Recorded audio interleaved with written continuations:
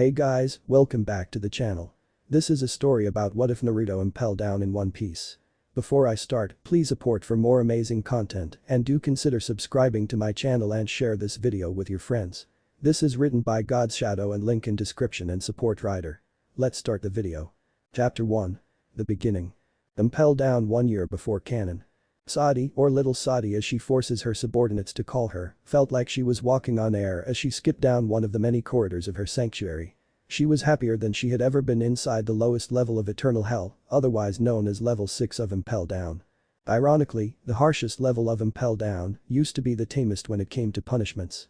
The inmates were given minimal food and water and were never allowed to move. But that was it.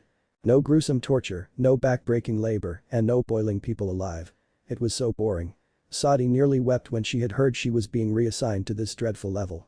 Even the inmates called it eternal hell because they had nothing to do besides sit and pass time. That, and the fact that anyone assigned to this level would be here for life. The inmates would wish for death because it was simply more interesting than eternal boredom. But recently it had gotten a bit more interesting. Sadi had been given reign over the deepest layer of hell and used it gleefully to torment each and every soul still breathing within the cages. She spent hours making them scream and moan. She took special care with each one, agonizingly tormenting them until she built up to one final powerful climax. It was pure ecstasy. She passed by the many large cells and cages that lined the walls of her workplace. The entire place was decayed and dull, with little to no lighting provided at all. The residents stayed still and quiet, trying their best not draw any attention to themselves. Not that they could move in the first place, a combination of chains, malnourishment, and extreme injuries kept them in place. If not for the occasional groan and whimper, she would have assumed they were all corpses. She smiled wickedly as the few aware enough to see her visibly shrunk away, frightened by the very sight of a chief guard. She absolutely loved it. The aura of despair and hopelessness that this floor had gave her a feeling of bliss unlike any other. While she usually preferred her playthings to scream and beg for mercy, she had been developing a rather refined taste toward the sound of a truly broken man. The sound of her stiletto heels clicking on stone echoed through the tunnel, and she laughed as the inmates flinched with every step. They had been trained to associate the sound with pain, and she enjoyed watching a fleeting glimpse of panic flash through their dull eyes as she passed them by. She drew attention quickly as she maneuvered through the halls with practiced efficiency. It was hard not to when she was wearing a blinding pink outfit, contrasting sharply with the dull grays that covered their prison. Her outfit was skimpy and open, revealing the entire underside of her breasts and leaving her entire stomach exposed. Her waistband barely held her pants together and left her hips bare. The majority of her clothing was covering her arms and legs with bright, shiny, material flowing low with stylized rips. A bright pink pair of horns sat atop her bushy orange hair, combined with a wicked-looking pitchfork. She looked every bit the devil to the inmates. She twirled her pitchfork around happily as she skipped to her destination. She had been overjoyed when her superiors pulled her away from the higher levels just a few short months ago.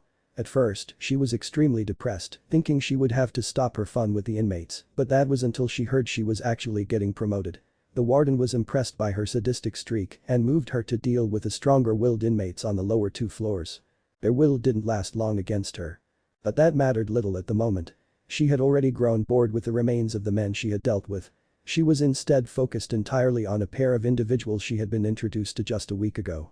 The higher-ups took a special interest in these two and assigned her to focus entirely on them. She thought it was a bit overkill, but after one long, glorious day spent with her 2 new toys, she didn't care. Her cheeks grew flushed as she remembered her first time with the pair. They were so wonderful.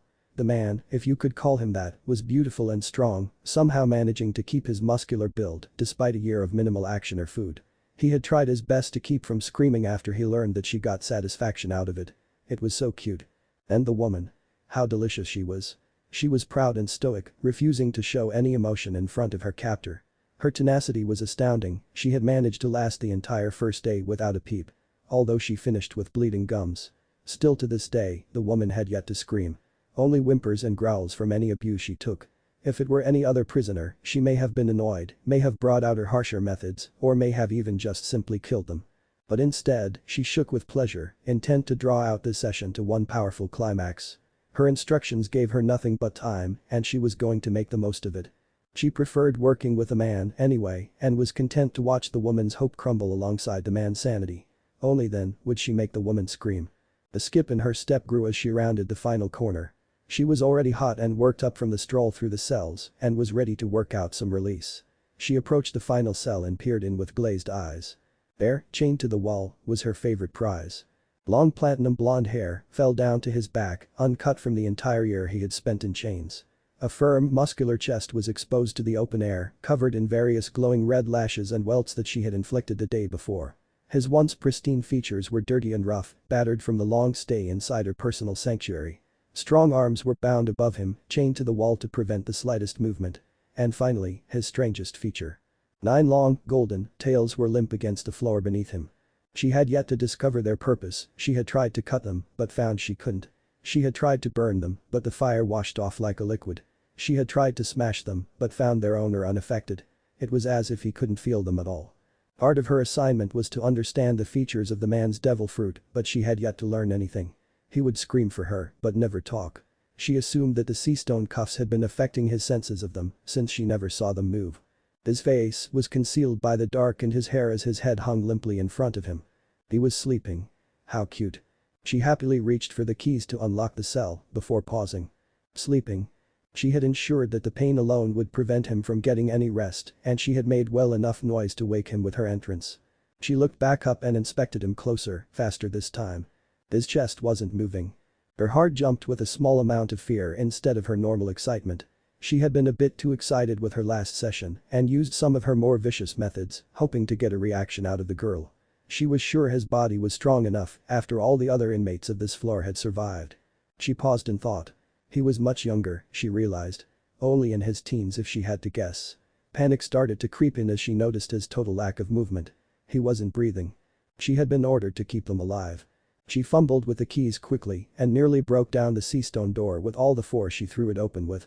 Rushing to his side, she placed a hand on his chest. No heartbeat. As dread filled her, she dropped her pitchfork and the keys to the cell beside her. She reached for his chin and tried to pull his face up so she could see it.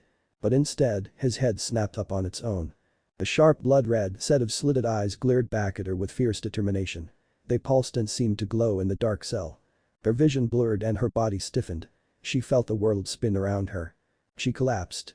He heard the young woman give a sigh of relief from beside him as their tormentor fainted. Stage 1 was complete. They both stiffed as the dominatrix shifted on the ground in front of them. With slow, zombie-like movements, the guard sat up and stared back at them with dull, lifeless eyes. A small mental command from the man, and Saudi reached down to pick up the set of keys she had dropped. With movements agonizingly slow to the 2 inmates, Saudi made her way to the shackles on the man's wrists. 2 short clicks, and the man was released. He let out a hoarse groan as he moved for the first time in an entire year. His voice damaged from screaming. He stood up and stretched his limbs, happy for the first time in a long while. He glared down at the guard.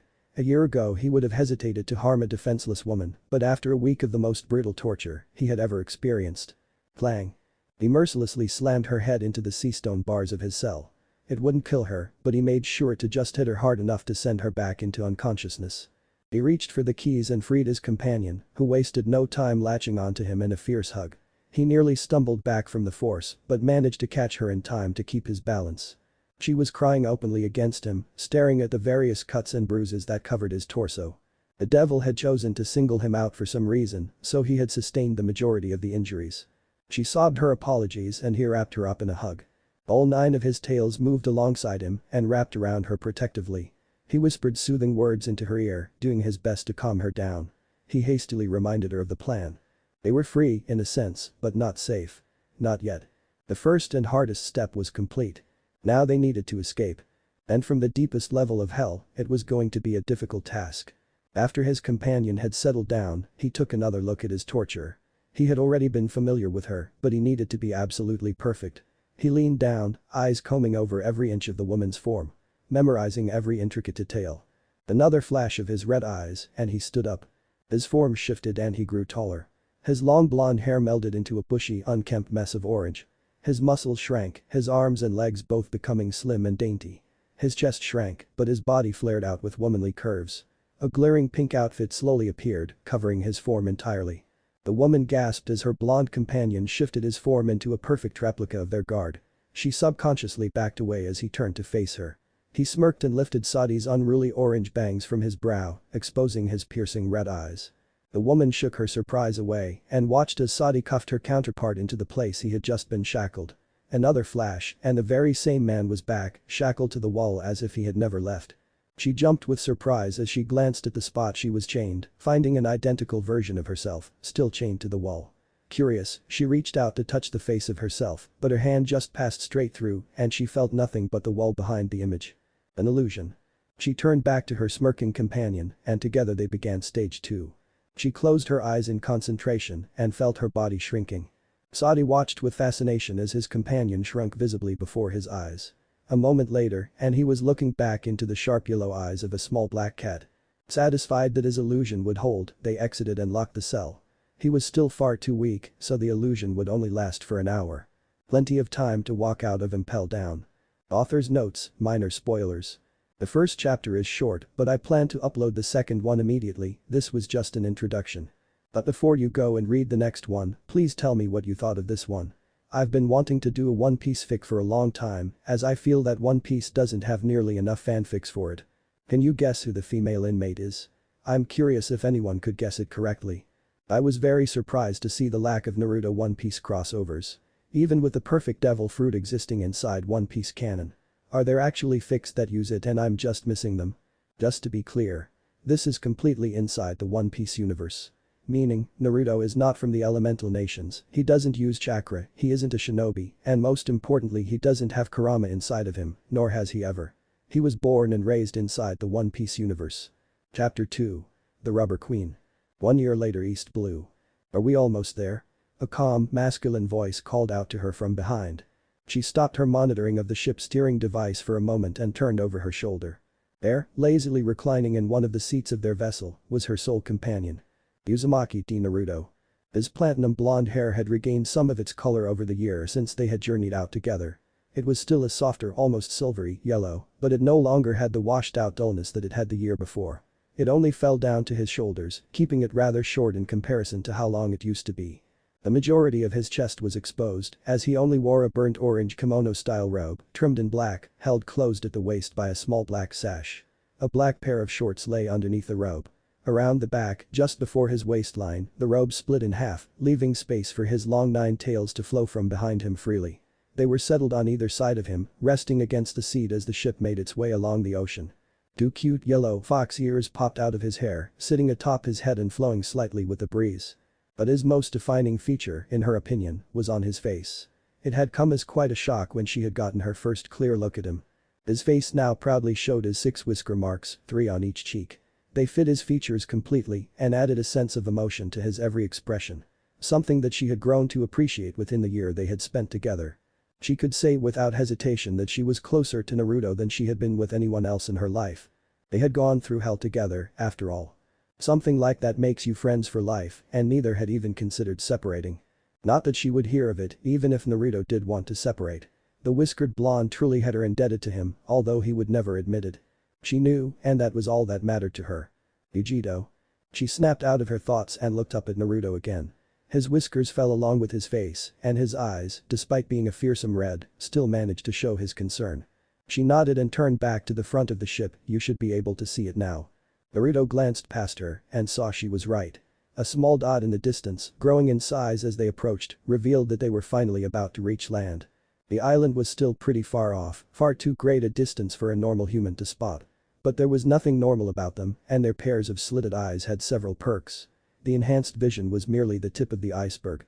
Their target was supposedly on the island if their client had accurate information.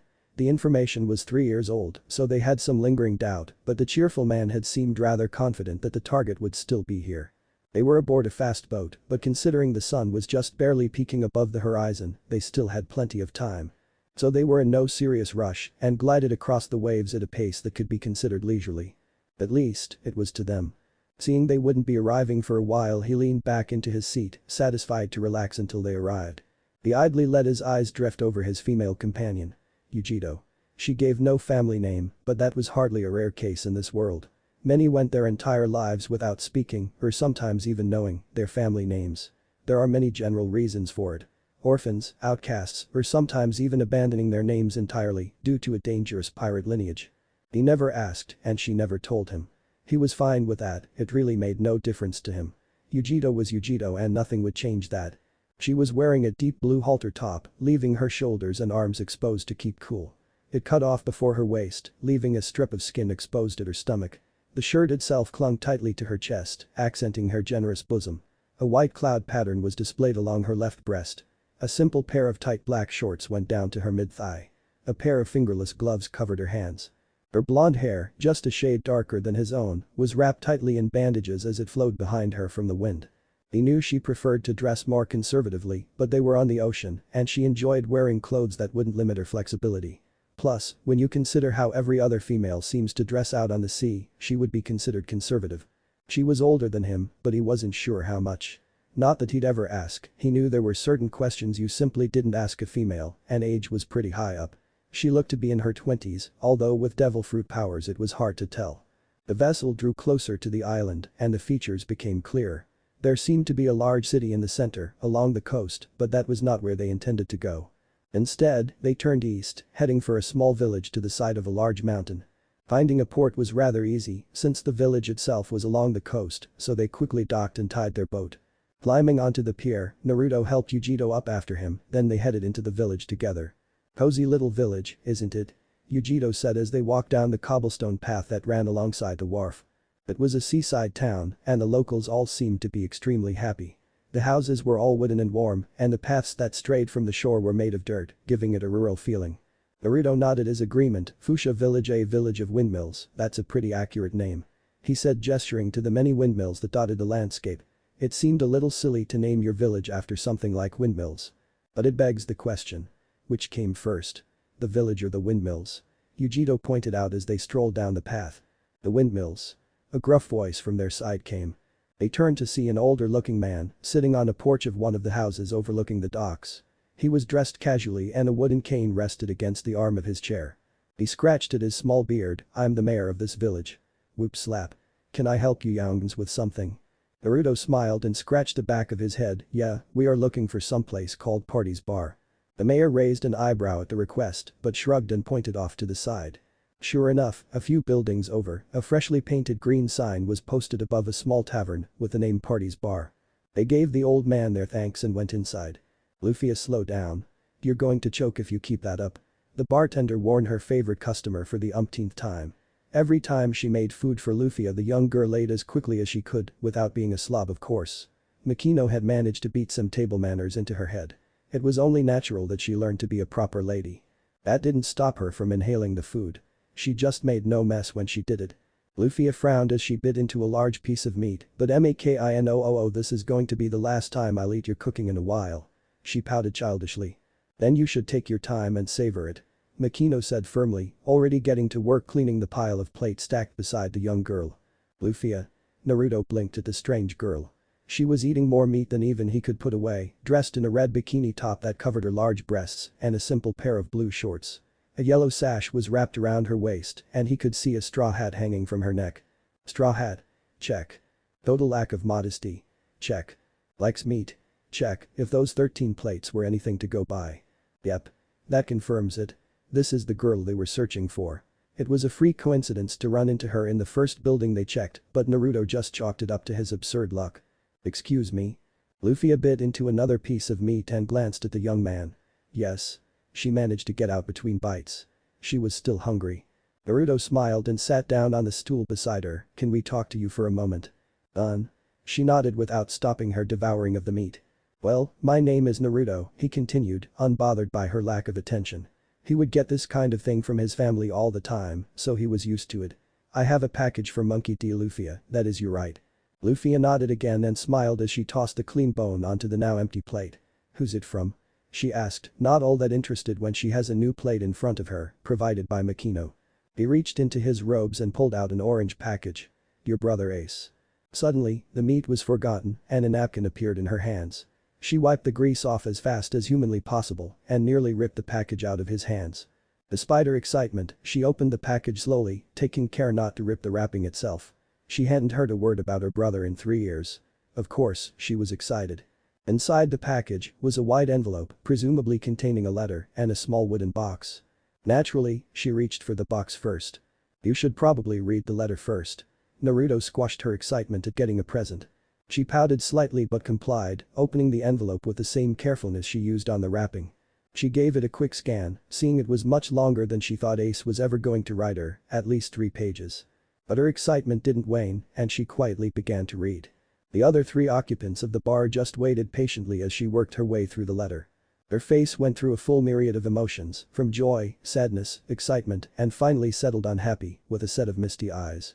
Her smile betrayed her tears, and everyone could see she was overjoyed to receive the letter.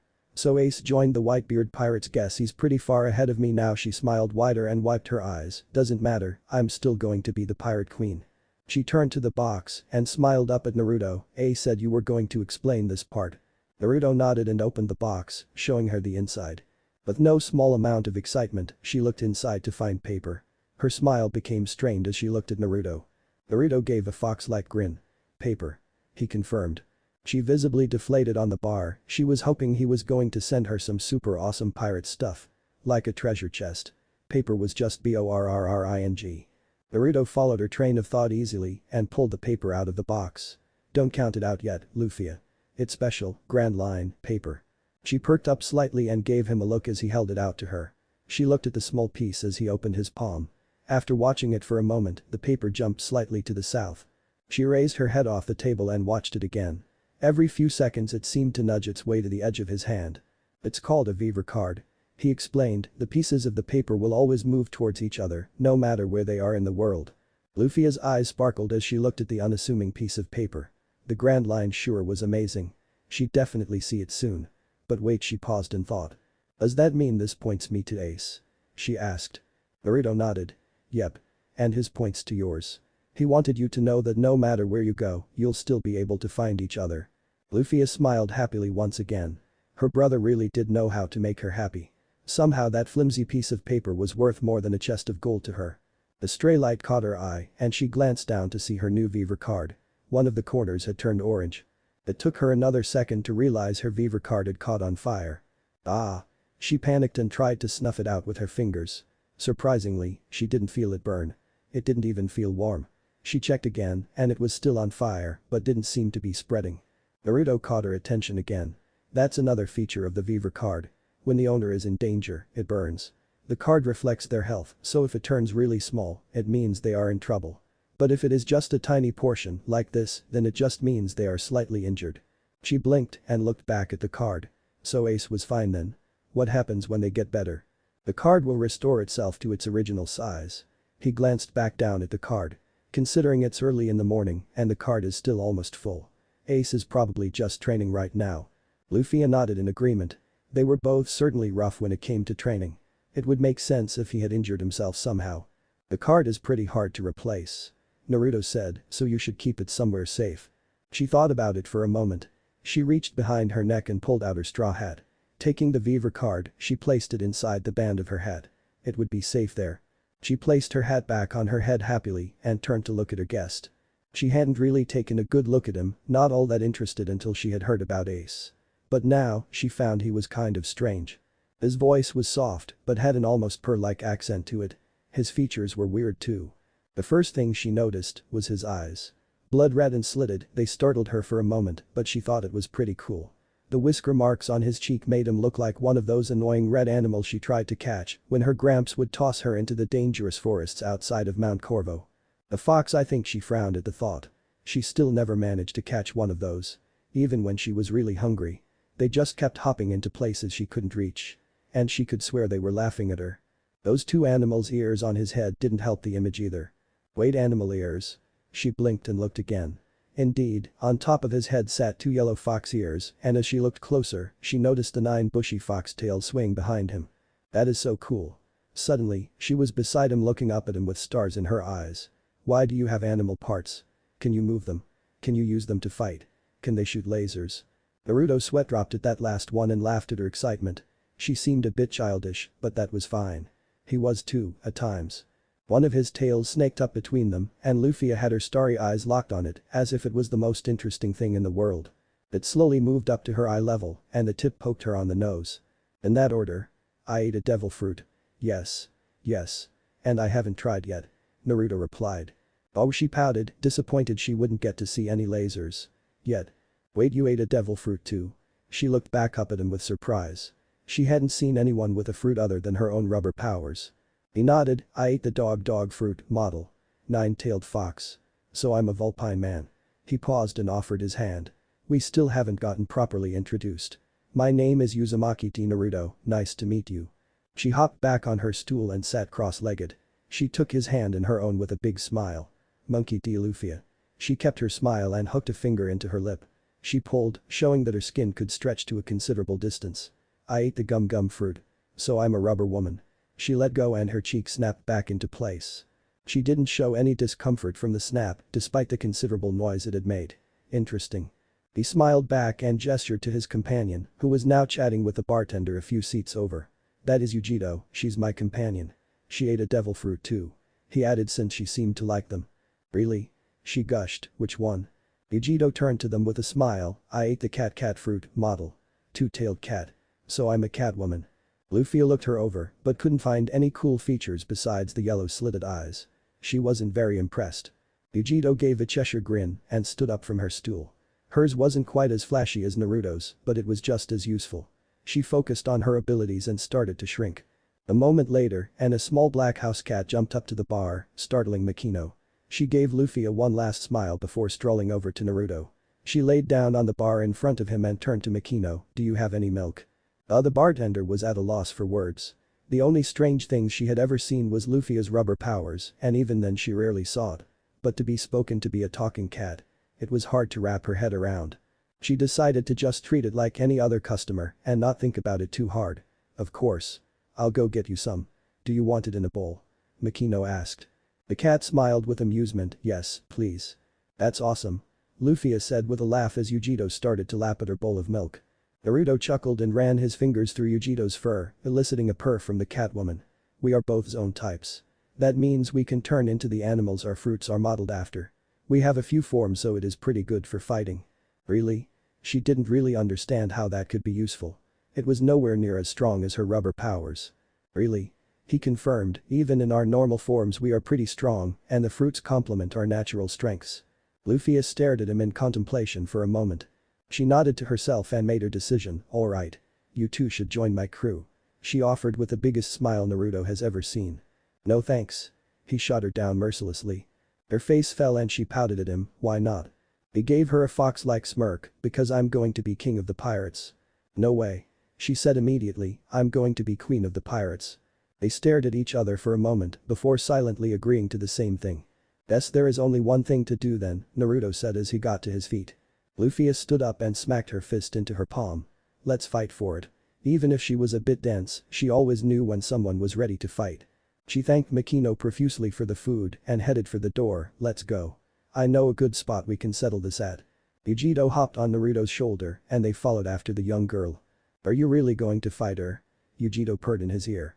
She had wrapped herself firmly around his neck, happy to simply ride along rather than transform back and walk. Sure. It could be fun. They were following behind the black-haired girl as she marched her way through a small forest near the town. It just seems unlike you to start a fight with some random girl, Yujito commented. Nah. You know I love to fight and this isn't some random girl. This is Ace's baby sister. You heard him brag about how his sister was going to be the strongest woman on the ocean. I'm interested to see if she has Ace's fighting talent. Both Yujito and Naruto had heard Ace tell his crew the many stories about his cute baby sister, most of them were positive, saying she had a punch as strong as a pistol and a will to never give up. Something that Naruto had truly respected. He was giddy to see it for himself. Yujito understood that. It was just odd to see him instigate a fight like that. He did love to fight, but it was usually the other person who started it. It wasn't really Naruto's style to swing first. It did happen occasionally when the unlucky bastard was asking for it. Alright. A satisfied voice brought them out of their thoughts. Luffia was standing proudly in the middle of a large clearing. Based on the torn-up patches of grass and a few knocked-over trees, it was safe to guess that this was one of her training spots. She smiled and settled into a fighting stance. Let's get started. Naruto agreed, letting Yujito hop off of his shoulder to watch the match from the side. She transformed back to her human form to watch the match with her own eyes. Naruto stood slightly near the edge of the clearing and they started the match. Luffia happily took the first move, throwing her arm back she let it stretch out behind her, gum gum. Naruto raised an eyebrow. Straight into the devil fruit powers. Well then, two can play at that game, his red eyes flashed almost imperceptibly as his devil fruit powers activated. Luffia smiled as her opponent didn't move, pistol. Her arm rubber banded and flew back across the clearing, using the momentum from the stretching and augmenting it with her own strength, it lashed across the field, striking Naruto in the chest. Or it should have, but instead, she watched with wide eyes as her hand passed through Naruto and continued flying, slamming into a tree behind him with enough force to knock it down. AHHH. She screamed, horrified she had just punched through her opponent. She wound her arm back quickly and stared at the gaping hole she had left in her opponent's chest. She didn't mean to kill him. She didn't think she hit him that hard. The light chuckle caught her attention and her eyes shot up to her opponent's face. He was smiling. Naruto just laughed it off and pointed to her left. She followed the finger and saw a fist rapidly enclosing on her face. With a resounding smack, Naruto's punch sent Luffia flying back across the clearing. She crashed into a tree with a groan. Regaining her bearings, she jumped back up to her feet and shook off the dirt. Looking up, she saw two Narutos both smiling cheekily at her. One still had the gaping hole in his chest. Was all she could manage. The uninjured Naruto snapped his fingers and the first one vanished. Seeing her confusion, he gave her a brief explanation. One of my devil fruit abilities allows me to use illusions. Like the one you just saw. Luffia's eyes were full of stars once again, that's so cool. But, I am curious. Naruto spoke up, how are you okay after that? I hit you pretty hard. This time Luffia gave a superior smirk, I'm a rubber woman remember. Blunt attacks don't work on me. They just bounce right off. She tapped her scrawny arm as if to show off her strength. Naruto's eyebrows shot up in surprise, that was certainly useful. How interesting. Does that work with all blunt attacks? She stopped and scratched her head in thought, I think so. I'm not completely resistant, if you hit me hard enough I'll feel it. But I haven't met anyone besides Gramps that can do that yet. So he just needed to hit her harder. Good. It's nice to fight someone who can really take the abuse you put them through. The small chat stopped and they both settled back into their stances. Luffia struck again, unbothered by her attack not working the attempt before. Gum gum pistol. She lashed out faster this time, hoping to get him before he activates his fruit again. Once again, her fist flew through the image of Naruto and once again she saw another approach from her side. Smirking to herself, she ducked under the first blow. Naruto was surprised she dodged as she moved faster than he was prepared for but didn't have time to prepare another move. Luffia's arm, that had still been extended, came flying back at them. He had no time to move as the back of the fist slammed into his chest, sending him flying back from the force of the reverse gum gum pistol. Now it was Naruto's turn to crash into a tree. Grumbling to himself as he got back onto his feet, he glared at the wicked smile of the girl in front of him. He really should have been prepared for that. This time he went on the offensive, rushing forward, his eyes flashed, and 5 copies of himself approached Luffia from all sides. She lashed out at the center copy, the one he had originated from, but her fist passed through harmlessly. A strike to the back of the head told her he was behind her and the force of the blow had her driven into the ground. She got back to her feet quickly, intent on hitting him back for that one, but stopped as she looked around. Surrounding her and filling the clearing were 24 of the same blonde-haired man. They were all smirking at her, completely identical. Luffia wasn't bothered in the least and wound up another pistol. Gum gum. The copies watched with amusement, curious what she was planning. With a big smile, she threw her attack, pistol.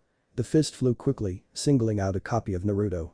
The copy widened his eyes as the attack struck true, punching straight into his stomach. He dug in his heels, preventing himself from getting knocked off his feet but still felt the power behind the attack. Man, that girl hits hard. His copies vanished as the attack forced him to lose his concentration. He rubbed his stomach, wincing at the power behind the blow. He stared at his opponent with no small amount of surprise. He could even see Yujito's jaw on the ground. How did you know which was the real one? He asked. He was proud of his technique and would be incredibly disappointed if it had a flaw so glaring that a young girl could spot it in a single fight. Luffia shrugged and settled back into her stance, instinct. Naruto shot her a weird look. Seriously? She picked the right copy on pure instinct. Yujito can't even tell them apart and she has enhanced senses. Shaking his head at the strange girl, he fell back into his own combat stance. They rushed each other once more, Naruto forwent illusions this time, deciding to settle it with hand-to-hand combat. They exchanged blows at a fast pace, no fancy attacks or complicated maneuvers. Just a simple fist fight. They say that 2 experienced fighters can learn a lot about each other through an exchange of blows. It was something that Naruto had learned through the time he had spent with his family and in this moment he could say he was slowly starting to understand Luffia. She was strong, shockingly so. Her small arms were skinny and thin, likely caused by her rubber powers, but underneath lay defined muscle that showed their strength through her powerful blows. She was strong, and not just physically. She definitely had the willpower that Ace loved to brag about.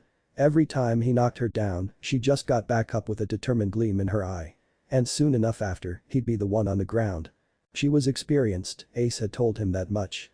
He bragged that they fought every day for several years and that both became good fighters. It was true, and it showed. She had no style, but that hardly mattered, instincts and experience made up for the lack of technique. She gave as good as she got during the fight, and by the end of it, they were both covered in dirt, sweat, and blood. They were standing opposite each other, both trying to catch their breath as they happily glared at each other. They were fairly matched.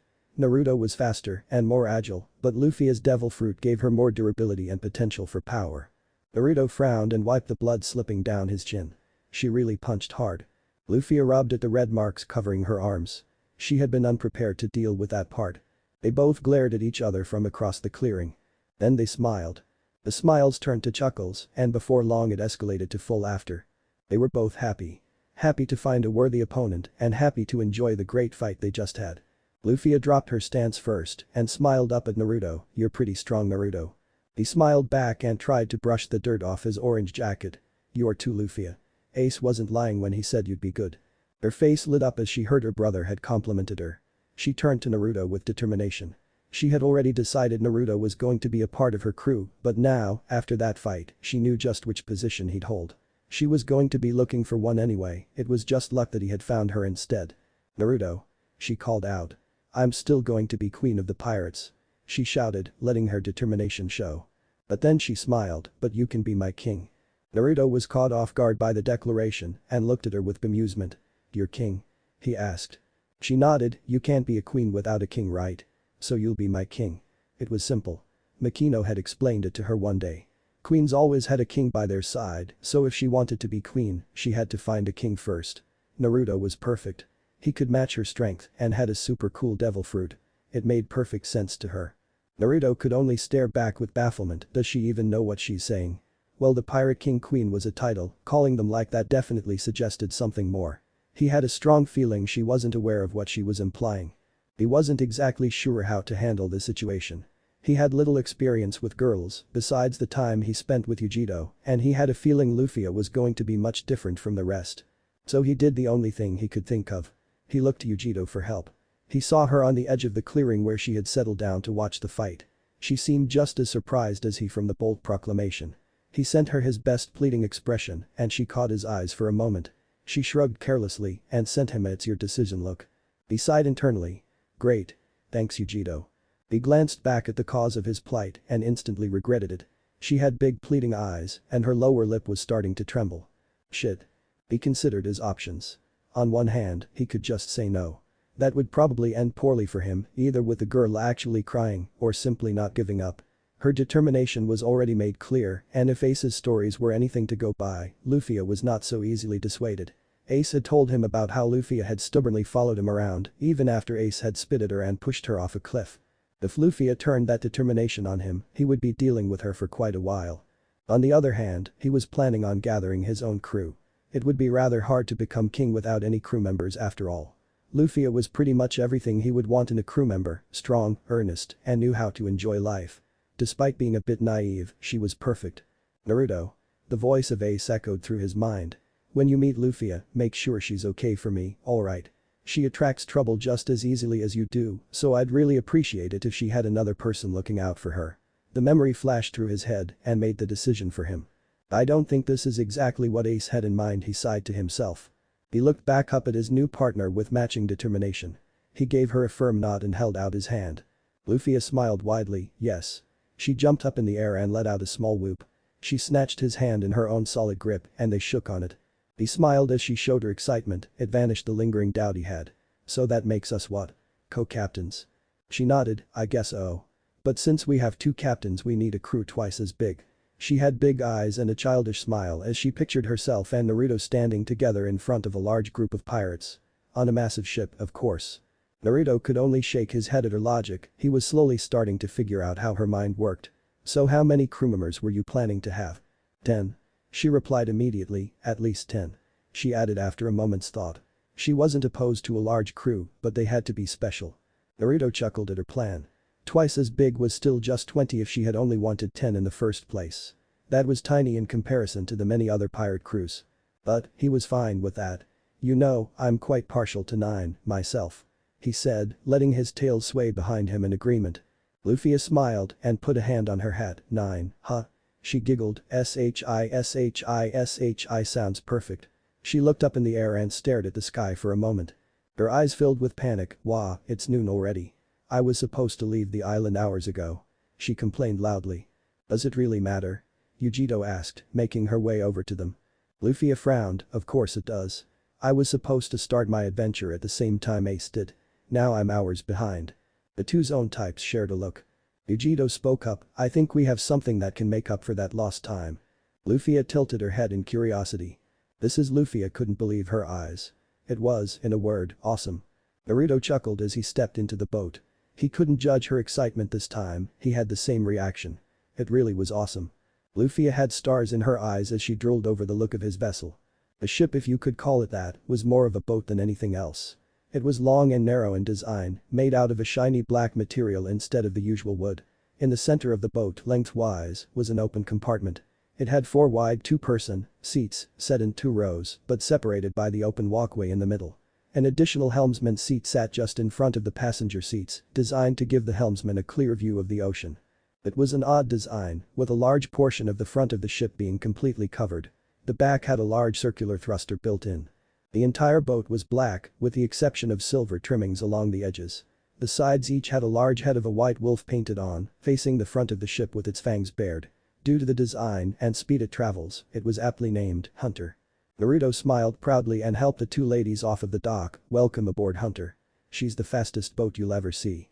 Hunter's design was based off of Ace's own boat, Striker. Luffia's eyes met Naruto's with surprise. She looked down and saw the ship in an entirely new light. "So it's like Ace's." She smiled with happiness, glad to have that small connection to her brother.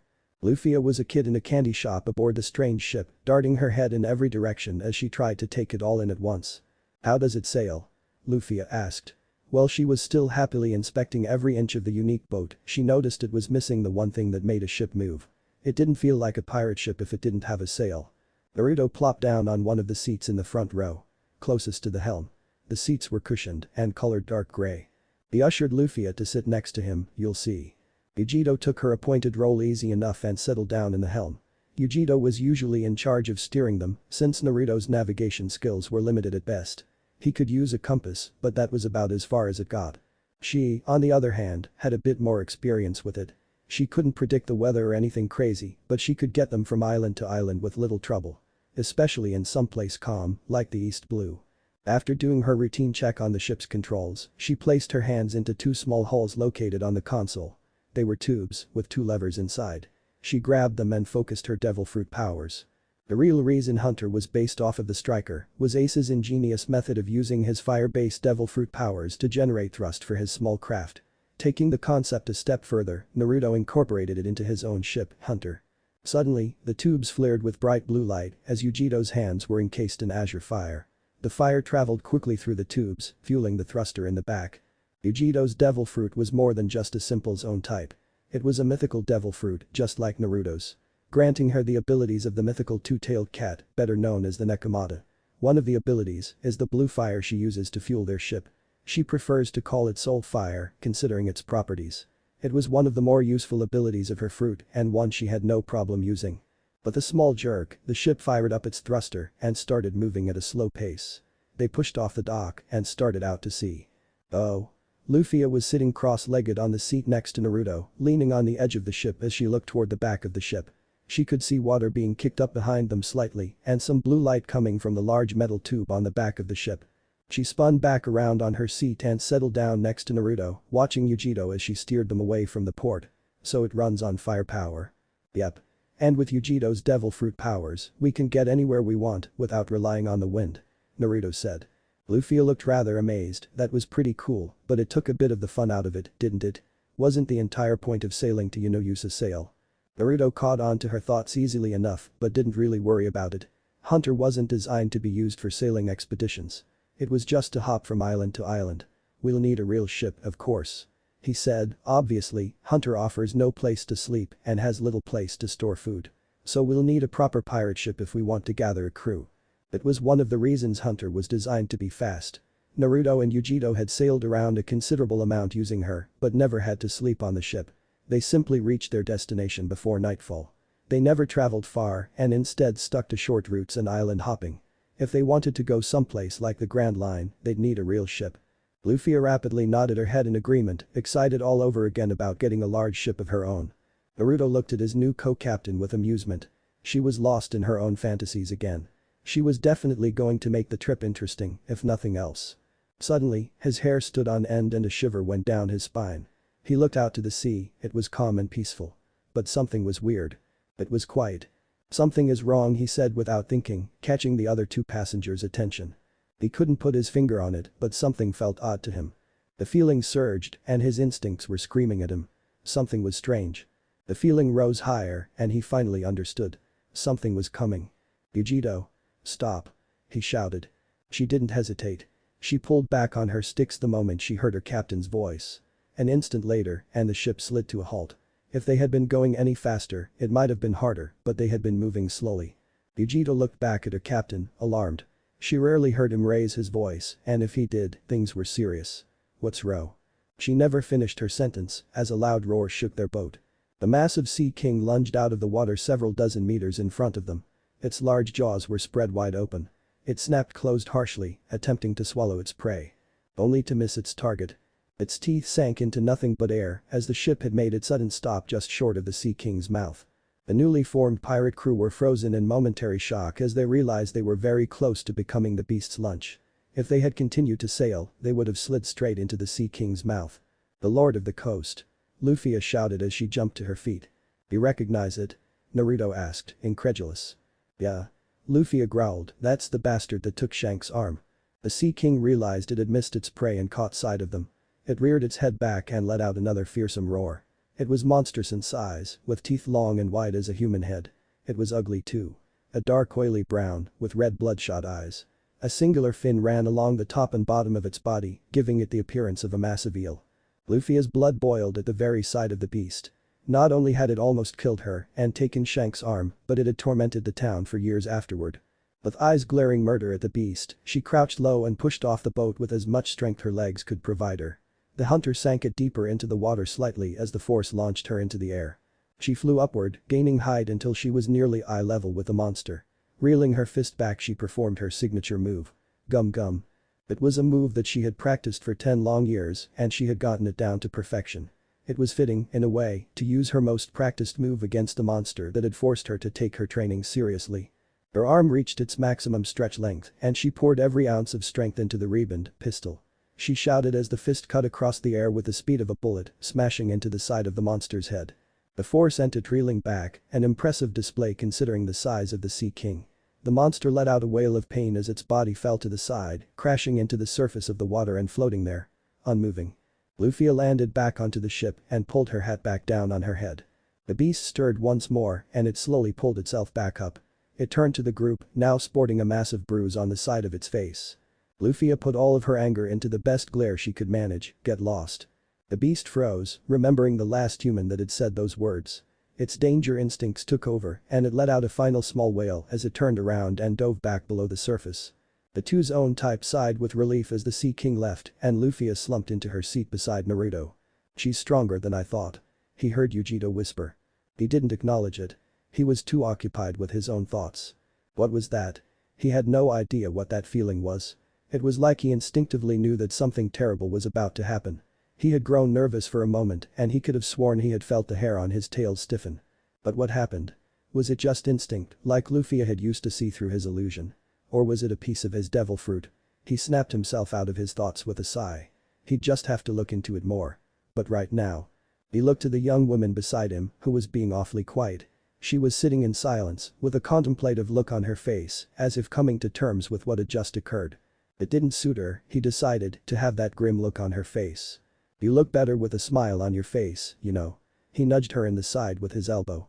Surprisingly, she didn't respond. She stayed focused on her own thoughts, staring down at the straw hat she had placed in her lap. She did pull herself out of her thoughts when she felt something warm and fuzzy surround her.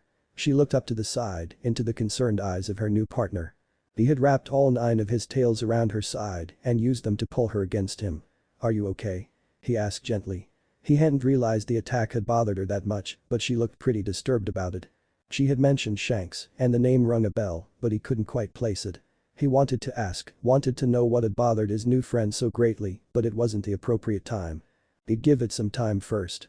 "Yeah," Luffia said as she placed her hat back on her head. He wrapped his arm around her shoulder and gave her a quick one-armed hug. "You shouldn't make such a scary face, Luffia, I can't have my partner being sad." He was inwardly shocked at how easy the words came to him and how right they felt. He wasn't sure why, but his gut was telling him that she was definitely fit to be his partner. She perked up a bit as she heard him openly acknowledge their partnership for the first time. She gave him her best smile, but at the moment, it still came out a bit half-hearted. He internally frowned, but thought of a way to cheer her up. He glanced at GodsShadow and gave her a quick nod. His helmswoman understood and started back up the thruster, getting the ship moving back at its low pace. "You might want to hold on to something," Luffy and Naruto warned. "Huh?" She tilted her head in innocent confusion. "Punch it, GodsShadow." The Catwoman smirked as she fired her hands up with the full power of her devil fruit and pushed forward on her controls. The ship's thruster let out a loud pop and suddenly roared to life, flaring with a large stream of blue flames. The fire wasn't just for show, and the hunter quickly picked up speed, cutting through the waves at a rate that made sailboats look like snails. Luffia, despite herself, couldn't contain her excitement. She threw her hands up in the air, her momentary depression long forgotten. "Woo! Shi. She let out a loud cheer and laughed happily as they skipped across the water. Her straw hat wasn't prepared for the wind and nearly lifted itself off of her head. But Naruto had been prepared and pushed it back down on the mess of black hair, surprisingly content to hold it there while his partner enjoyed the ride. They sailed out for some time, giving their newest companion quite a rush with Hunter's speed. After a while, GodsShadow had slowed it down. They were still moving quickly, about the speed of a caravel, but nowhere near their max speed. It was exhausting to fire up the engine like that for long periods of time. For GodsShadow, it was like comparing a walk to a full-on sprint. While she could make them go a lot faster, it would also wear her down just as quickly. So she tended to keep the pace moderate, as it usually let her last much longer. Slow and steady does win the race, in this case. Luffia had settled back in her standard cross-legged pose and was amusing herself with a pair of Naruto's tails. They were extremely soft, so she couldn't help herself. GodsShadow was diligently keeping the group on course, heading to the closest island in the area. Luffia hadn't given any specific direction besides forward. So she decided to head to the closest town, hoping to bump into potential crew members. Naruto was leaning back in his seat, eyes closed in pleasure from the mixture of the sea breeze and Luffia's light strokes along his tails. His arms lay lazily on the back of their seat and the side of the boat. His ears twitched atop his head as he heard a very faint sound in the distance. He tilted his head and focused. There it was again. It sounded like cannon fire. His eyes snapped open. He called out to his helmswoman, "GodsShadow." "I heard it," she said, already putting more juice into the engines. She had spent long enough with Naruto to know what he wanted. When there was trouble, Naruto either sought it out in curiosity or it all came crashing down around them without warning. The former was usually cleaner, so she headed toward the sounds of action. It was better for everyone if they made the first move. Hunter dashed across the waves with a vengeance, on the trail of whatever had caught its attention. It didn't take long for them to find their mark, a luxury cruise liner that was being attacked by a pirate ship. The pirate ship itself was a blinding eyesore compared to the vast blue of the surroundings. It was pink. Completely pink. With painted wood on everything from the deck to the masts. Its figurehead was a rather weak attempt at a swan, with hearts covering its eyes. The sails, each had the same large pink heart painted in the center. Atop a crow's nest lay the Jolly Roger. One that Naruto actually recognized unfortunately. He visibly deflated into his seat.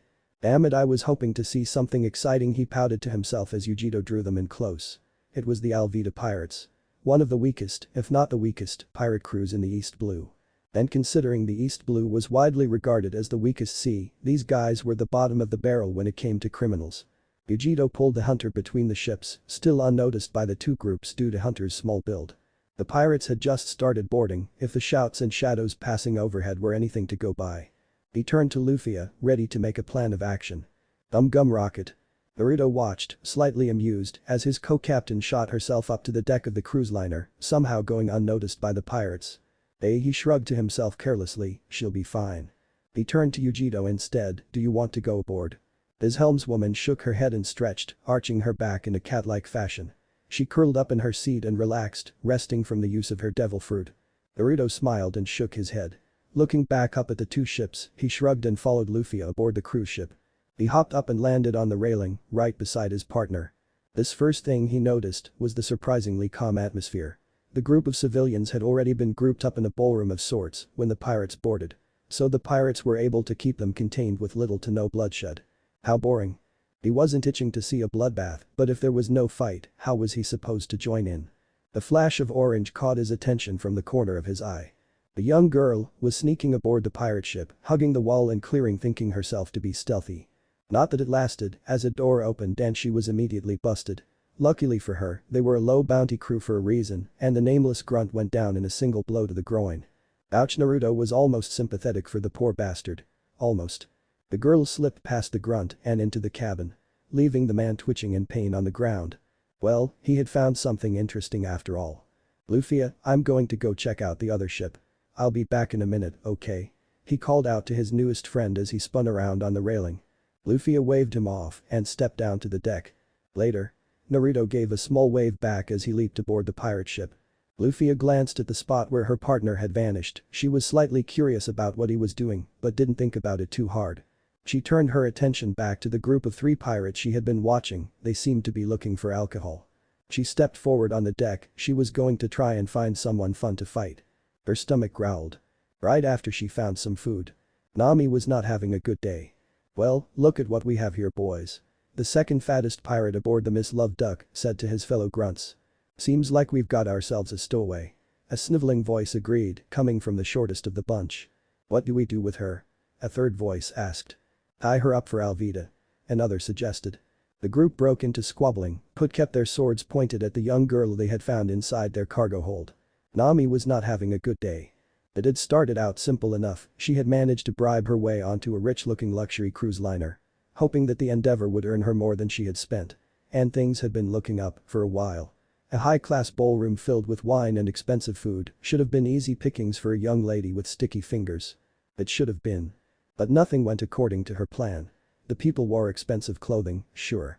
But had no money on their person, nothing she could slip away from them at least. They wore rich clothes and expensive jewelry, but their rooms were under heavy locks. Something that would take her too long to pick without drawing any attention. And worst of all, the men.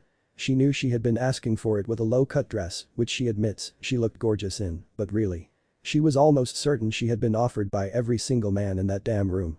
And most of them had dates. It wouldn't have been so bad if they had something easy to swipe, but none of them carried any money. So, after a couple hours of wasted effort, she was ready to cut her losses. Maybe try and find some sort of cargo hold to plunder, or maybe just say to hell with subtlety and raid the captain's quarters. And then it all went to hell. As if fate was openly mocking her, the sound of cannon fire resounded and the entire ship lurched with the waves caused by the pirate ship's warning shots. The weak-willed men aboard surrendered immediately and the minimal security offered by the ship was cut down in an instant. She had slipped away by the skin of her teeth. Luckily. Using her ever-present greed as inspiration, she tried to make the best out of a terrible situation and stole aboard the pirate's ship. The plan was simple: sneak aboard while the pirates were raiding, strip a ship for all it's worth, and leave before they notice anything amiss. Then, sail away on a raft piled with gold, happy as can be. After that, maybe even a bit of maniacal laughter as she imagined the faces of the pirates when they finally realized they had been robbed. It was a simple plan, but one that should work flawlessly. It should have worked. But Nami was having a bad day. There were a few holes in her plan, looking back. Things she had never really considered, like how there could possibly be a group of pirates in charge of defending the ship while the others were raiding. Or how the treasure hold was likely filled with gold and that she hadn't considered how she was actually going to move the piles by herself. Or maybe even the fact that the other ship had already surrendered and that the pirate ship had a high amount of traffic as the raiding group moved treasure to the deck from the cruise ship. All very important factors of the plan she hadn't considered. And all factors that led to her current situation. Stuck inside the treasure hold with a small bag of gold behind her and a group of very angry pirates brandishing swords in her direction. For the first time since she left her village, Nami felt truly scared. Admittedly, she had been treating all pirates as a joke. Compared to the one she was used to, how could they not be? When compared to such inhuman strength, the normal pirates were small fry. So she stole from them, carelessly. And she got sloppy. One mistake was all it took, and here she was, getting a deadly glare from a group of pirates she had been caught stealing from. She wasn't sure which fate would be worse for her, if they killed her or if they didn't. She considered reaching for her weapon, despite knowing it was hopeless. They were in tight quarters, she had no room to wield her staff. And she was outnumbered. Heavily. And I say we just kill her. Maybe Alvida will give us some booze as a reward for catching the thief. Her attention snapped back to the pirates at the mention of death. The mention of booze caught the other pirates' attention and they all quieted down in agreement. In a silent decision, they all focused back on the young girl. Their blades pointed to her chest and they slowly advanced, closing in on her. Until an unfamiliar voice cut them off. Now. The eyes of the entire group snapped to the newcomer. Naruto had followed his orange-haired infiltrator down to the pirate's treasure hold, predictably. Unpredictably, however, were the other occupants of the room. A group of pirates, a dozen or so, had the young thief backed into a corner. Literally. She was frozen, trapped with a deer-in-the-headlights look on her face, as she desperately tried to think of a way out of the situation. But Naruto had seen something that made his blood boil. Acceptance. She had given up in the moment and was ready to meet her end. No girl her age should look like that, no matter the situation. He heard the word kill and he knew he had to step in before the bastards got any closer to his little interest. He could see her preparing to reach for something, but he had a feeling that any weapon she drew, unless it happened to be a pistol with unlimited ammunition, was likely going to end up in her death. He didn't know her, but that didn't mean he was going to watch a young woman die. Especially not one with orange hair. How often did he find someone with orange hair? Especially an attractive young woman with orange hair. He couldn't help himself. Now. He drew the attention of the room. Good. Hopefully, that'll keep them off the girl for a moment. He noticed the lack of disbelieving looks or cries of monster. Slightly surprised, he took another look at himself. Ah. Right. He had turned into his human form, hiding his tails and ears. As amusing it would be to see the shocked faces of everyone here and into, it was rather annoying in public, so he hid his animal features. Along with his ears and tails, his whisker marks faded back into his skin and his blood-red eyes now shone with deep cerulean. His eyes met the female thief's for a moment and he could swear she was telling him to leave. Not that he would, but it was a cute gesture. He leaned against the door with nonchalance, that's no way to speak to a lady. The bastard pirates glared at him and a few turned their blades to him instead. Who the hell are you? A foolish bastard said, swinging his sword in Naruto's direction in an attempt to look threatening. He stared blankly at the sword, careful swinging his sword at someone they might just swing back. The pirate grinned, showing off the few teeth he had remaining, and what are you going to do about it? He stepped forward and grabbed the sword with his bare hand, ignoring the gasp from the girl. The pirate smirked and pulled, intent on slicing his hand open with a blade, but found the sword firmly rooted in place. The pirate's expression slowly turned to fear as he tried to retrieve his weapon, to no avail. He looked up into the eyes of the blonde. Big mistake. The shining cerulean flashed a bloody crimson for a single instant, but that was all it took. The pirate's eyes widened, his mind clouded over, his vision blurred, and then his world spun. A moment later, he was on the ground. TSK. I hate using that power, Naruto grumbled to himself, gives me a nasty headache, but it did its job and the group now had their attention focused entirely on him. The girl was completely forgotten. He flipped the sword over in his hand and grabbed the hilt. The blade had sunk slightly into his palm from where he had grabbed it, but the wound was already closing. Devil fruit powers were certainly useful. WWW, what did you do to him? The short bastard said in a voice that was already starting to grate on his ears. Naruto snorted. As if. I didn't do a damn thing. Must have passed out on his own. Like he would tell his abilities to some no-name rabble, smack dab in the middle of the weakest sea. Bullshit. You did something. The lanky bastard accused. Naruto shrugged carelessly, I think you have bigger concerns. He gave the sword a few test swings.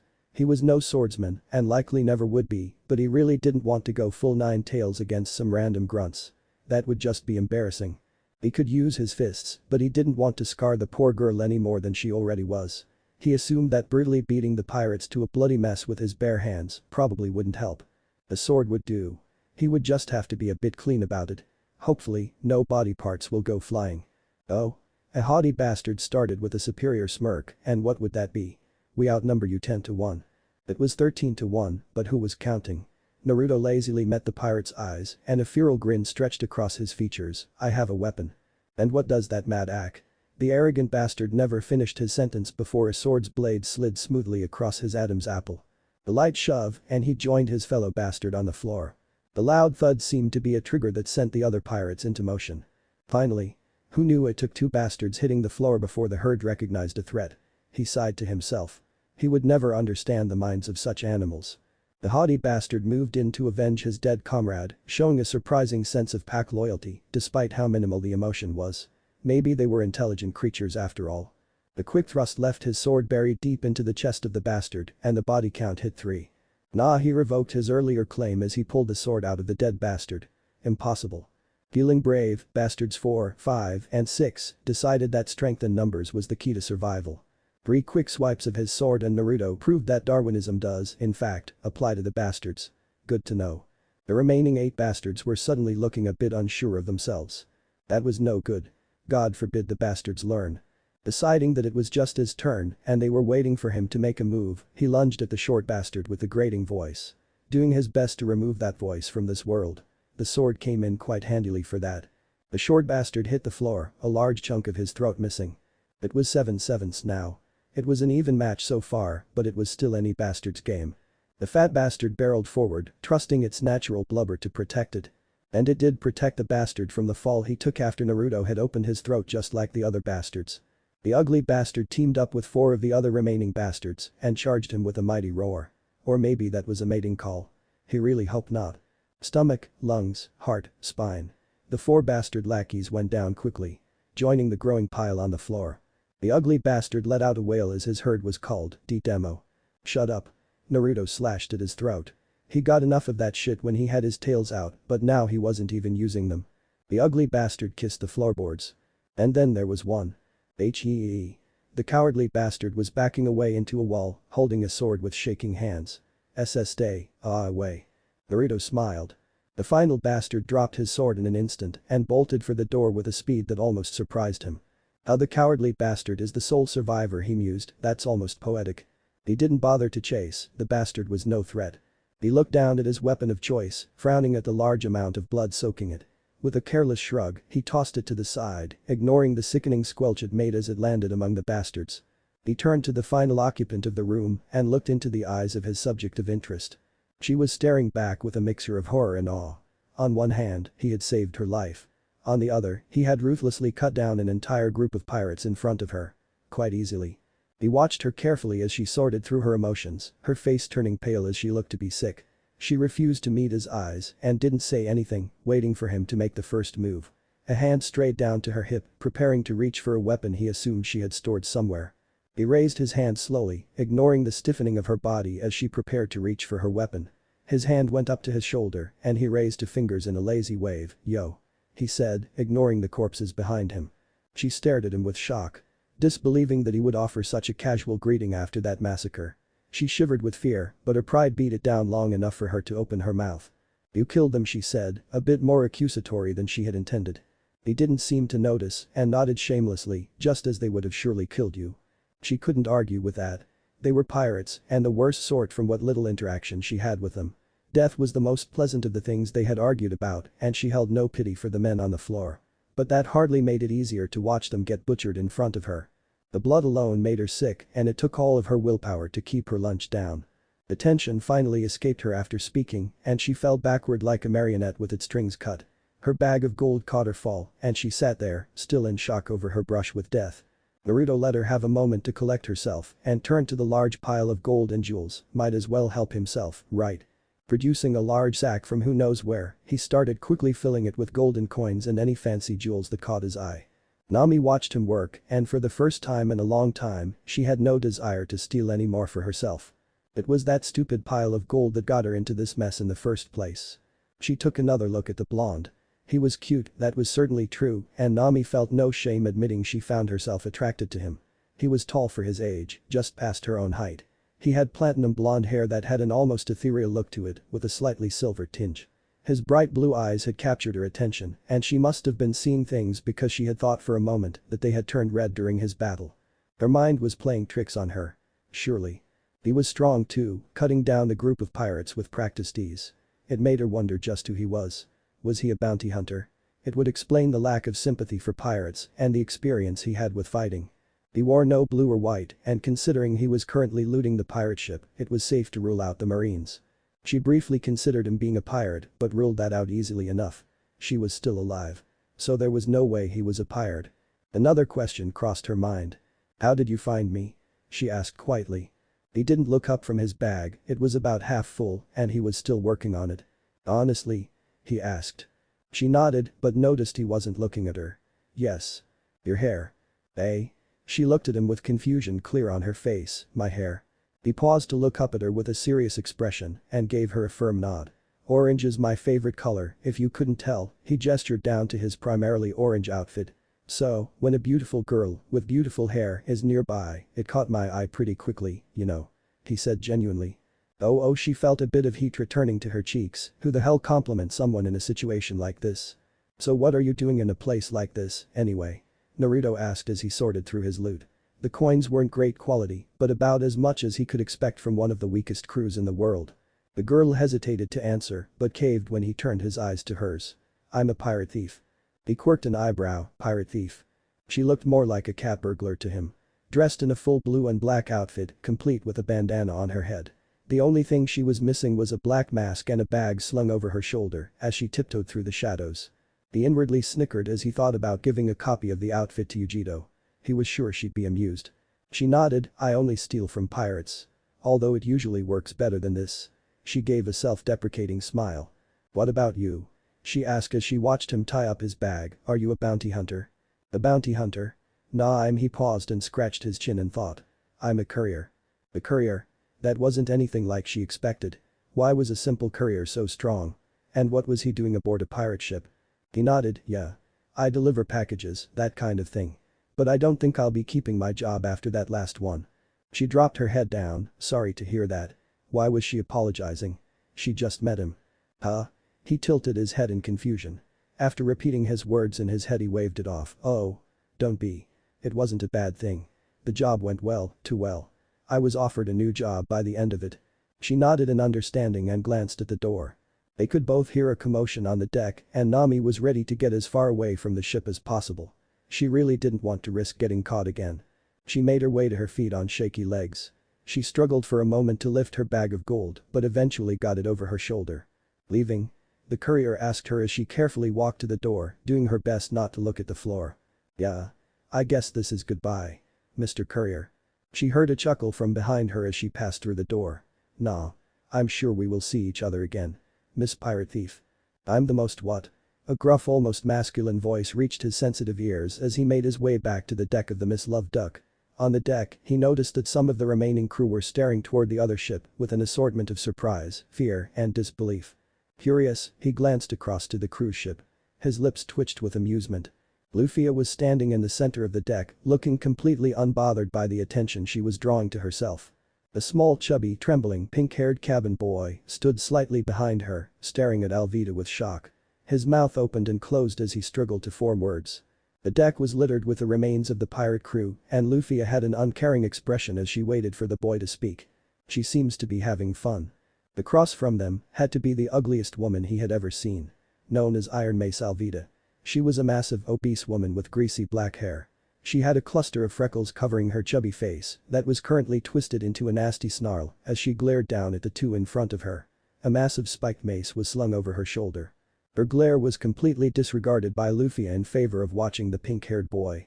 Naruto hopped across the gap between the ships and landed on the railing of the cruise ship.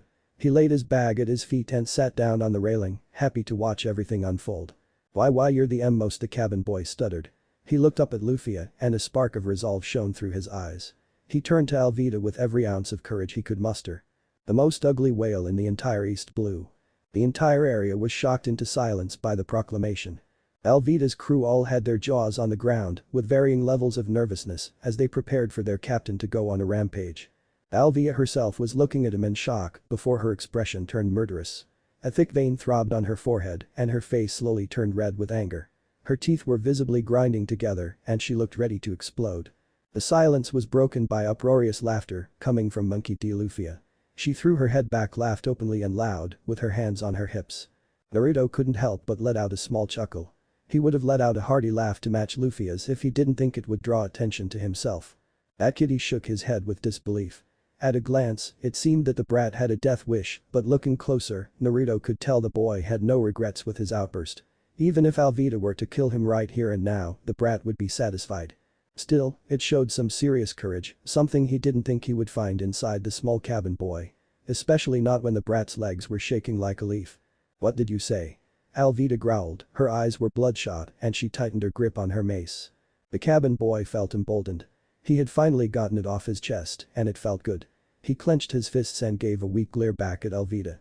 I'm going to join the navy," he said, "and then, I'll capture pirates." "Do you even know what you're saying?" "Kobe." Alvida glared down at the boy. "I do. And I have no regrets.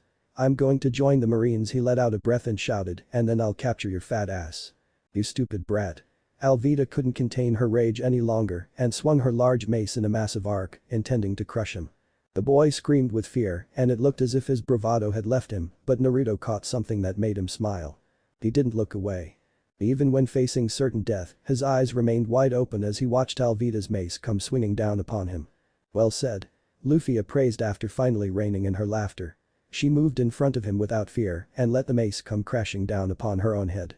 Kobe's eyes filled with tears as he assumed Luffia had just been killed because of him. Shishishi, the sound of laughter caught their attention and Luffia smiled underneath her hat. "That doesn't work," she sang as she pushed the mace off her head, "because I'm made of rubber." She threw her fist back behind her, letting it stretch all the way to the back of the ship, gum gum. She smiled wickedly at the shocked look in Alvida's eyes and let her arm whip back, "Pistol." She cried, punching the fat woman straight off of her feet. The fist continued to stretch and lifted her off the deck and into the air. It kept going, not stopping until she was clear of the ship. The force kept her moving as Luffia's arm retracted and Alvida flew off into the distance. She smiled as she watched her opponent disappear into the horizon. A small laugh drew her attention. "Enjoying yourself?" Naruto asked from the side. He watched her turn to him and saw her face light up. "Naruto. I was wondering where you went." "Wait." She scrunched up her face as she looked him over. "Something's different about you." She tapped her chin in thought, carefully looking him over.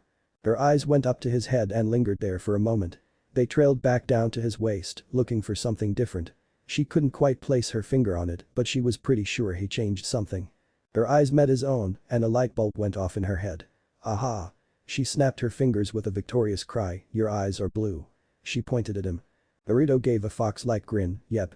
He couldn't help but laugh at her satisfied expression, as if she was ever so pleased with herself for spotting the change. Ignoring the fact that she had overlooked his lack of ears and tails. "You done here?" Naruto asked. She nodded and grabbed Kobe by the collar of his shirt, lifting him like you would a small cat. "Luffia?" Kobe asked, alarmed.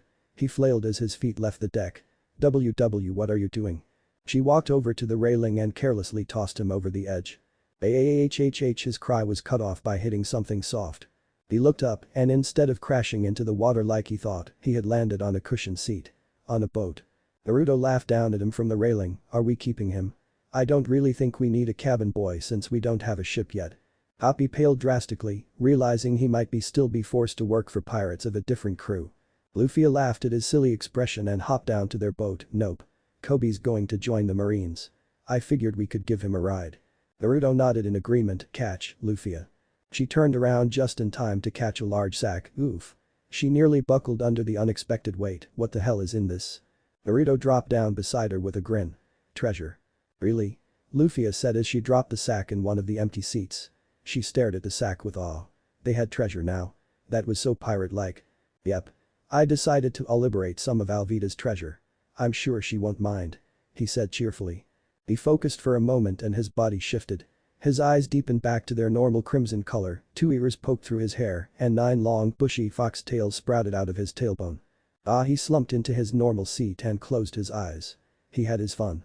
Now it was time to relax. He stretched out each of his 9 tails before letting them fall limply on the seat in relaxation. Boom. Damn it. His ears picked up the screams of the pirates overhead.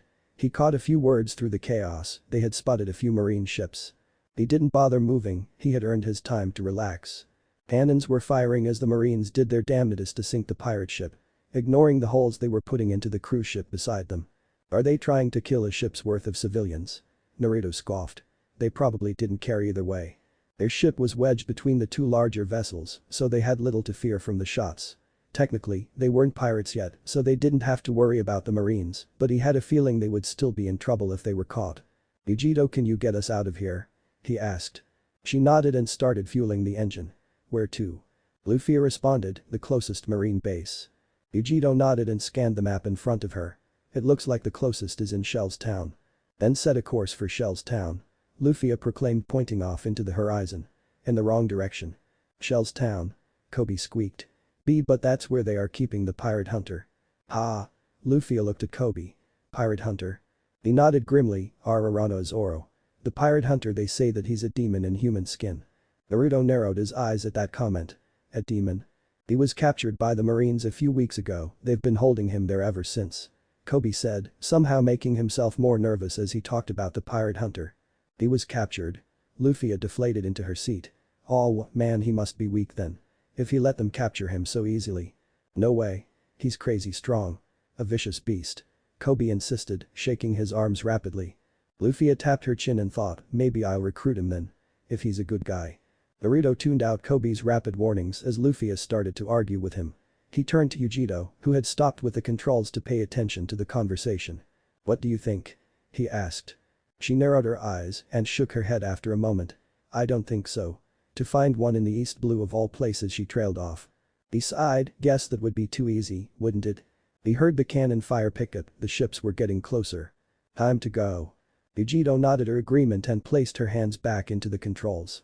Luffia caught the action and stopped her argument with an excited smile. She pulled her hat tight against her head and sat down beside Naruto. Kobe blinked at Luffia as she walked away from their conversation. He saw some sort of light coming from the helm and scratched his head with confusion. The group looked to be bracing for something. Hey guys, what's wrong? The engines popped and Yujiro's fire blasted them from between the ships with force. They shot across the water, fast as a bullet, before any cannonballs could get a lucky hit on them. Kobe let out an unmanly shriek as he was thrown off his feet. If not for one of Naruto's tails snagging him around the ankle, he would have been thrown from the ship. The three large marine ships would later report seeing a black blur kicking up water behind it as it cut through the waves. And the sound of a small girl's scream. Author's notes, minor spoilers. Chapter 2 is complete. Female Luffy. I've seen many fics keep their female Luffy's name as Luffy, but I felt that her name should be changed alongside her gender. Do you like the name Luffia? Got any better suggestions? I skipped over a bit of Luffia's action with Alvida in favor of Naruto meeting Nami. I felt we have all seen the Luffy vs Alvida fight enough times already and I wasn't really going to change anything. Hunter's shape is based on a modern speedboat.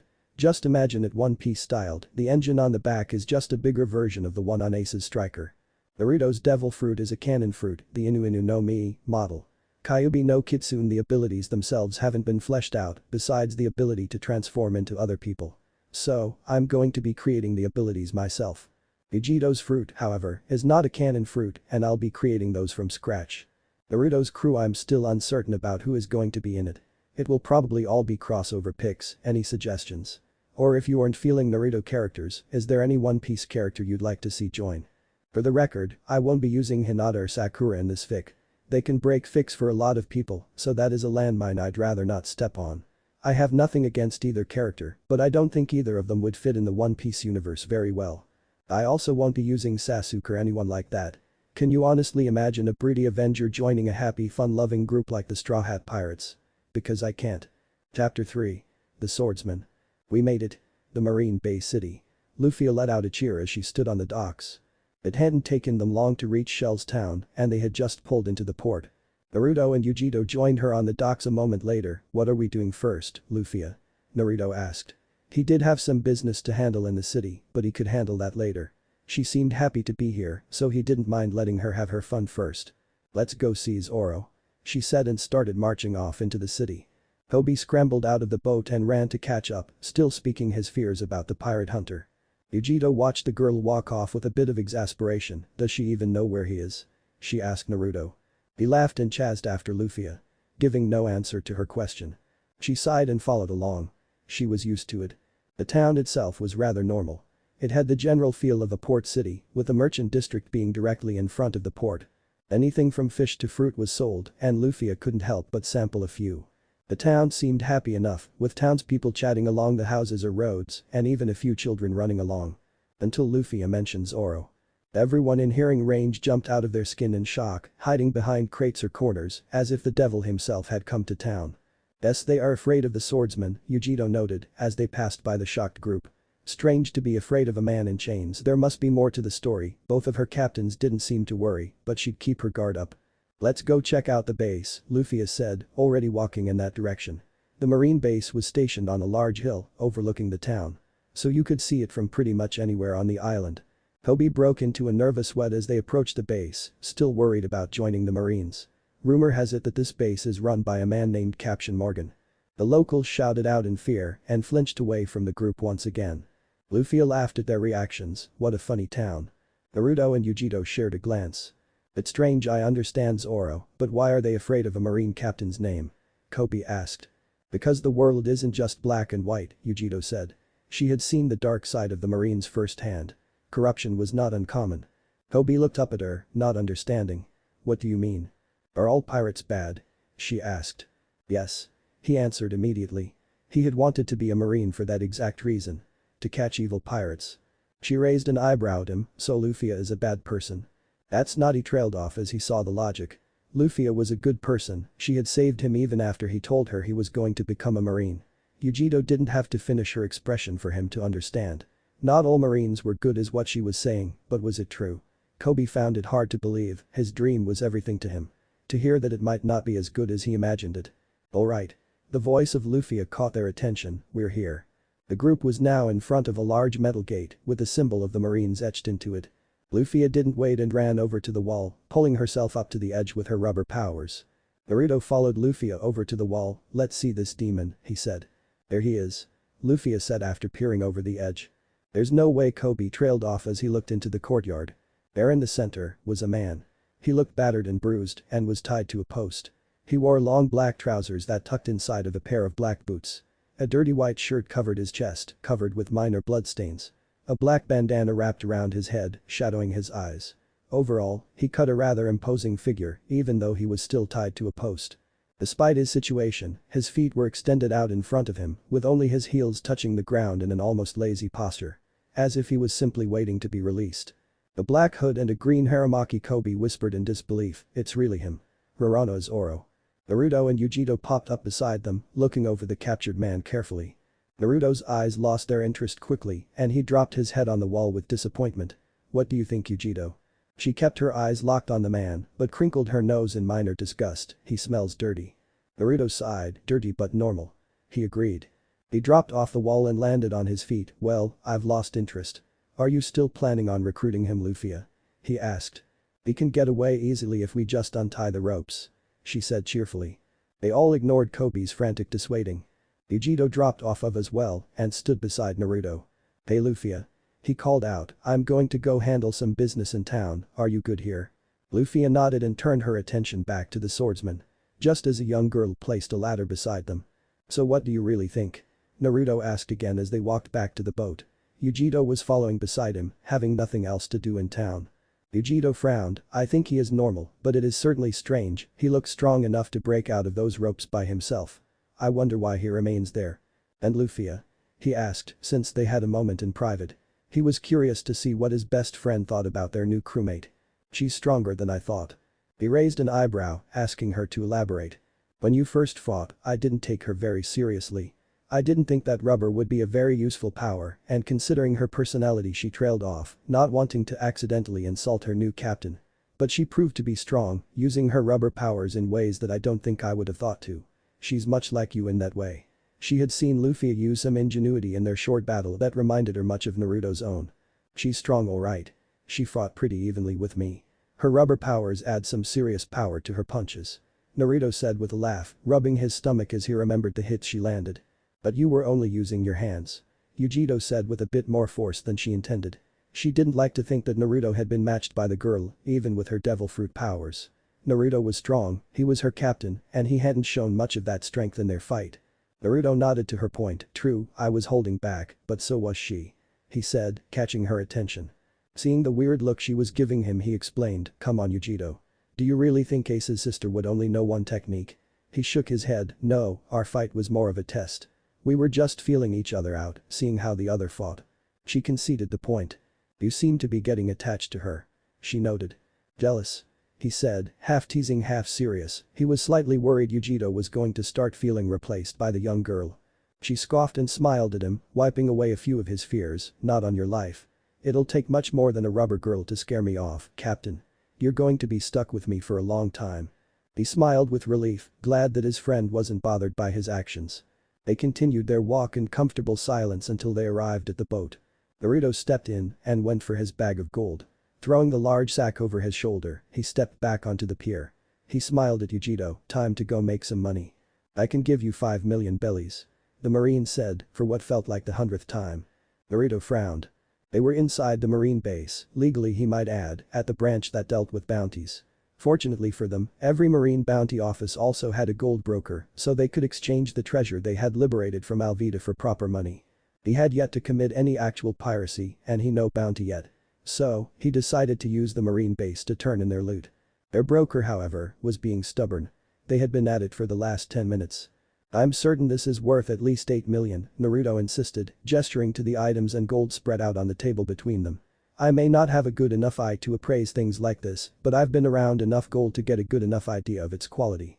The Marine sighed and rubbed his brow. "I'm sorry sir, but I can only give you what it's worth."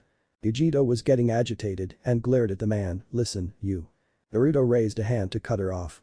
He leaned in and spoke in a quiet but threatening tone, "You wouldn't be trying to steal from us, would you?" The man recoiled in fear and started sweating nervously, and no, he shook his head rapidly, "and never."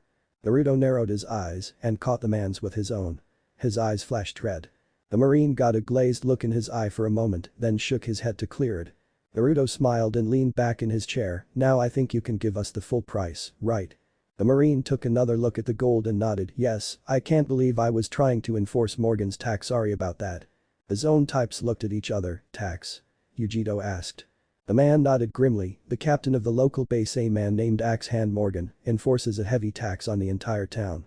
He forces any merchants to enforce the tax on visitors. And that includes the gold exchange." Naruto speculated. The man nodded. "How much is the tax?" Yujito asked. The man looked ashamed, pulling his cap down over his eyes. 50%. They both stared at the man in shock. "How does he get away with that?" Yujito asked, in a rare moment of visible anger. The man flinched back. "There isn't anyone who can resist him. He's too strong." Yujito didn't believe that, and what about the Marines themselves? They just allow this to happen? Surely, one man couldn't overpower the entire group of Marines stationed here. He looked at her as if she had just grown wings. Impossible. He kills anyone who resists him. No one would even try to fight back." She scoffed. "So the Marines here are all spineless.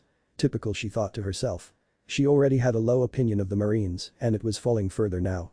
Naruto bit his lip and thought. On one hand, that tax was downright tyrannical. Part of him screamed to go kick Morgan's ass. Another part of him won out, telling him to simply wait it out for now. He felt like the situation would sort itself out with them now in town and, like Luffia, he trusted his instincts. For now, he'd focus on his business, then worry about the town. Naruto smiled and gestured back to the gold. "So how much is it really worth?" he asked, bringing them back on topic. The man looked it over one more time. 10 million for the whole thing, I'd say.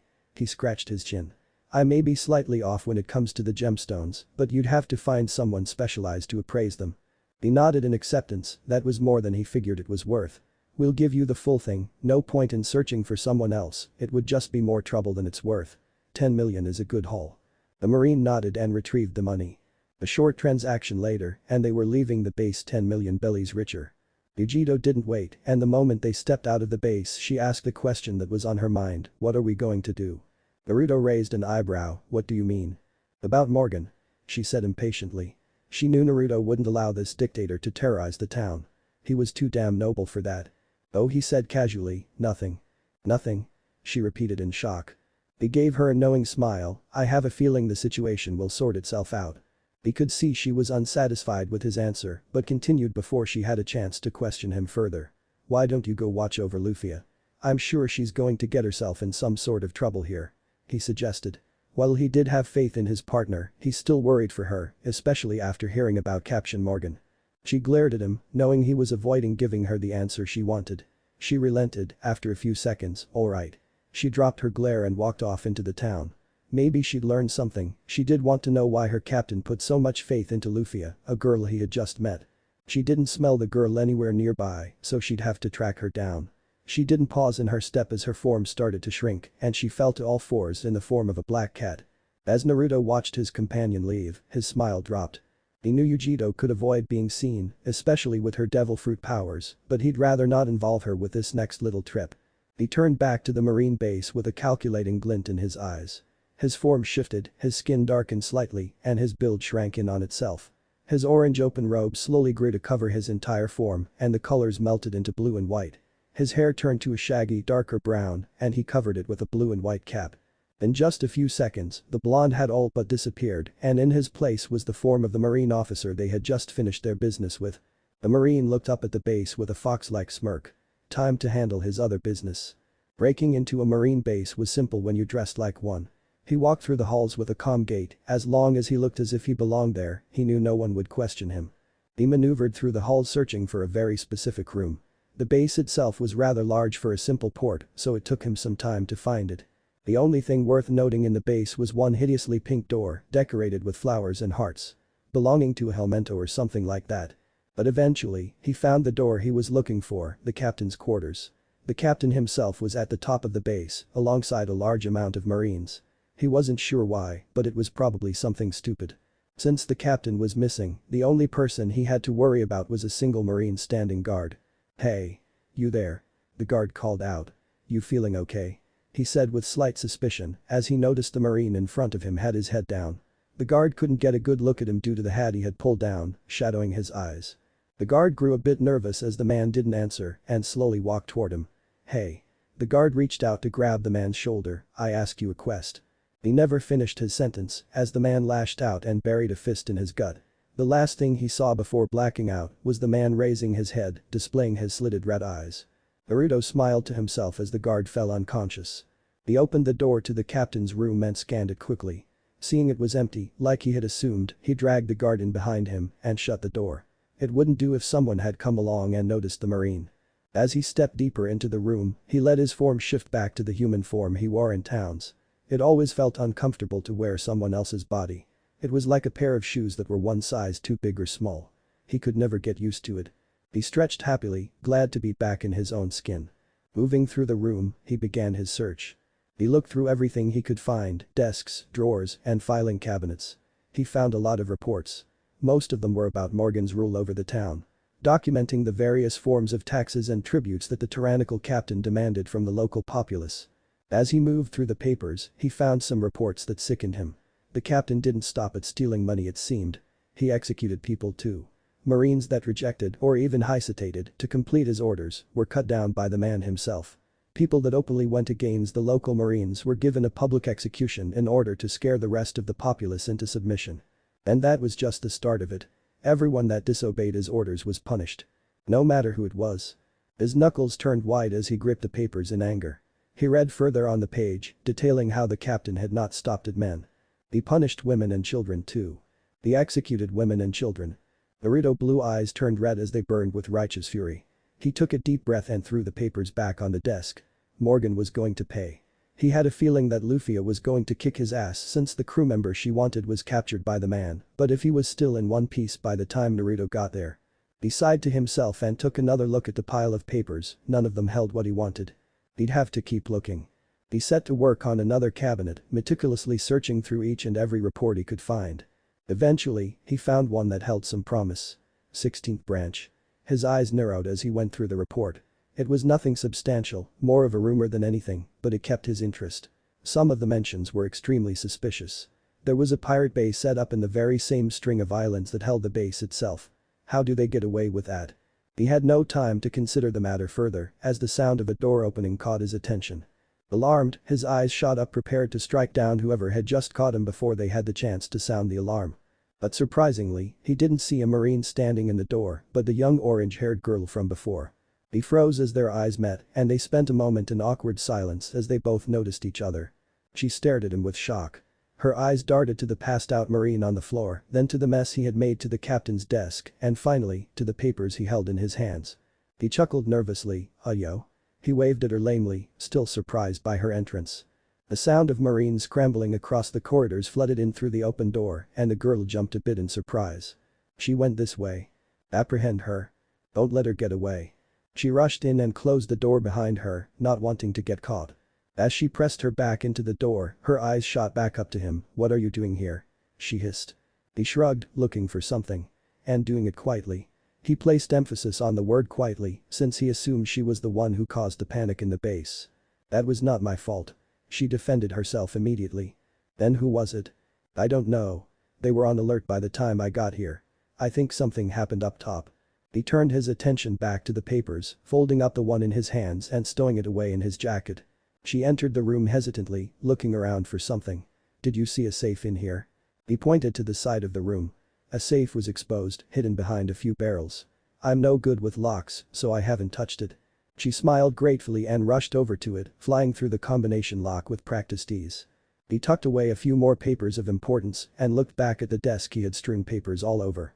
He considered cleaning up the mess he made, but it hardly mattered, he wasn't going to be staying in the town for very long and it wasn't like anyone had seen him. ARRGHH. He glanced to the side to see the pretty orange-haired girl gripping her head with frustration.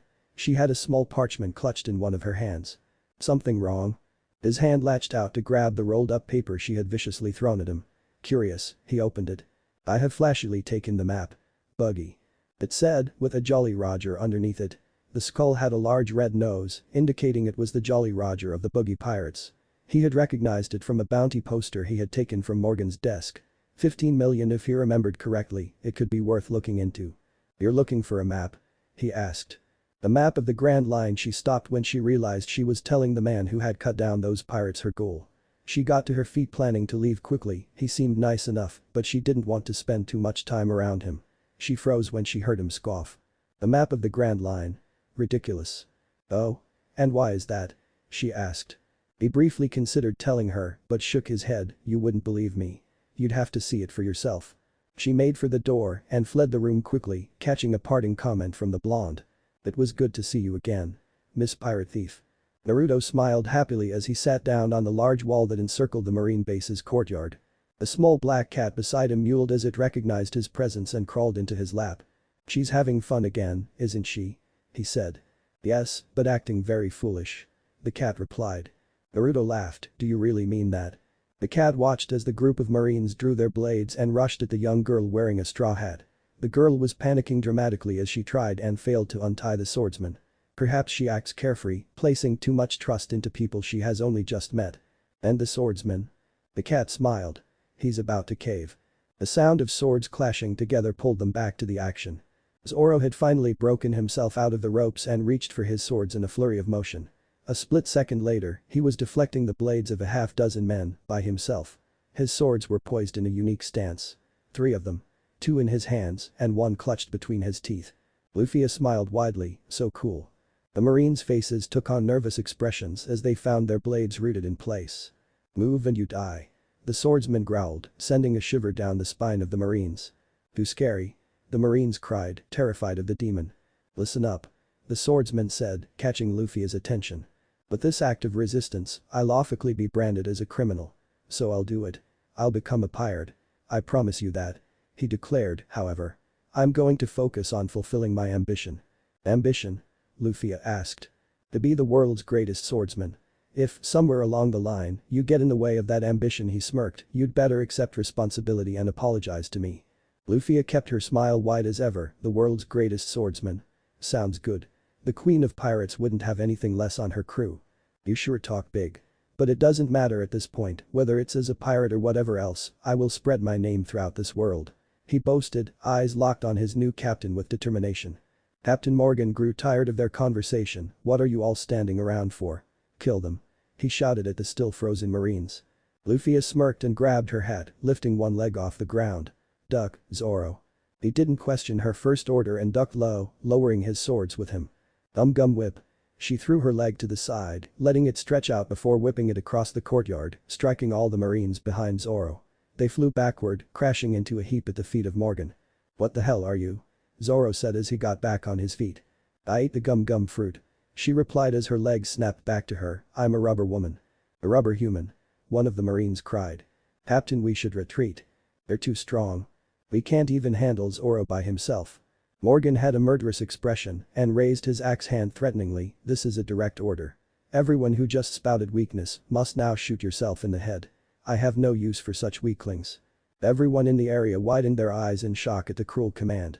The pirate crew watched with growing disbelief as a few of the Marines actually lifted their guns. With tear-filled eyes their pistols were placed against their own temples. "Those troops are mental," Zoro said, taking his sword out of his mouth. Luffia's eyes grew cold and she rushed at the group of Marines. They panicked as she ran toward them, but she passed them by. Instead, she jumped at the man responsible for the whole mess. "Your opponent is me." She threw a powerful punch directly at Morgan, who blocked the blow with his massive axe. He grunted with frustration as the force pushed him back. "Straw Hat. Rankless nobodies have no right to defy me. I am the Marine Captain of Shell's Town, Captain Axe Hand Morgan," he shouted with authority. Luffia stared back with a blank face. "I'm Luffia. Nice to meet ya." His face flashed with anger. "Die." He threw his axe hand across in a deadly swipe. She jumped over his strike effortlessly, landing behind him. He spun around with anger swinging down in a vicious blow. She jumped to the side, dodging once again. She watched as the axe struck the ground, splitting it apart with a force. She took the moment to launch herself into the air, and once he had pulled his axe free she was already in motion. 2 sandaled feet crashed into his face, sending him stumbling back. "Runt." He growled and threw himself at her once again. "Die." She rushed at him, dodging another swipe at the last second and kicking him in the jaw. "No thanks." The strike sent him to the ground and before he could even move she was standing over him, clutching his shirt in one hand. Her other hand was raised and she brought it down in a powerful blow, punching him across the face harshly. "You call yourself a Marine?" She struck again, her voice laced with anger. "You destroyed Kobe's dream." Another punch, furious with the corruption that had ruined her friend's views of his dream. The Marines surrounding them were all frozen in shock, not even bothering to help their captain. Naruto watched with unwavering eyes as his partner beat the captain mercilessly. He didn't bother to stop her, the bastard deserved every blow he got. A flash of yellow caught his attention and he saw the idiot sun moving up behind Kobe. Sighing, he lifted the cat off his lap and dropped off the wall silently. "Hold it, Straw Hat. Over here." Helmeppo shouted, holding a flintlock against the head of Kobe. Luffia didn't even acknowledge the voice and kept raining punches on the Marine captain's face. "I said stop it. Are you stupid? I have a hostage here." Seeing his new captain wasn't going to stop, Zoro called out, "Hey." She glanced up and saw the man holding Kobe hostage. She dropped Morgan and stepped over him staring at the two with a blank face. "If you value this guy's life, don't move. One move and I'll kill him." He screamed, but his shaking legs betrayed his false confidence. Kobe was trembling in fear, but a glance at Luffia's face forced his latent confidence to the surface once more. "Luffia. I won't get in your way. Even if it means dying." He screamed with conviction. Tears washed down his cheeks, but his eyes never wavered. He was prepared for death. Luffia smiled but didn't respond, instead just looked behind the duo. The bone-chilling laugh filled the air and Helmeppo froze in his tracks. "Well said." Helmeppo started sweating bullets as a voice came from behind him. He turned his head robotically and stared into the feral grin of a red-eyed man. Naruto slowly reached up and took the gun out of his hands. He smiled widely, baring his elongated fangs. "Boo." "Hee." Helmeppo shrieked and fell forwards landing on the ground. He flipped over and stared up at the blonde fearfully. Naruto gave an evil laugh as he spun the flintlock in his hand. "These things aren't toys, you know. They aren't for threatening people." He placed a foot on the chest of the bastard and pointed the pistol at his face. His face turned stone cold. Helmeppo paled as Naruto slowly placed his finger on the trigger. He squeezed. Click. Helmeppo's heart nearly stopped as the sound of an empty gun reached his ears. His eyes rolled back into his head and he fainted on the spot. Naruto's serious expression dropped as the bastard's son fainted and a big grin stretched across his face. He opened his left hand, letting the ammunition he had slipped out of the gun fall to the ground. Luffia laughed happily at Naruto's arrival, blatantly ignoring the massive shadow looming behind her. Zoro blanched and placed his sword back in his mouth. "Die. Straw Hat." Captain Morgan screamed as he brought his axe hand down, intending to end the life of the girl that had beaten him. The blade froze a few inches short of her head. "Nice. Zoro," Luffia said without turning around. He clicked his swords back into their sheaths just as blood spewed out of the chest of the Marine captain. "Just doing my job, Captain." "Captain Morgan has been defeated," a Marine cried in disbelief. "Impossible. These people are monsters." Zoro turned to the remaining Marines. "If any one of you still want to capture us, come forward," he said, placing his hand on his hilt. Surprisingly, the group of Marines threw their weapons up in a massive cheer. Captain Morgan was defeated. "We're free. Hooray." Zoro watched them celebrate with minor confusion. They seem happy he was defeated. Is it that surprising? He did terrorize the town. Zoro turned to see the blonde from before approaching them, holding a black cat in his arms. Zoro blinked at the blonde. "Who are you?" "So you're my second captain?" Zoro asked with confusion. They had moved into the local bar owned by Ruka, a young woman that Luffia had introduced. Naruto had learned that Helmeppo had started this whole mess inside the bar.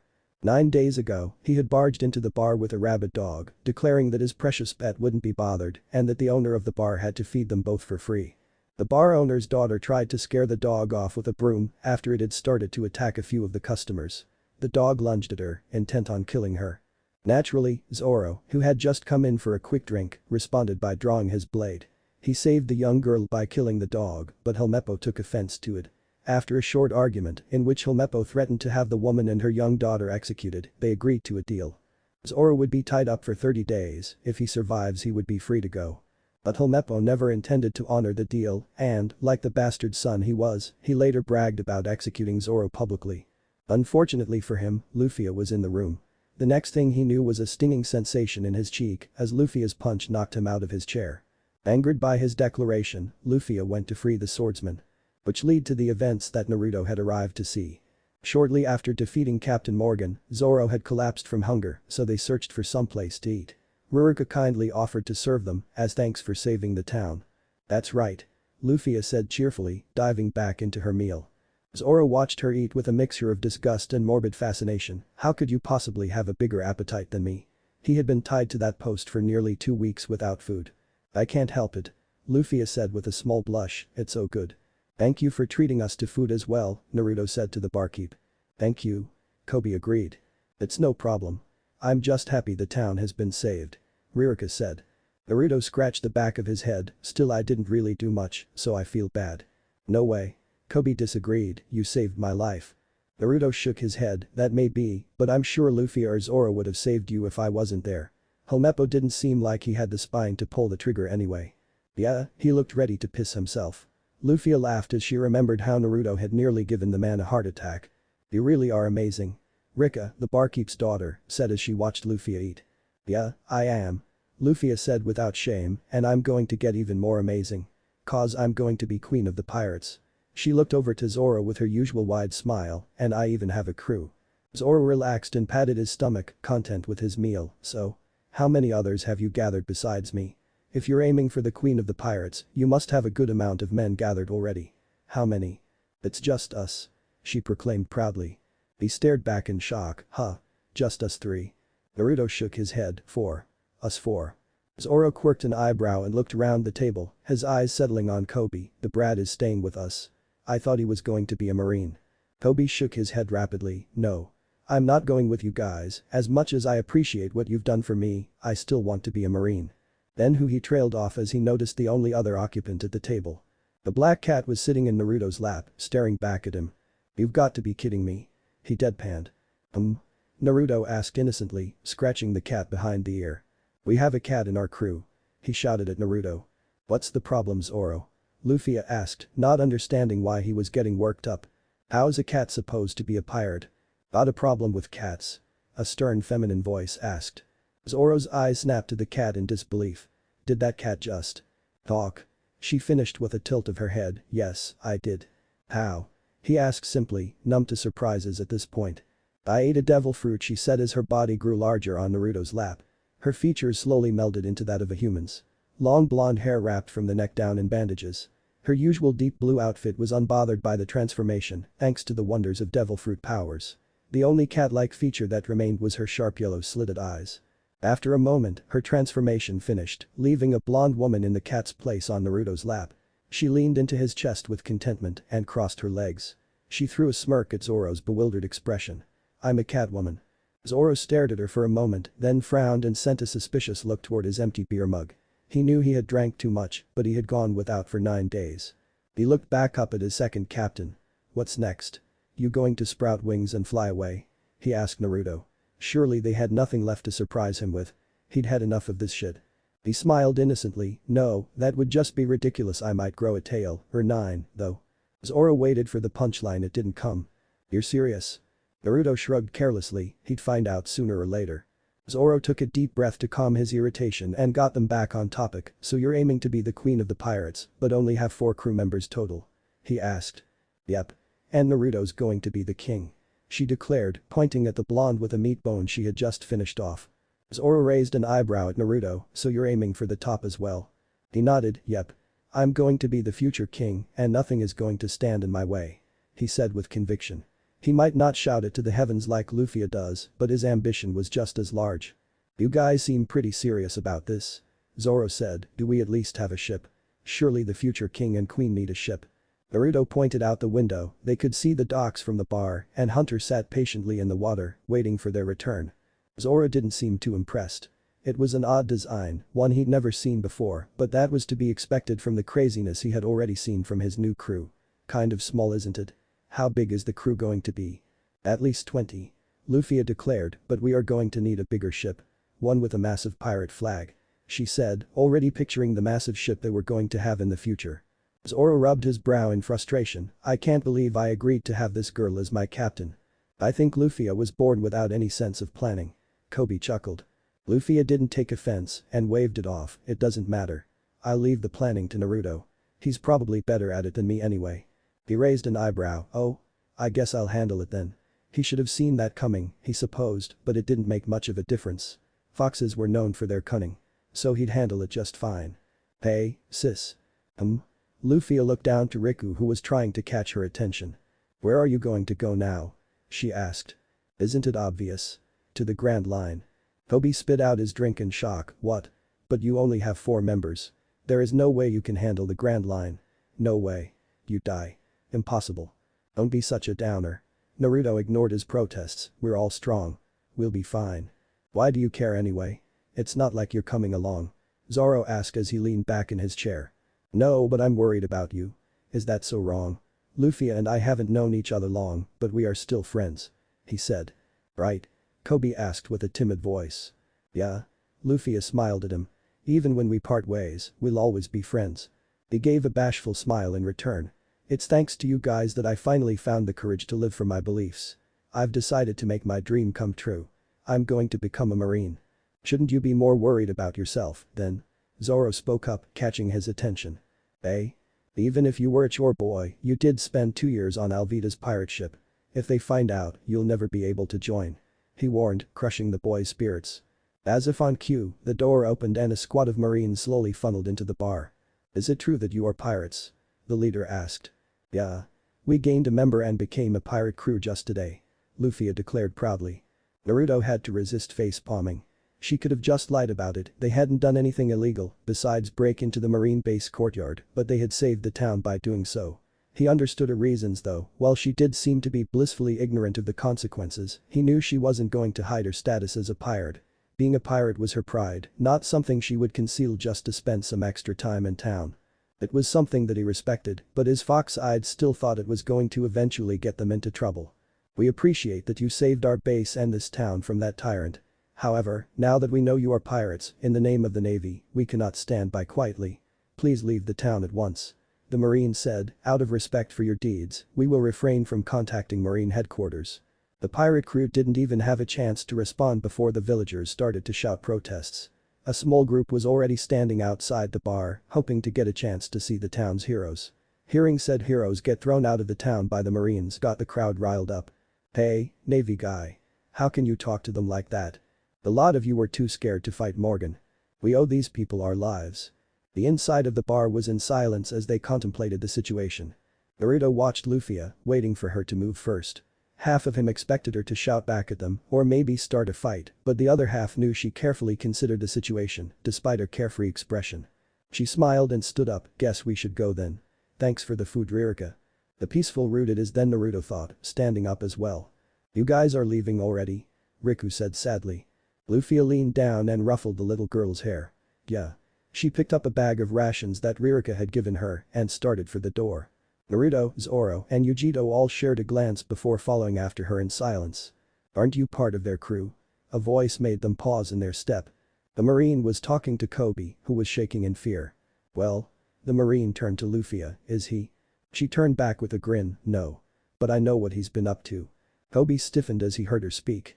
You see, there was this really fat pirate lady Luffia started, spreading her arms out for emphasis. Her name was Aharuta or something. Naruto had to use all of his strength to hold back a grin as he caught on to her plan. Now that, as fox-like, he was so proud. He decided to join in on the fun, he couldn't just stand and watch. Luffia. Kobe said in disbelief, was she really going to rat him out?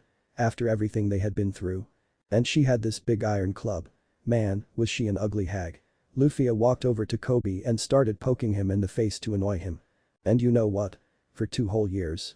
Kobe couldn't resist himself anymore and lashed out with a punch before he could stop himself.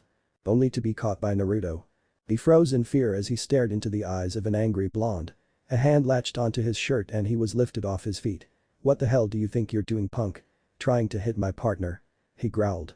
He reeled his fist back, prepared to knock the brat across the room, but his arm was caught by the head marine. Please stop. We can't let you cause any more trouble in this town. The marine pointed at them theatrically, it's very clear that you aren't crewmates. Please leave this town at once. Naruto glared at the pink-haired boy in his hand but stopped and gave him a quick wink. He scoffed in an exaggerated manner and threw the boy onto the ground. They left the bar once more, leaving a pink-haired boy staring at their backs in disbelief. That was terrible acting, Zoro said as they walked down the path to their ship. Kobe will handle the rest, I just knowed. Luffia said with a laugh. It's a nice way to leave, though. Being unable to turn back cause everyone hates you, it's very pirate-like. Zoro commented. That's true. It's totally badass. Naruto smiled happily as he untied the ship and climbed into the boat. Zoro paused as he looked the ship over once more, how the hell does this thing move? It had no sail, and he saw no oars either. You'll just have to see, Yujito said as she made her way to the helm. He shrugged and slid into one of the rows of seats, kicking his feet up in a relaxed posture. He laid his swords down in between the rows so they didn't fall out of the boat. Luffia. Zoro. Naruto. Yujito. A voice called out to them. They looked back to the docks and Kobe was staring at them with determination. Despite the tears flowing down his cheeks. Thank you for everything you've done for me. He gave them a marine salute, proudly showing that they had accepted him into the ranks. All hands, salute. Kobe gasped in shock as the full group of marines from before appeared behind him, following his salute. Zoro chuckled from his seat, I've never seen a marine saluting a pirate crew before. See you again, Kobe. Luffia waved goodbye. Yugito Naruto called to her in a whiny tone as she prepared to start the ship. Yes, Naruto. She turned to see him pouting slightly. They totally ruined our pirate exit. They were supposed to hate us. He whined childishly. She smirked as she caught his meaning. Reaching into the controls, she fired up her devil fruit powers, full blast. Naruto snaked a hand around Luffia's waist, pulled her down into the seat, not wanting her to accidentally go overboard from this. Hey, Zoro, you might want to hold on to something. Huh? Whoom. The engines roared to life, blasting them from the port at a breakneck speed. The water surged from the blast, kicking up behind them. It came back down, showering the marines in a heavy downpour. To their credit, not a single one dropped their salute until the ship was out of sight. Even though they were now soaked from head to toe. He really did grow tails, Zoro could only mutter in disbelief as he stared at the 9 tails that had appeared out of Naruto's tailbone. Stop Luffia managed her laughs and choked breaths as she fell victim to a 3-tail tickle attack. Her head had dropped into Naruto's lap and her body was laying across the seat as his tails tickled her stomach relentlessly. And Naruto, I'm serious this time. She continued her pleas, but they fell on deaf ears. She threw her feet up and kicked the air as she struggled to catch her breath through the laughter. The last 2 times he had stopped, she continued to send an adorable pouting glance in his direction every few seconds until he started back up again. He wasn't falling for it this time. He idly wondered if he could knock her out with just tickling. You seem to have pretty good control over them, Zoro noted, watching how they seemed to aim for specific points on Luffia's body. Naruto himself wasn't even paying that much attention. He had to admit the devil fruits had definitely caught his interest. And there were 3 users on his new crew. Things were going to be interesting at least. Yeah, I've had them for a while, so I had time to practice. How long? He asked with curiosity. He scratched his head and thought, 6 years. It's kind of hard to judge the time since he trailed off as memories of hell flashed through his mind and he saw his helmswoman stiffen out of the corner of his eye. Damn it. Zoro, luckily, was observant enough to catch the slip and the awkward silence that followed. He didn't press. Luffia didn't have a choice in the matter, too busy laughing to even pay attention to the conversation. What can they do? If you don't mind me asking. Besides tickle. His tails all paused their movements as he asked the question. Luffia went limp in his lap as she regained her breath. Besides the tickling. He confirmed. Well, a few things, they are each an extra appendage, obviously, so I'm sure you can imagine how that would help in a fight. The swordsman nodded, he used his own mouth for an extra blade, so he understood. The nice part is that they are pretty powerful, the fur on the tails is strong as steel, and the tail itself is a muscle, so I can train it to increase my power. Zoro's eyes widened. That seemed powerful. As for what they can do, it's pretty much up my imagination. They are pretty long, about the length of an arm, and I can make them grow with my other abilities, so their limits are pretty much just how well I can control them. As a bit of a demonstration, he maneuvered his tails around Luffia. She cried as they descended on her. One snaked under her neck, lifting up her head, another went under her knees, two more held her side steady, and another wrapped around her ankles. He lifted her off the seat gently and twisted her around in the air, lowering her carefully, he sat her upright in the seat beside him. Shishishi, that was cool. She said as she was sat down. She smiled at Naruto but pouted slightly, she was having fun in his lap. And she already missed his furry tails. Her eyes turned big as she looked at him with a pout and held out her hands. He rolled his eyes and maneuvered two of his tails into her hands, letting her play with them to her heart's content.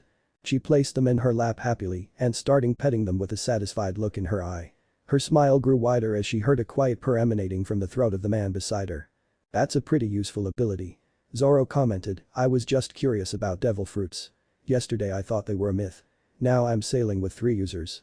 Hard to wrap my mind around. Naruto waved it off, don't worry about it. It's no problem at all. I can understand why you would want to know.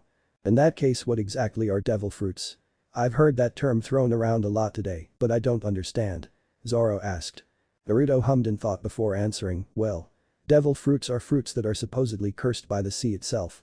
Eating one is said to give you devil powers, hence the name. Zoro nodded in understanding. It comes with a price though. Any devil fruit user gets cursed by the sea. Forever taking away their ability to swim. Zoro's eyes bugged out, what? None of you can swim. Naruto blinked. Oh. Right. He'd forgotten to mention that little detail. Yep. None of us can swim. We sink like rocks. So if we go overboard you are now the only person responsible with saving our lives. He said cheerfully. Why Luffia added, we have a lifeguard now. She cheered pumping a fist in the air. Zoro sank into his seat, give me a break. Vegito, how long until we reach the next town? About half an hour. She replied without looking back at them. Luffia's stomach growled. Didn't you just eat that bag of food Ruriku made for you? Zoro asked with an incredulous expression. She scratched her cheek, shishishi, I can't help it. She leaned back in her seat, resting her head against the backrest. Her eyes caught something in the sky. Huh? A bird? Zoro questioned. Let's eat it. Luffia suggested, drooling slightly. Is food all you think about? He shouted. She didn't even hear him, already crouching low on the deck.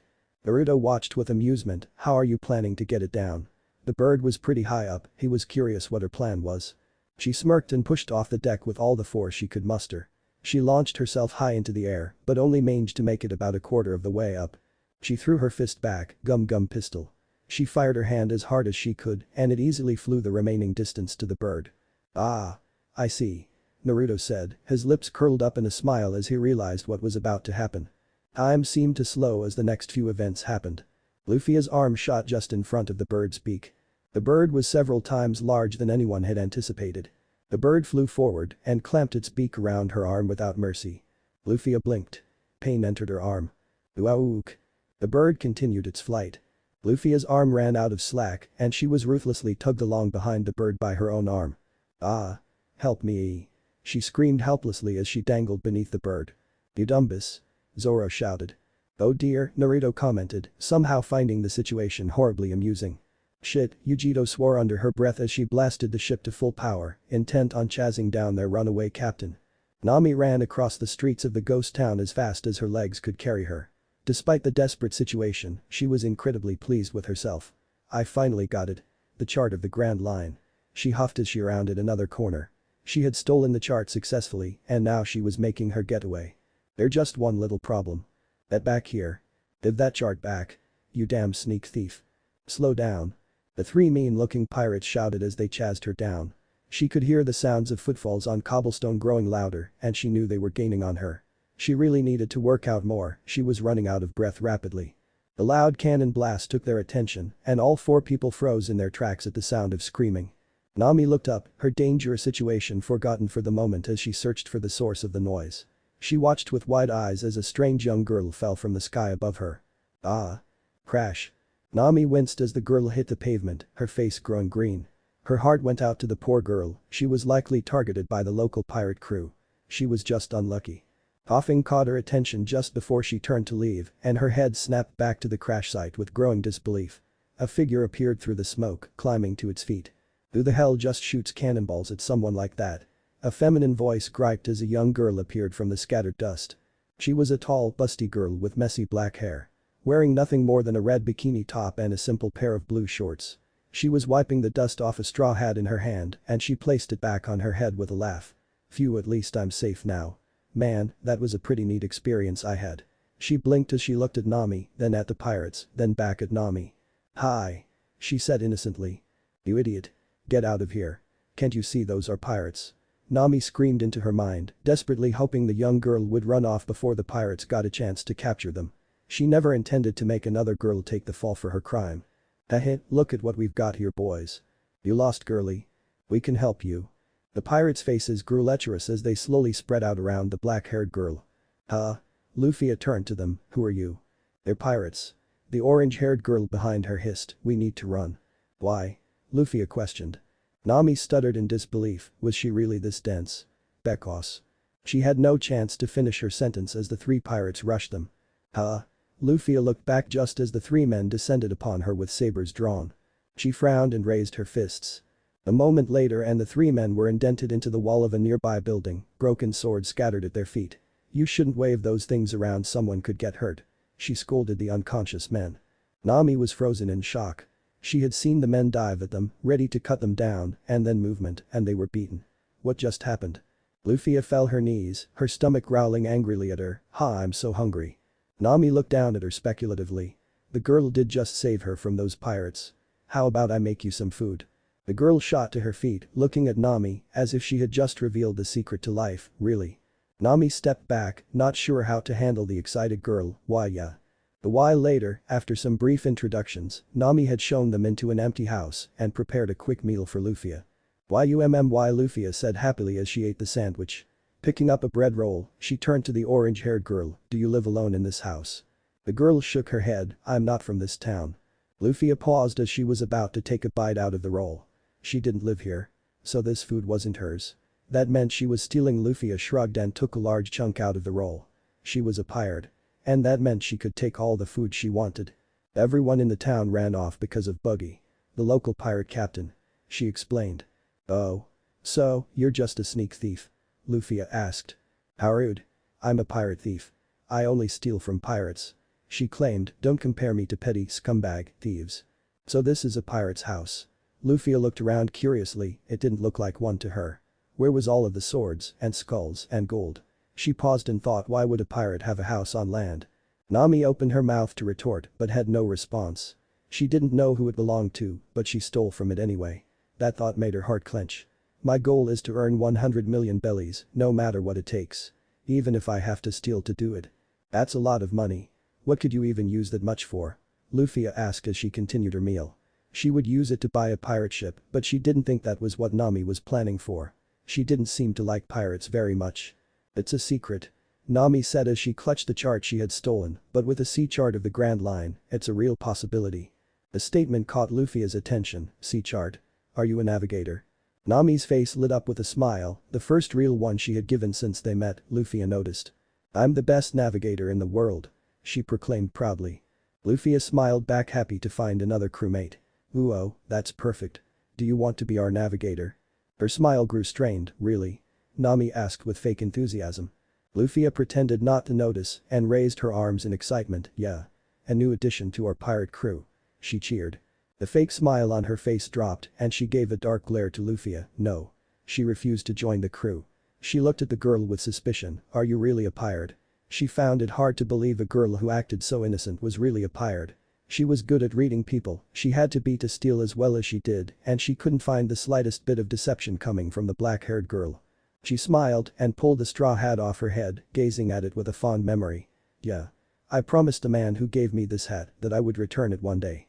When I gathered a pirate crew powerful enough to surpass him. Nami slammed her hands on the table loudly, that's ridiculous. There's nothing I hate more in this world than pirates. All pirates are scum. She nearly shouted at the other girl. Nami froze as Luffia looked away from her hat and turned her eyes to meet Nami's. She was glaring harshly, drilling a hole through Nami with her gaze. Gone was the cheerful oblivious girl she had seen just a moment ago, and in her place was the face of an angry pirate captain. Nami realized too late that she had just made a mistake and found herself shrinking under the intense stare of the young woman. "Pirates are scum," Luffia said, her voice deceptively calm. "I'm sorry," she apologized. Nami's face flooded with relief, but she stiffened again as Luffia hardened her gaze. "I'm sorry to learn that you are so naive." Luffia said, angered that the orange-haired girl had not only insulted her and her crew, but her greatest treasure and her dream. Nami gained a bit of her bluster back and went to retort, but her words caught in her throat at the icy look Luffia was giving her. Luffia's eyes dropped to her hat and she took a deep breath and launched into her tale, hoping it would connect with the orange-haired girl. "When I was only 7 years old, a massive pirate ship arrived at my home village. I was excited at the time, I admired the freedom that a pirate's life granted someone, so I stole aboard their ship, hoping to sail away with them. They caught me easily, I was never very good at being quiet." She chuckled sheepishly. But the captain of the ship just laughed it off. "He didn't hurt or even scold me for climbing aboard. Instead, he took me to the local bar and bought me a meal, telling me stories of life as a pirate on the condition that I didn't try it again." She sighed as the good memories of her time with Shanks' crew resurfaced. She missed them and hoped to meet them again soon. Nami listened to the story carefully. Normally, she would have dismissed anything that a pirate said, but the look in Luffia's eyes said that the story meant the world to her, and Nami found herself unable to turn away. "Then one day, I pissed off a group of mountain bandits. They were trashing the bar of a good friend of mine, so I tried to stop them. I was only 7. Nami's eyes widened in horror as she listened. "They were real scum. They beat me down mercilessly, laughing all the while. Shanks, the pirate captain, showed up and dealt with the bandits easily, putting his life on the line for a 7-year-old girl he had just met. Unfortunately, the leader slipped away by carrying me hostage and rowed us out to sea. He threw me overboard, stating he no longer had a use for me and left me to drown. Then a sea king showed up, killing the man right in front of me," she said darkly. Nami covered her mouth with one of her hands and quickly sat down, growing sick from the story. Her eyes were misty and held much less hatred than they did before. Luffia met Nami's eyes again, no longer glaring, but her eyes still shone with intensity. "I'm sure you can imagine how scared I felt. I was injured, beaten, drowning, and I had just watched a grown man get ripped to pieces by a massive sea monster. I was terrified and the Sea King turned to me. I was going to die.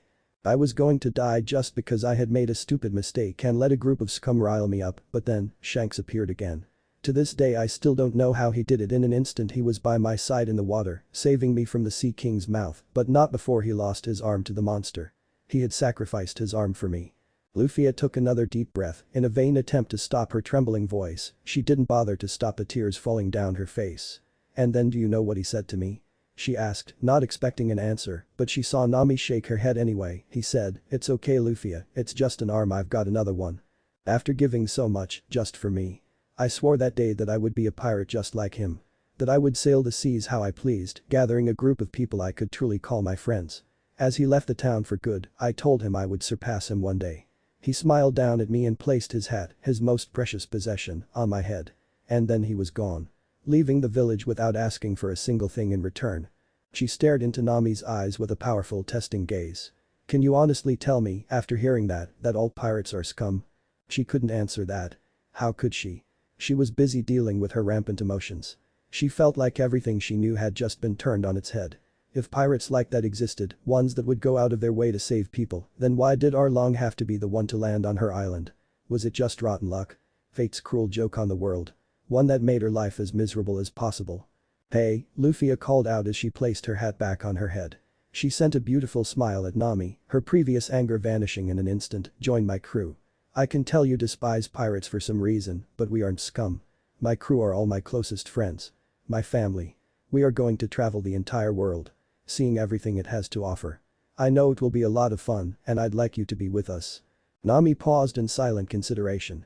A part of her still screamed that it was hopeless, that she would just drag her new friend into the horrible mess that was her life. The part of her that was still trapped underneath the hand of Arlong, forced to make maps for him with a smile, thinking that she would save enough money and purchase her village from Arlong, forever escaping his tyranny. That part of her, she realized, was naive. Another part of her mercilessly crushed what little faith she put in the Fishman pirates. Arlong wasn't a pirate that would put his life on the line for a 7-year-old girl. He wasn't a pirate that would sacrifice an arm to save someone. He wasn't a pirate who would give something so valuable, so precious, to a simple child. He was scum. And she found herself questioning why she had believed him in the first place. Then it hit her. She was naive. Luffia had proven that. Naive enough to believe that the man who had killed so many villagers, the man who had killed her adoptive mother, would uphold his end of the deal. The epiphany was followed by a wave of heart-clenching despair. All her work was useless. All of her years of clinging to hope was pointless. She had ostracized herself from her own village, for nothing. She couldn't contain it anymore. She buried her face in her hands and cried. She broke down as the floodgates opened, and all of the emotion she had been trying so very hard to keep buried came crashing out. For the first time in what felt like ages, Nami let her emotions loose. She sat there for who knows how long, sobbing to herself in the house she had carelessly broken into. Until she felt a hand on her shoulder. She nearly jumped in shock, momentarily forgetting she wasn't alone, and looked up into the eyes of a concerned Luffia. Luffia wasn't sure why Nami had started crying, but immediately wanted to comfort her. Nami was going to be her navigator. She had already decided. She wasn't very good at this kind of thing, so tried to copy the way Makino would comfort her when she was sad. She leaned down and gave Nami a gentle hug, rubbing circles into her back as she shook with sobs. She latched onto Luffia tightly, desperate for contact as she let herself go. After she finally calmed down a little, Luffia heard a timid voice underneath her, "Luffia, I want to make a map." A map? Nami nodded at Luffia's question and steeled her resolve. She was going to be free of Arlong, no longer would she let him control her choices. And this was the first choice she was going to make. A map of the entire world. It has been my dream to draw a map of the entire world, it has been since I was a child. Nami managed to say proudly, through her choked voice. She met Luffia's eyes with tear-stained cheeks. Do you think I can do it?" she asked, her confidence slipping as her fear of rejection pushed to the surface. The blinding smile Luffia sent her washed away her fears easily. "Of course you can. I'll help you as best I can. Our crew is heading to the Grand Line. If I'm going to be the queen of the pirates, I'll need my navigator to help me find my way there." She brightened up at her words, internally pleased at the way she had referred to her, as if she was already part of the crew. She wiped her eyes as best she could and gave Luffia a smile in return, a real smile, "Of course, Captain." Luffia's smile grew wider, "If it was even possible, does this mean you are going to join?" She barely had the time to nod before she was scooped up in a bone-crushing hug. "Alright. We got a new crew member. I can't wait to introduce you to the rest of the crew. You'll love them all, I promise." She stiffened, slightly worried about meeting a group of pirates. She trusted Luffia now, but she didn't know if she could bring herself to trust a full group of strangers. "How many members do we have?" "Including you, 5. Don't underestimate us though, each member is crazy strong." That was surprisingly small. It filled her with a bit of relief, now she only had 3 other people to worry about, but a new sense of desire rose within her.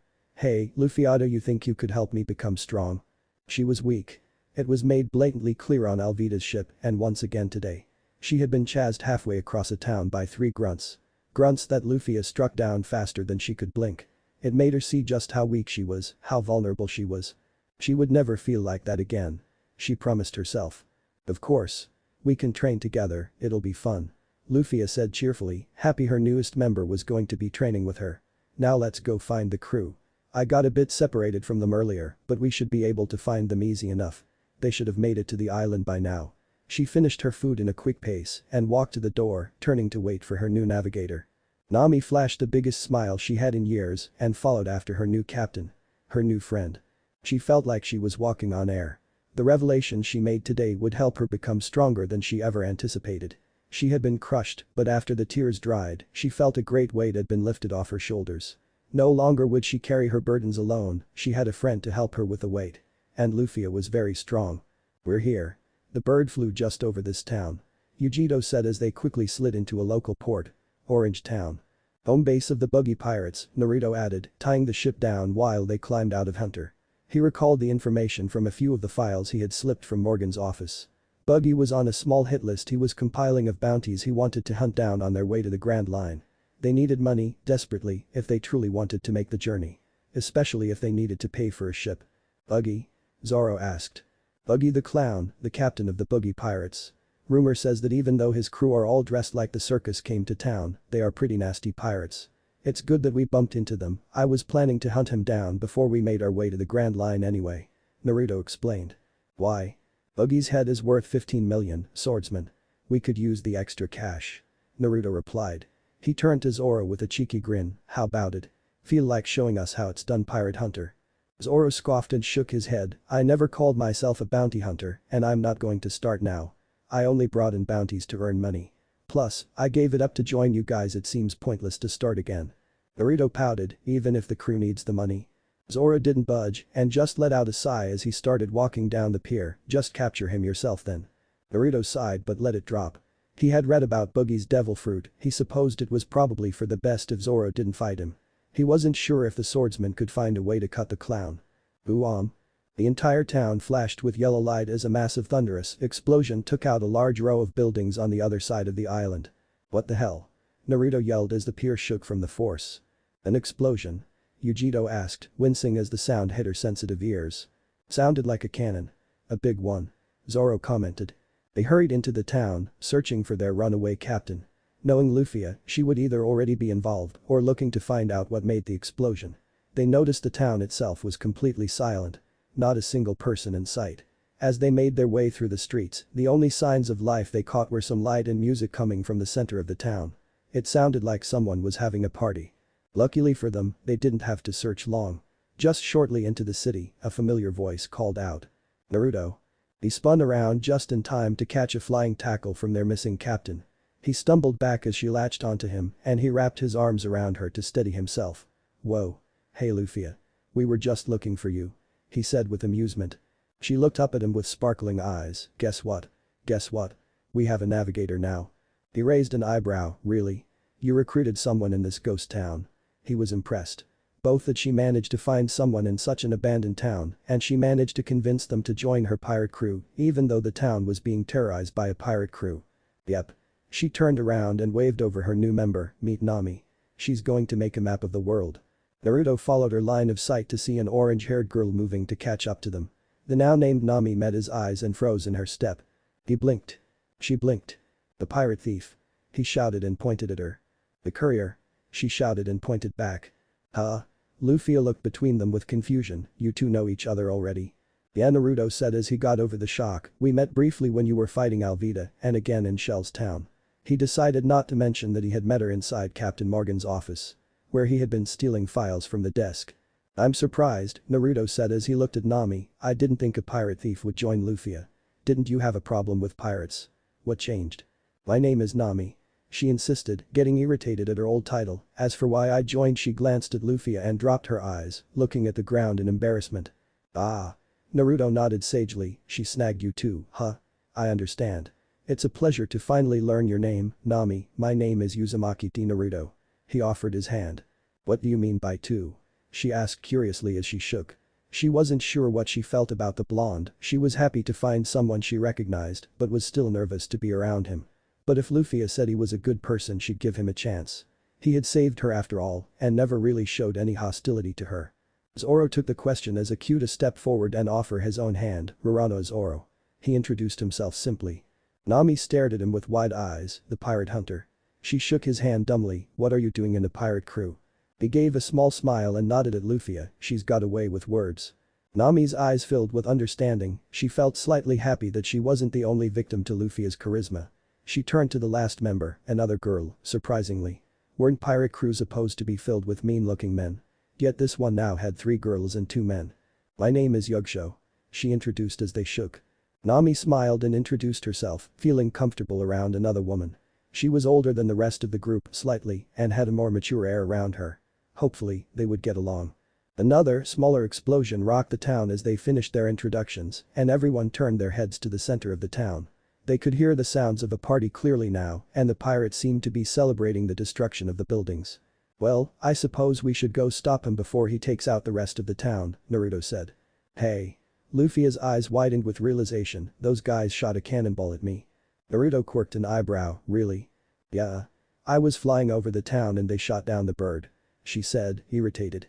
How are you still alive? Zoro said with a strange look. He had a feeling he was going to be seeing a lot of this kind of thing from his new captain.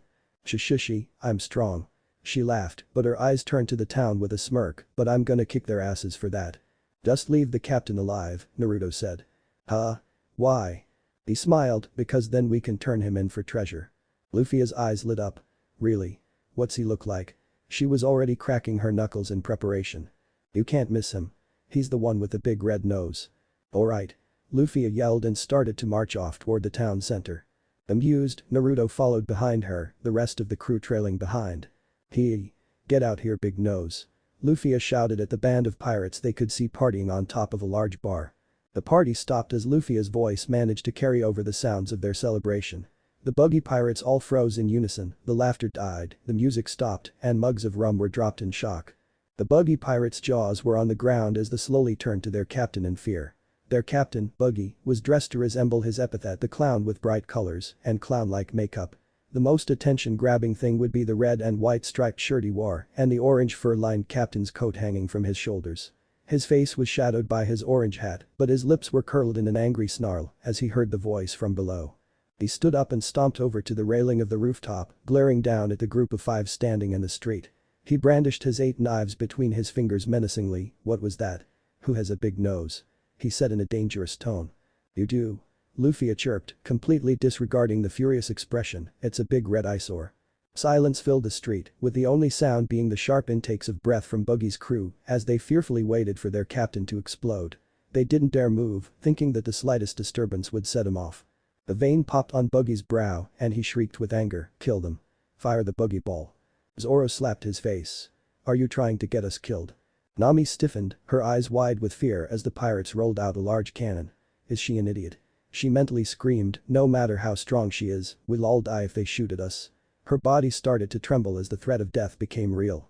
She felt a hand on her shoulder and she turned to see the reassuring gaze of Yugsho.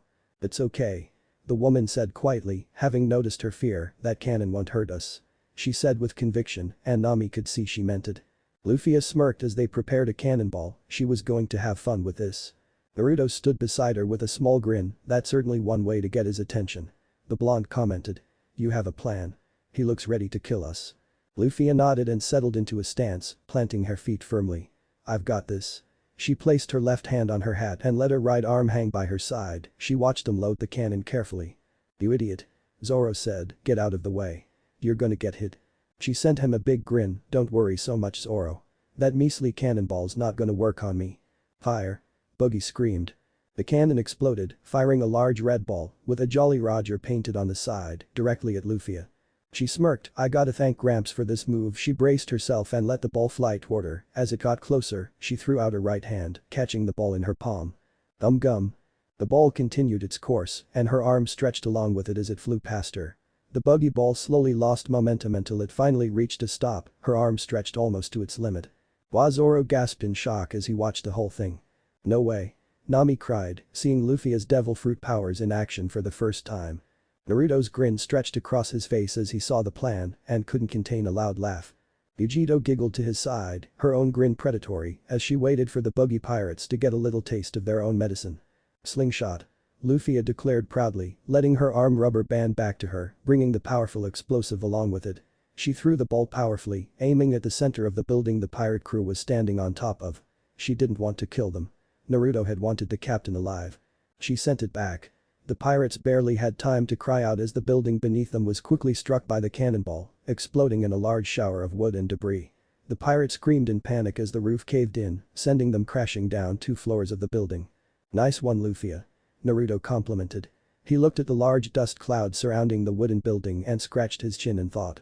Hopefully the clown is still alive. I was serious about that bounty.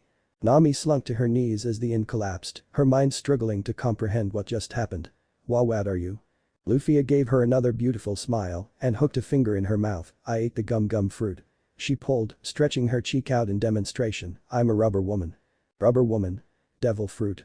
She didn't have any time to question the girl further as the sound of wood and debris moving caught their attention. You bastards have got some nerve. The voice of Buggy caught their attention. The dust cleared up enough to see the clown and a few of his crew members pushing themselves out of the debris. The explosion hadn't messed them up too badly, but they had obvious burns and cuts on their bodies. I'm so mad I can't even speak, Buggy said, his voice trembling with rage. Happen? The voice of one of Buggy's crew spoke up beside him. He was dressed just as flamboyant as his captain, with a blue coat, sleeves ripped out, and a ridiculously long checkered scarf wrapped around his neck and nearly reaching the ground. This is the worst disgrace we've suffered since you formed our crew. Buggy growled in agreement and the scarf-wearing man stepped forward. Leave him to me, sir. He raised his hand to his mouth and opened wide. The spectators watched in disgust as he pulled a sword out of his mouth. As he stepped forward, the crew regained some of their lost bluster and started to cheer him on. It's the second mate. Kabaji the acrobat. Go get him, Kabaji. Kabaji looked clearly smug under the cheers of his crewmates and sent them a superior look. It's been a while. He flipped backward, landing on a unicycle the crew had produced for him and balanced on it carefully, brandishing his sword at them. I don't want to get rusty. He shot forward, not even waiting for his captain's orders, and cycled over to them at a quick pace. He targeted Luffia and lunged forward on his cycle, intent to run her through with his sword. The sound of clashing steel resounded as Zoro moved in front of her, blocking the strike with his own sword. The green-haired swordsman looked at his new opponent in distaste. You fancy yourself a swordsman, circus freak? I'll show you some real swordplay. Zoro effortlessly pushed the man back and his opponent growled as he tried to keep his balance on his unicycle. Zoro put his sword in his mouth and slipped his bandana off his shoulder, wrapping the black cloth around his head as he prepared for a fight. Leave him to me, Captain. Zoro mimicked Kabaji's words as he drew his other two swords. This won't take long. Author's notes. Question for you guys. What should I do about the Going Merry? With an expanded crew, they'd need a bigger ship as well. And the ship needs to be at least big enough to store Hunter aboard, which would make it significantly larger than the Going Merry. So, should I just have the Going Merry expanded, with extra rooms and features, or should I use a different ship? On that note, what do you guys think about the crew's Jolly Roger? Should they still be the Straw Hat Pirates or should I make up a different name for them? I was thinking about something royal themed because they are going to be the king and queen. Something like Pirate Princess Luffia and Pirate Prince Naruto, but I'm curious what you guys think. Nami, I rushed her relationship with Luffia a bit, but I felt it was appropriate. I feel that if Luffy was a girl in canon, Nami would find it much harder to betray her and bond with her much faster, especially since Luffy acts so oblivious. As for why Luffia gave her little story, I didn't like how Nami openly insults pirates and canon Luffy just brushes it off. He gets mad at everyone else in the story, men and women alike, when they insult his dream or touch his hat, so I didn't like how he brushed it off when Nami insulted it. Luffia, she's pretty perceptive in this chapter, but I think that's appropriate. In canon, Luffy catches little things, despite his cheerful demeanor, like that final scene with Kobe, or how he noticed something was weird when he first met Blackbeard.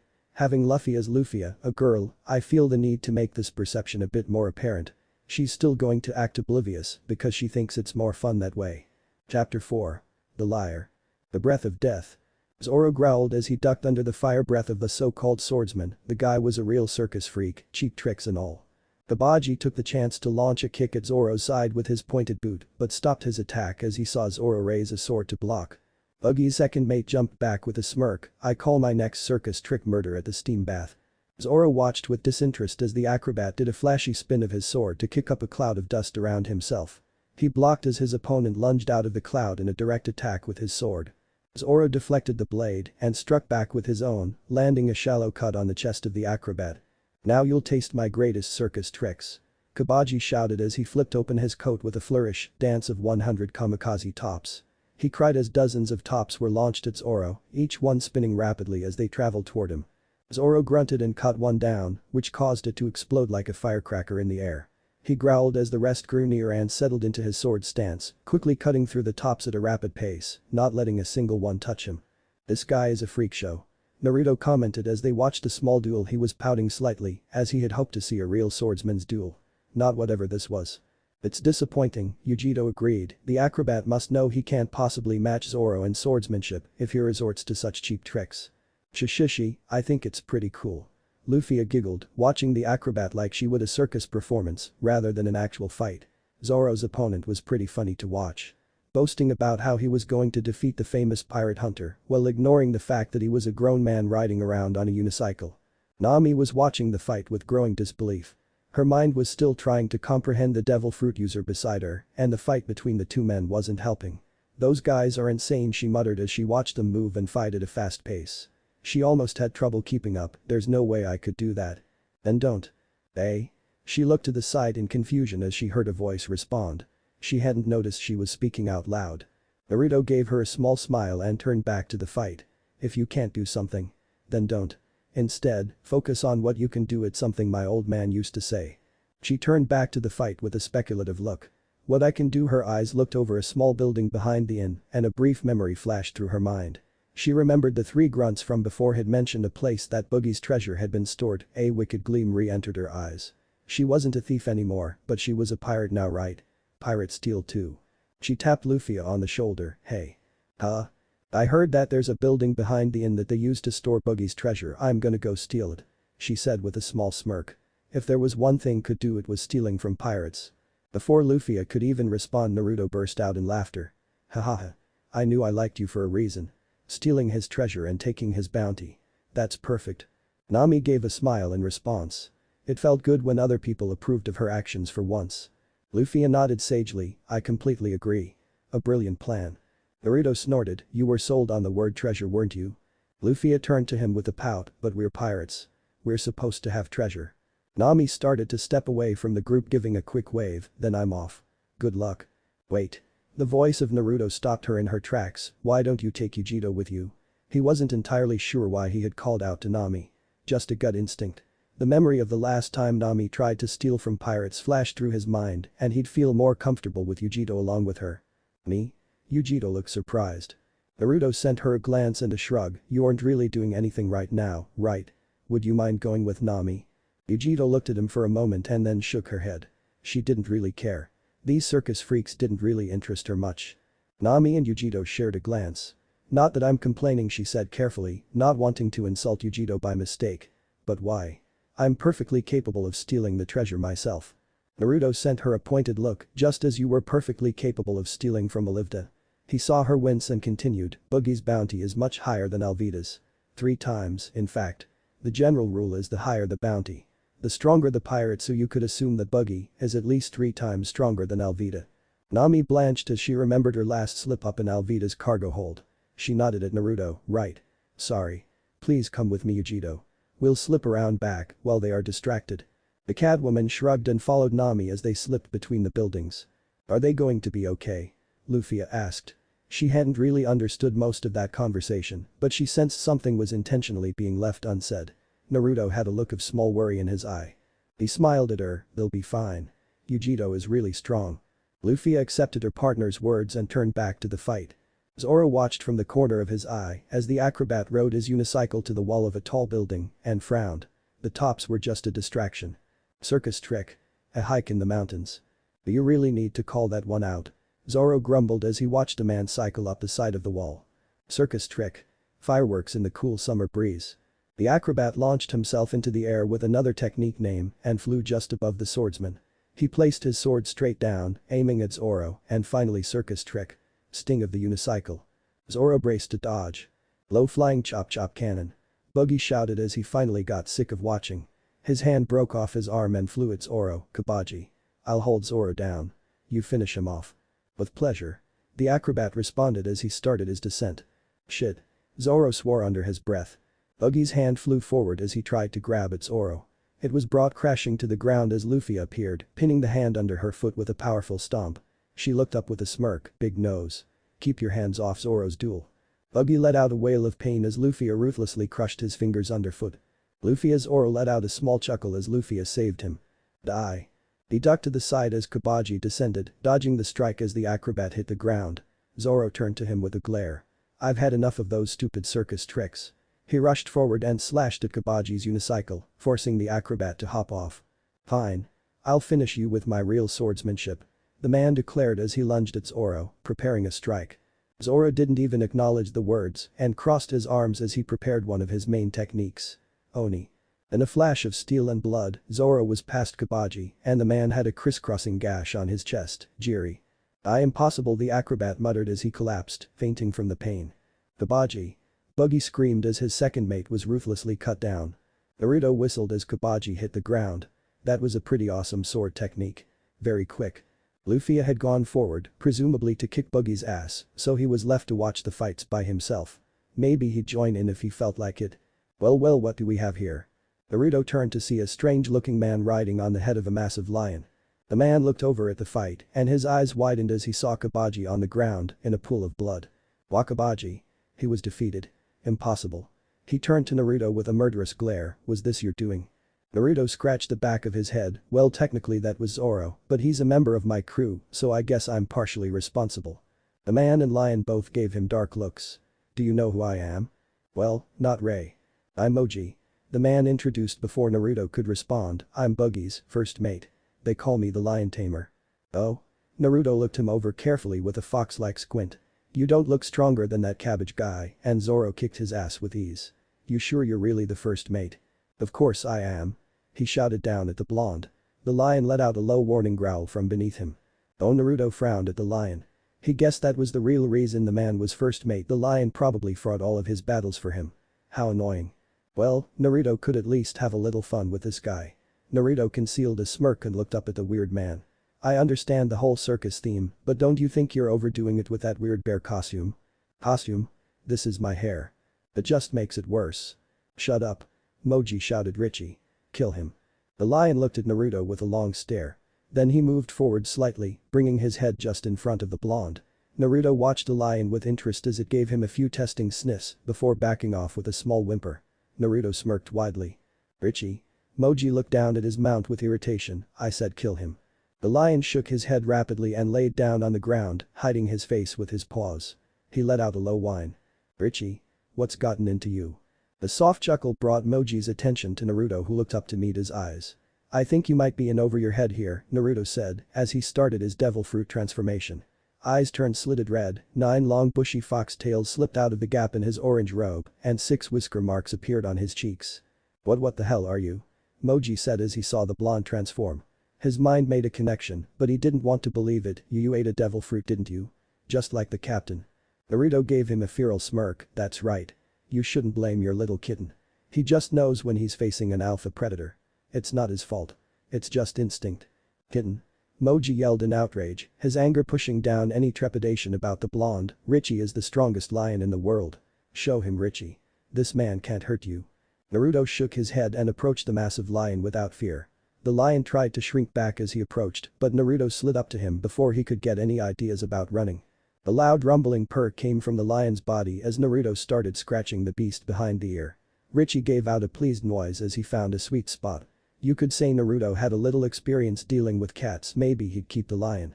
Give him to Yujito as a present or something. He was sure she'd be amused. "Although I don't think he would fit on Hunter," he pouted momentarily as he realized he couldn't actually keep Richie.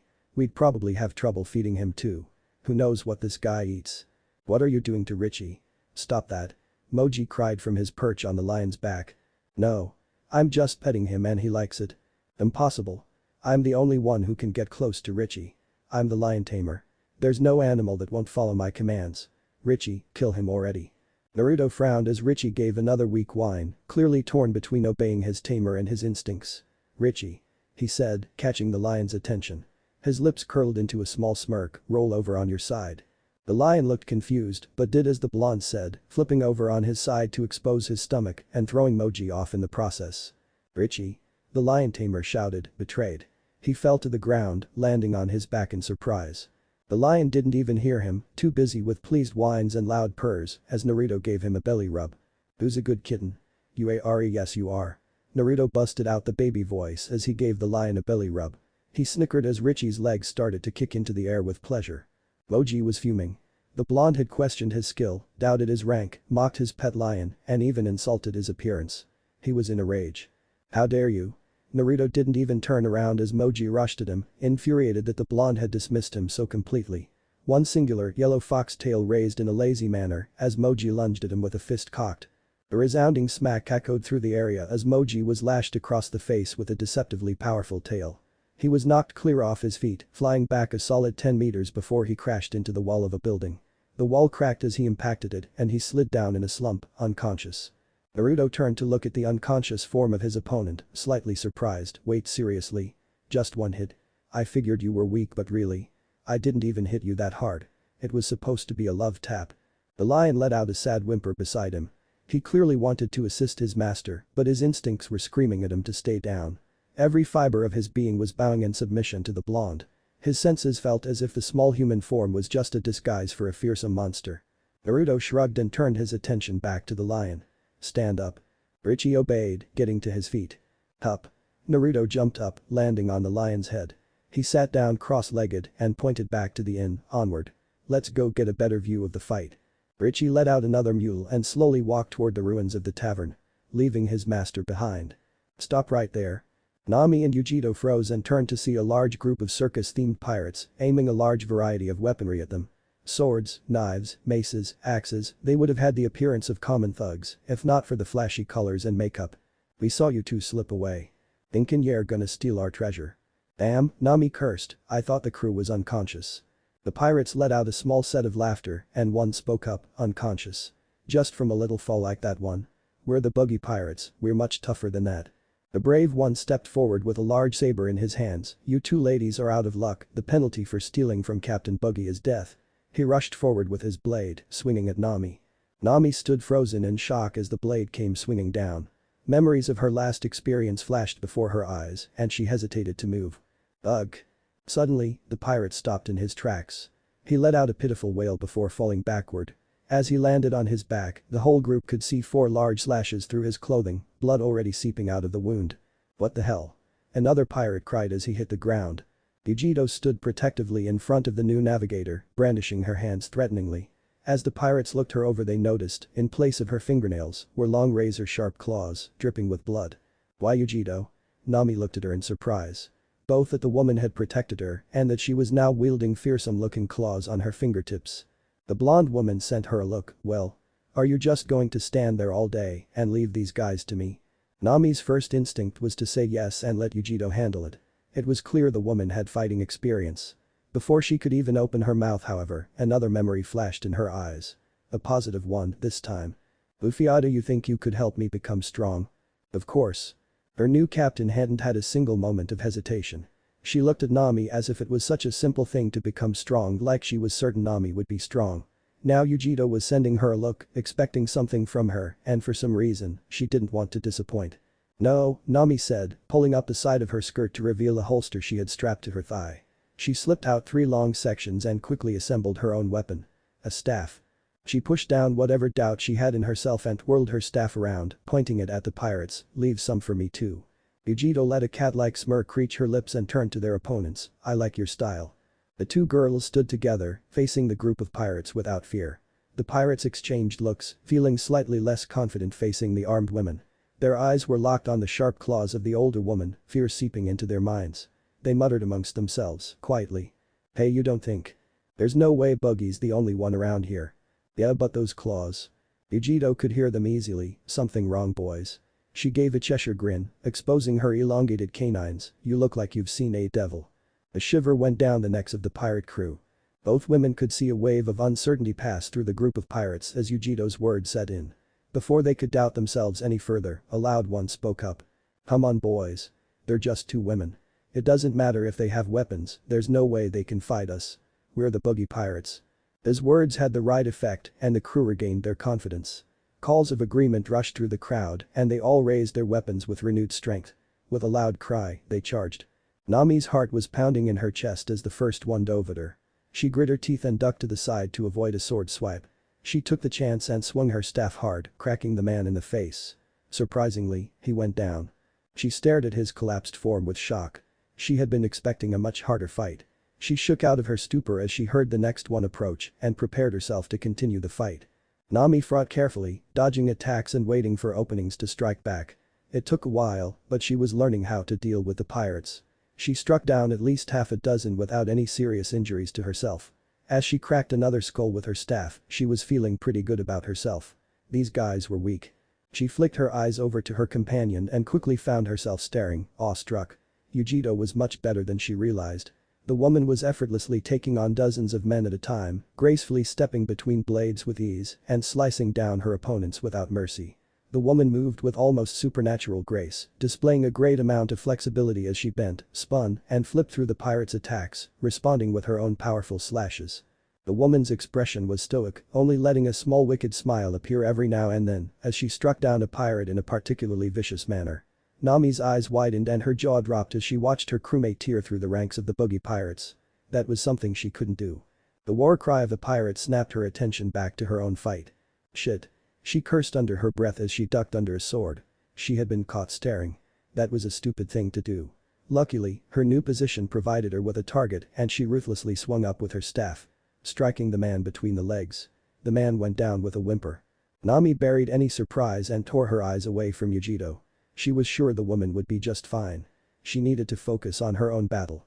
A few minutes later and Nami had her hands on her knees, huffing as she tried to regain her breath. She did her best to slow her rapid heartbeat, coming down from the adrenaline. Not bad. Nami looked up to see Yujito's approving gaze. The older woman's eyes swept over the bodies of a dozen unconscious men, scattered around Nami. She offered a smirk, "You're pretty good with that staff." Nami gave a weak smile, "Thanks, but I'm no match for you."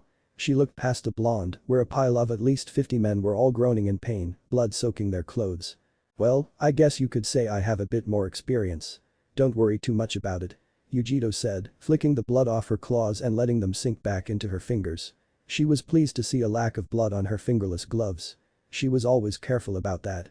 She let Nami catch her breath and looked off toward the building they were aiming for. "Is that it?" Nami nodded and slipped the segments of her staff back into her thigh holster. "Yeah. Let's go steal some treasure." "You bastard." The loud voice of Luffia reached Naruto's sensitive ears. Naruto had caught the majority of Luffia's little scuffle with Buggy. He wouldn't exactly call it a fight, since Buggy had spent the majority of it trying to antagonize Luffia. He had to admit, Luffia's poker face was flawless. She didn't seem to take him seriously at all, something that drove Buggy wild. Unfortunately, Luffia was caught slightly off guard by a quick chop-chop harpoon, which entailed Buggy launching his hand, with knives between his fingers, at Luffia. She didn't dodge quite fast enough, and the daggers flew past her head, barely cutting Luffia's straw hat. Then she finally got angry. He was learning that there was only one real trigger that set Luffia off. It was when someone either insulted someone else's dream or messed with their treasure. Treasure could refer to a lot of things. For Luffia, as he just discovered, it was her hat. For Kobe, his dream was also his treasure, the one thing that he wanted more than anything else in life. To become a marine. When Morgan had corrupted that treasure, Luffia got angry. They say you should beware the fury of a patient man and in this case, a cheerful woman. There wasn't much that got Luffia angry, but when she did get pushed to her breaking point. "Damn you. You nicked my hat," she shouted, looking at the small cut on the edge of her hat. "It's that important to you, eh?" Buggy said with a smug look. His hand, still floating with his devil fruit powers, was sneaking up behind Luffia, still carrying knives. "This hat is my treasure. Nobody damages it," she shouted, her eyes screaming murder. Buggy's hand threw the knives at Luffia's back. The sound of steel whistling through the air caught her attention, and she moved to dodge. Unfortunately, they were standing in the ruins of the inn, and her leg got caught on a piece of timber. She fell forward with a curse, dodging the knife, but dropping her hat in the process. "Shit." Buggy launched his other hand with a chop-chop harpoon and shouted with glee, "Then you should take better care of it." Luffia's blood ran cold as she saw him looking, not at her, but at her hat. His hand of knives flew at her defenseless hat as it flew through the air. She reached out in vain, her arm not fast enough to grasp her hat before Buggy's hand reached it. "Ouch." Buggy screamed in pain as his hand was mercilessly stomped on again. Naruto whisked a hat out of the air as he crushed Buggy's fingers with his sandal. "You okay, Luffia?" he asked, looking at the small cut in the hat. "Naruto," she said weakly, her eyes were watery as she remembered the promise she had made to Shanks. The promise to watch over his hat until she grew strong enough to return it to him. The promise she had just almost broken. She wiped away her tears and got to her feet. "Yeah, just fine. Thanks for saving my hat." He gave her a bright smile. "No problem, partner." The word struck a chord in her and she looked at him with a thoughtful face. "Hey Naruto." "Yeah?" "Keep my hat safe," she said, cracking her knuckles as she turned a murderous glare to Buggy. "This won't take long." He chuckled and put more weight on the foot-crushing Buggy's hand. "You got it." "Ha-ha-ha." Buggy let out a laugh, weakened by the pain of his hand being crushed. "You call that stupid straw thing a treasure? You must be blind. Real treasure is gold, jewels, and stacks of belly." Yikes, Naruto thought, that was probably the worst thing he could have said to Luffia. Buggy had just stepped on a landmine and he clearly didn't even know it. "Shut up," she yelled as she ran forward. "I promised I'd take care of that hat. Then return it to Shanks." The words of Luffia shocked both Naruto and Buggy. The rubber girl used the chance to close the distance. "Gee." Buggy let out a high-pitched squeak as Luffia used his shock to get in close enough to plant a powerful kick right between Buggy's legs. Naruto winced and placed his free hand over his groin protectively. "Man, what is it with women going for that place? I know it's a weak spot, but seriously I'm in pain just watching it happen." Their fight continued, with Luffia dealing far more damage than Buggy in their exchanges. Luffia had literally beaten into the clown "Don't touch my hat." Buggy got a moment of peace from the onslaught of attacks and launched into a long tale. It was mainly about himself, but he mentioned how he and Shanks were equals, both were apprentice pirates under the same Jolly Roger. Gold D. Roger's Jolly Roger. As he ranted into his tale, the truth slapped Naruto across the face. Shanks, no wonder the name sounded so familiar. They were talking about red hair. One of the feared Yonko. The name had rung a bell when Luffia had mentioned it before, but he couldn't quite place it. Shanks. Naruto looked down at the hat in his hands in a different light, so that's what happened to his hat. Everyone was confused when red hair lost an arm and his signature hat, but no one really knew what happened. He had been young at the time, so he didn't really understand the big deal, but as he grew older, the stories of the infamous red-haired Shanks captivated him. He was almost as legendary as Whitebeard himself. For such a man to lose an arm and his most precious possession, without any news of how it happened, it made some serious waves in the world. Stories and rumors ran rampant, but Shanks himself had said nothing. It was starting to get interesting. He was getting bits and pieces of the story, and the scraps he was fed only left him wanting more. He wanted to ask, but it was a bad time. He'd wait till they had a moment of peace, or Luffia approached him about it. Buggy apparently being a member of the Roger Pirates was another shocking revelation. Naruto could hardly believe that this clown was a member of the legendary pirate crew that conquered the Grand Line. As well as being friends with a Yonko. That was about as interesting as the conversation got. The rest was about how Shanks had disgraced Buggy by accidentally causing him to swallow a devil fruit and lose his treasure map. To Naruto and Luffia, it just sounded like the whining of a spoiled child. Things hadn't gone his way, so Buggy blamed everyone else. The man clearly held grudges, since he still held anger for Shanks, even after 2 decades had passed. Naruto's opinion of the man sunk to a new low when Buggy accidentally revealed that Shanks had actually saved his life. "If I can't get the treasure that's in the sea, I'll just have to take all the treasure on the sea," Buggy declared, breaking apart at the waist and flying high in the air, using my chop chop power. His eyes turned to the side and spotted the 2 women of the crew. "I don't care who you are, no one touches my treasure," he shouted as he flew off to the side, aiming at the 2 girls that had just finished their looting. "Shit." Nami swore as she prepared for another fight. They had stripped Buggy's treasure room for all it's worth and had managed to see most of the fight. They had arrived just when Luffy's hat had been nicked. Nami had watched the fight with disbelief. Seeing 2 devil fruit users in action was shaking her beliefs to the core. She hadn't believed in the rumors, but she had watched 2 living examples of the devil's power fight each other. Their powers boggled her mind. One made of rubber, with the power to stretch her limbs on command. Using it both to increase the range of her strikes and using her flexibility to dodge, pulling herself with her arms when she needed a quick escape. The other was a chop-chop man, with the ability to separate his body parts at will. Something that was obviously impossible. He could break apart any portion of his body, using it in an almost perfect defense, and somehow gained the ability to fly with everything above his feet. It was insane. Far beyond the grunt she had taken down herself. She felt far out of her element watching. Vegito had seen her disbelief and filled her in on what exactly devil fruits were. She had explained the abilities of the 2 combatants, as much as she could infer from the battle, while they watched. Vegito had also mentioned her own powers, giving her sharp claws and enhanced senses, and Naruto's powers as well. Nami's eyes nearly popped out of her skull as she saw the blonde sitting atop a fearsome lion, with blood-red eyes and 9 bushy fox tails. Those certainly weren't there before. He had hopped off his lion as Luffia found herself in a pinch and intervened in the fight just in time to save the girl's hat. Nami silently cheered the blonde on, knowing just how much that hat meant to Luffia. "I'll kill you." Nami cursed and reached for her thigh holster, assembling her staff in a flourish. Vegito was faster, slipping past her and bringing out her claws. She slashed at Buggy's throat. "That won't work on me." His head smoothly separated from his shoulders as her claws reached his neck, letting her attack pass through harmlessly. "Damn." Vegito cursed as she blocked his knives with her claws. "How am I supposed to hit him?" She had seen his little trick during the fight. His body split apart on its own, it was a perfect defense. No, she banished that line of thought immediately. No defense is perfect, she just needed to figure out the trick. "Vegito." The voice of her captain was quiet, but easily reached her sensitive ears. "His powers are the opposite of Luffy's." "Opposite?" She reflected on Naruto's words as quickly as her mind allowed. Luffy's powers were rubber. A silly power at a glance, but allowed her to take blunt attacks without any damage. "Wait, that's it. I see it now. If he's opposite to Luffy's powers then." "That's right." Buggy declared proudly as he put more weight into his knives. "I'm a chop-chop man. No blade can touch me. I can't be cut or sliced. There's no way to arrgh." Vegito pushed his knives aside as he boasted and let her claws retract back into her hands. She wound back one gloved fist and struck him with a good old-fashioned right hook. Buggy's eyes went wide as Vegito's fist plowed painfully into his massive nose, sending his torso flying back to Luffia. The black-haired girl smiled widely as Vegito sent his top half back at her. Luffia reached out with a hand as Buggy came within distance.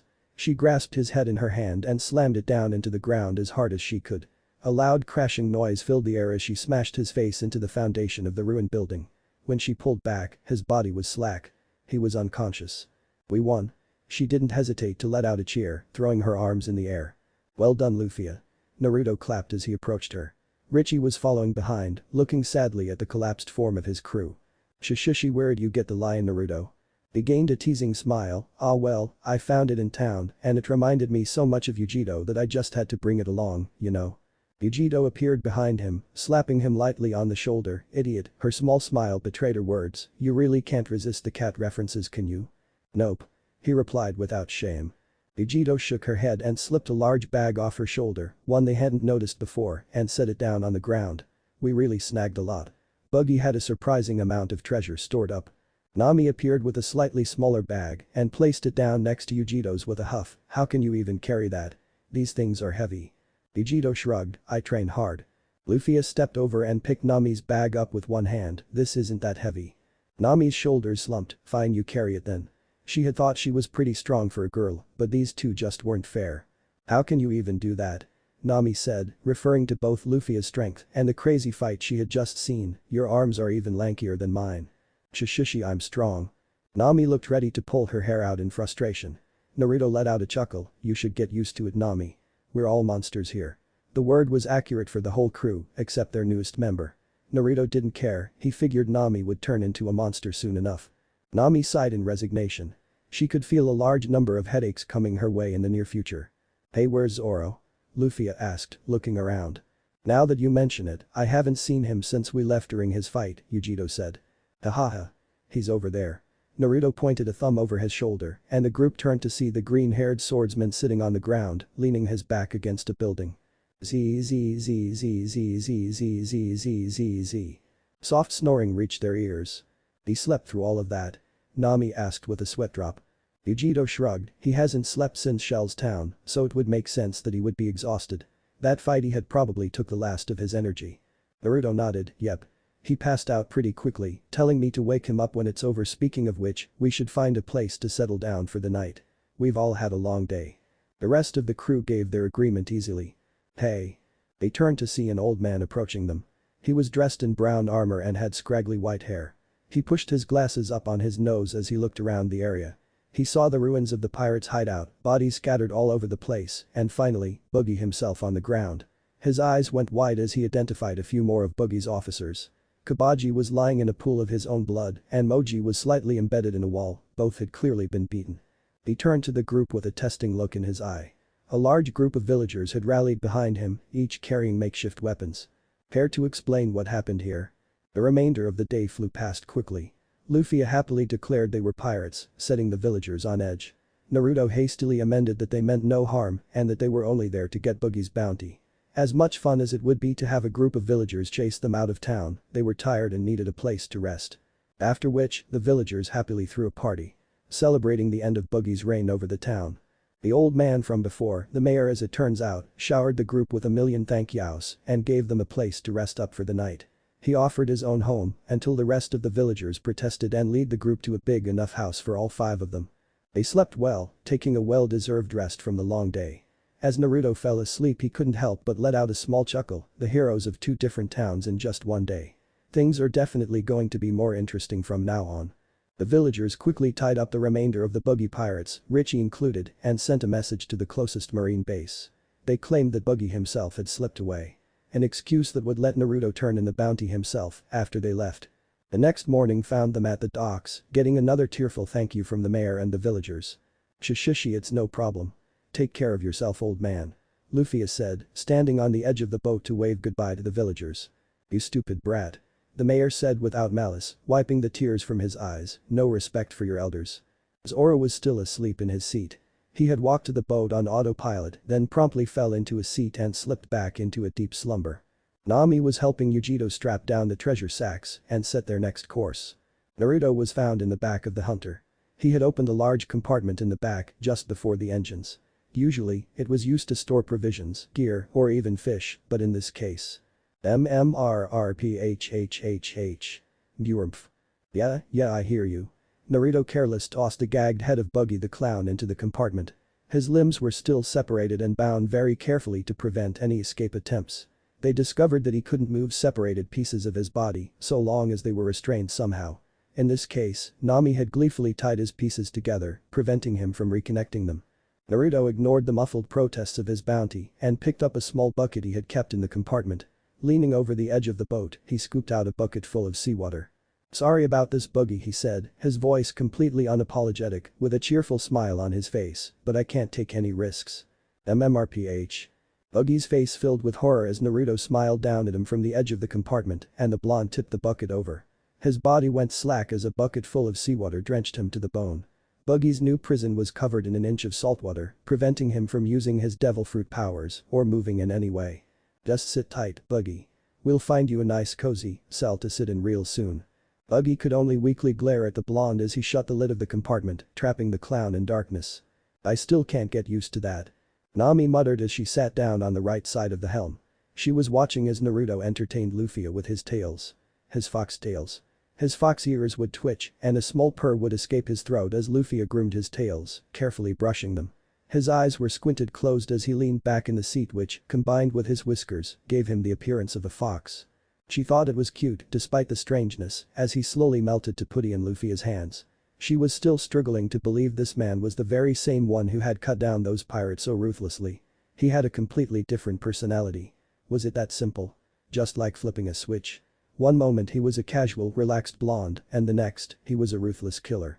The revelation of his devil fruit powers just added more confusion to the mix. A thought entered her mind. She had heard Yujito say their powers were the same type of devil fruit, yet she hadn't seen any cat-like features besides Yujito's eyes. "Hey Naruto?" She decided to just ask. No sense in trying to figure everything out herself. Why do you have tails?" This is my hybrid form of my devil fruit." He didn't bother to open his eyes, too busy enjoying the feeling of Luffia's hands running through his fur. She nodded, "I understand that. I was just wondering why you stay in that form instead of your normal one." "This is my normal one." "Huh?" She tilted her head in confusion. Well, he opened his eyes and sat up, sensing that it might be a long explanation. "Yujito explained the various types of devil fruits to you, right? Paramecia, Loja, and finally, Zone." Nami nodded. Yujito had given her a quick rundown as they watched a battle between Luffia and Buggy. The Catwoman had been quick but concise, so Nami got the idea. That being said, it didn't explain Naruto's tails. For Loja type, their bodies are transformed into a natural element and they can change back into their physical forms at will. The rules for a Paramecia are much wider in variety, usually giving them some other type of strange power. Luffia and Buggy are both Paramecia types. He explained. Zone types are different. They, like Lojas, transform the user, but instead of an element, they transform the user into an animal. Anything from a simple dog to a massive lion. The general rule of zone types gives the user 3 basic forms to use. A human form that is basically just your regular form. The one you had before you ate the fruit, although sometimes they keep a few features of their animal. Then, an animal form. This is a full transformation. In Yujito's case, she can easily take the form of a cat. And then a hybrid form? Nami asked, starting to get the picture. Yep. This is a mix of the two. Normally people stay in their human forms because they find it more comfortable. As you can see, I'm different. I don't really know why, but my devil fruit seems to be an exception to this rule. Instead of my human form being my default, my hybrid form is. I can still take my human form at will, but if I keep it up too long it starts to take a toll on my body. I can't really tell you why it happens. It just feels like my body rejects the standard human form. Maybe it's because your fruit is based on a kitsune. Zoro spoke from his seat. He had been brought out of his meditation by their conversation. It caught his attention quickly. "You're awake?" Nami jolted in shock, not expecting to hear a voice from behind her. Naruto nodded in agreement. "That's what I was thinking as well. I'm surprised you made that connection. No offense, but you really don't seem like the type to know that kind of stuff." The swordsman shrugged. "Folklore interests me. His attacks were based on demons, so naturally, he had to get inspiration somewhere." "Yeah, me too." Naruto agreed with the swordsman, although, that may be just because of my devil fruit. After I ate it, I tried to do as much research on foxes as I could. I got pretty into it and ended up reading a bunch of old stories involving all sorts of different folklore. I figure my little hybrid problem has to do with the stories. That would make sense. Zoro nodded along in agreement. "I'm not getting it," Nami said with slight embarrassment. Their small chat was going over her head. She wasn't a knowledge freak or anything like that, but she still didn't like finding a hole in her knowledge. Especially when she was being left in the dark by Zoro of all people. Naruto relieved her plight, it's an old piece of folklore. The stories are widely different but most share common themes. One of the themes is a kitsune that can transform into a person to disguise itself in public. The stories usually end with the fox getting discovered somehow. Usually by either getting drunk and accidentally revealing its tail or the illusion breaking somehow. The general theme is it's hard for a kitsune to hide its tails. Oh. So that's why you think you're stuck in your hybrid form? Nami said. Yep. That's the only answer I can think of. Even with my shapeshifting, I have trouble concealing all of my physical traits. If I don't leave some tell like my red eyes or whisker marks, it gets really taxing to maintain the transformation. You can shapeshift? Zoro asked with a quirked eyebrow. He nodded and gave a little demonstration. His fox features disappeared, much to Luffia's disappointment. Her pout quickly turned to an excited smile as his hair turned to a short mossy green. His clothes transformed into a simple white shirt and black pants. A black bandana covered his head, shadowing his slitted red eyes. A near-perfect copy of Rono Zoro gave them a fox-like smirk. Which, on Zoro's face, looked more like a bloodthirsty grin. Creepy, Zoro commented. Nami nodded her head in agreement. Zoro looks terrifying with red eyes. That's so cool. Do me next. Luffia chirped happily. She spun in her seat, sitting cross-legged facing him to watch. He rolled his eyes and transformed into a copy of Luffia. Well, almost. I don't like turning into girls. The male twin of Luffia said as he placed a straw hat on his messy black hair. Like with Zoro, his eyes were still blood red and slitted. Luffia had a wide smile as she looked over her male form. She looked pretty badass if she did say so herself. Why not? She asked as she looked over his form, poking at his body to test if it was solid or not. It was. He gave her a blank look. Do I really need to answer that? She tilted her head innocently. He slapped his face as he turned back into himself. Of course, Luffia wouldn't see the problem. Nami did. Don't ever turn into me. Got it? She shouted, already prepared to reach for her staff just in case she needed to pound her threat into his skull. Yeah, I got it. Don't worry, Yujito already gave me the don't use your powers for perverted reasons lecture. Yujito looked over her shoulder to send Nami a wink and a small thumbs up. Nami smiled back and relaxed in her seat. So your zone type is for a nine-tailed fox, why not just a normal fox? That's where the folklore comes in. He replied, there are 3 different types of zone devil fruits. The most common ones are your standard animal fruits. Dogs, cats, horses, that kind of thing. After that, the next type is ancient zone types. They are incredibly rare and allow the user to transform into an ancient animal. From what I understand, they are usually dinosaurs. T-Rex, that kind of thing. Really? Nami paled at the thought of real, living dinosaurs. She couldn't imagine attempting to fight that kind of thing, much less if it had a human mind behind it. Yep. I haven't met one personally, so I can't tell you much about them. Even rarer than that is the last type. Mythical zone types. These allow the user to transform into beasts of myth, granting unbelievable powers of legend. Mythical, she muttered, imagining large fire-breathing dragons. Wait, her eyes widened as she came to a conclusion. If folklore applied to his powers, then that means. Yep. He said cheerfully, I ate the dog fruit model. Nine-tailed fox. A mythical zone type. Nami leaned back in her seat, digesting the new information. I did as well. Yujito spoke up from the helm, the cat fruit model. Two-tailed cat. Another mythical zone type. No way, she said weakly in shock. So you two have some of the rarest powers in the world. Yep, Naruto said casually. You two must have been quite lucky to run into each other. How did you two meet? Nami instantly regretted the words the moment they left her mouth.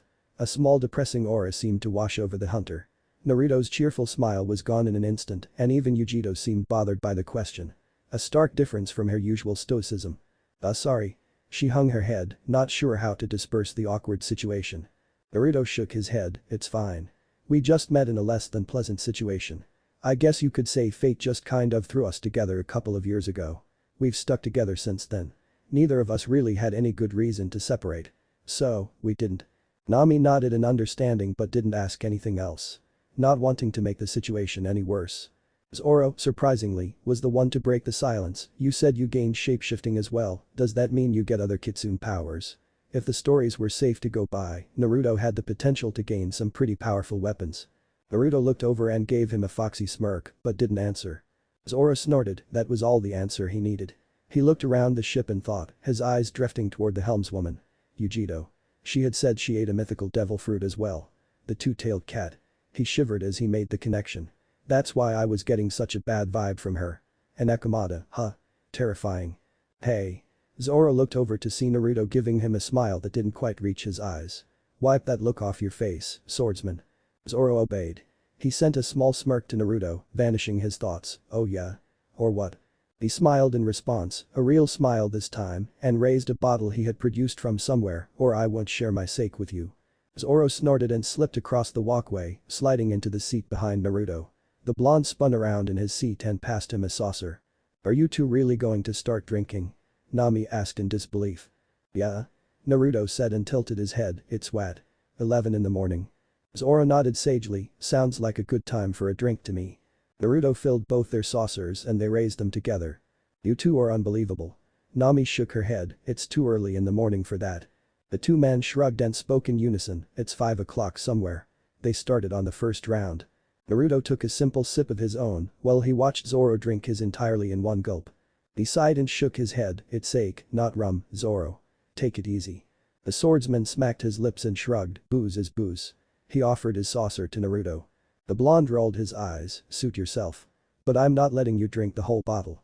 He said as he refilled Zoro's drink. Hey. Luffia tugged on a tail to get his attention, me too.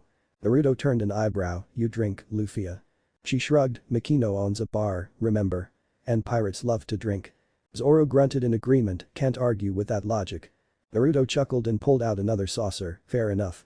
Only Luffia would want to drink for a simple reason like because pirates like to drink. Nami massaged her temples in a vain attempt to halt the growing headache. Part of her was worried for the innocent girl being handed alcohol. The other part knew the girl had a bottomless stomach, so she wasn't too worried. She turned to Yujiro, can you believe those two? I'm glad we have another level-headed girl in our crew. I think I'd go insane if I was trapped with those three at sea. Yujiro nodded and raised her own sake saucer in agreement, I'll drink to that. She sipped on her drink lightly, keeping a close eye on the controls. She barely concealed a snicker as she heard Nami gasp in shock. What? Nami's eyes bugged out as she noticed Yujiro was drinking as well. Where did you get that? Yujiro looked back at her with confusion, Naruto handed it to me while you were talking, weren't you paying attention? Nami looked back at the blonde, who was still sitting in the same spot, happily chatting with Luffia over some random thing. She turned back to Yujiro, who had turned her head back to the controls. Nami frowned, don't you need both hands to steer the ship? Yujiro shook her head and took another sip, no. The left stick controls the rudders, while the right controls the speed of the engines. I can lock either in place if I need a free hand. So long as I keep feeding it fire with my left hand, we'll keep our speed. Normally, controlling the engines with one hand would be taxing, but they weren't moving too fast today. Yesterday had been rather chaotic, so they were satisfied with a slower, relaxing speed. Nami relented with a sigh. It wasn't like she hated alcohol or anything. She was an experienced drinker herself, she had to be in her profession. The best way to nick someone's purse was to get them falling over drunk. She had built quite the tolerance in an effort to keep her head while working. She just wasn't that big of a fan of casual drinking. Usually, when she drank it was to get other people drunk, not to get drunk herself. But, if her crew was happy to drink then she wasn't going to be the wet blanket. In fact. Naruto. She stomped over to the seat, pass me a saucer. I'll show you how it's done. She pushed Zoro over in his seat and sat down with him. Naruto gained a wicked glint in his eyes and complied, filling another saucer to the brim. He passed it to her with a knowing grin, you might want to. She ignored his warning and knocked it down in one gulp. Just as fast as Zoro had. Ack. She choked immediately, coughing up a fit. What the hell kind of sake was that? That burns. The rest of the crew had a laugh at her expense while he explained, it's firebrand, a family recipe. Pretty strong stuff. So, as I was about to say, you might want to take it slow. She looked at the other four people, drinking the sake without any problems. You're all freaks, she muttered, but she gained a small grin and held her saucer back out, give me another. The crew let out another bout of laughter as they all settled into a small drinking party. Yujiro looked back at them as Nami joined in on their drinking. She turned back to the controls and let a wide smile stretch across her lips when she was sure Nami couldn't see her face. She set her empty saucer on the dashboard and reached down between her legs. She pulled out a sake bottle of her own and refilled her saucer with a soft chuckle, that girl is going to be too much fun to mess with. They passed the time with happy conversation, enjoying the relaxing boat ride as they made their way to the next island. The four settled in their seats, swapped stories and shared jokes, with Yujiro contently listening in. They were sure to steer the conversation her way a few times, keeping her from feeling left out. Not that she minded. She was more of the listening type when it came to conversation. Nami had come back up to the helm every so often, ensuring they were keeping their course. Yujiro didn't really need the help, but every crew member had openly acknowledged Nami's skill when it came to navigation. The girl certainly knew her stuff when it came to the ocean. Nami's input helped them reach their destination fast, and they reached the next island within an hour. They were headed to a small island with only one town. Syrup Village. "We're here," Luffia declared as the boat slid up to the shore. She was sitting on the very front tip of Hunter, something rather dangerous when you considered her powers. She didn't seem to notice. The rest of the crew piled out of the ship, dropping the anchor to prevent their boat from washing away. Naruto hummed in thought as he looked at the hills of the island. It was certainly smaller than he thought. "Would you want to come here, Naruto?" Nami asked as she stepped up beside him. "Do you really think we'll find a ship here?" He shrugged, "Not really, but I hear there's some rich family that lives here. I figured it wouldn't hurt to try. Maybe they can point us in the right direction." "If you say so." Nami didn't seem too trusting. Zoro stretched his limbs happily as he finished anchoring the boat. "Solid ground at last." "We were only in the boat for a few hours." Luffia shook her head at him. "Never mind that." Zoro placed a hand on his swords as his eyes wandered up the nearby cliffside, landing on a small group of people. "What do you think is up with those guys?"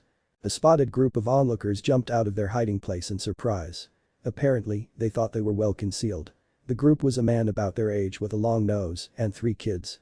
After a bit of arguing amongst themselves, the oldest headed down the cliff to meet them. Sorry for spying on you.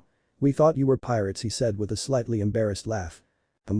Luffia tilted her head in confusion. "We are pirates." The boy visibly paled, his expression frozen on his face as he started sweating. He stood there for a few moments, visibly shaking before mustering up the courage to speak. Oh, of course I knew that. That's why I have my 80 million men ready for battle. So you'd better leave now and forget about invading."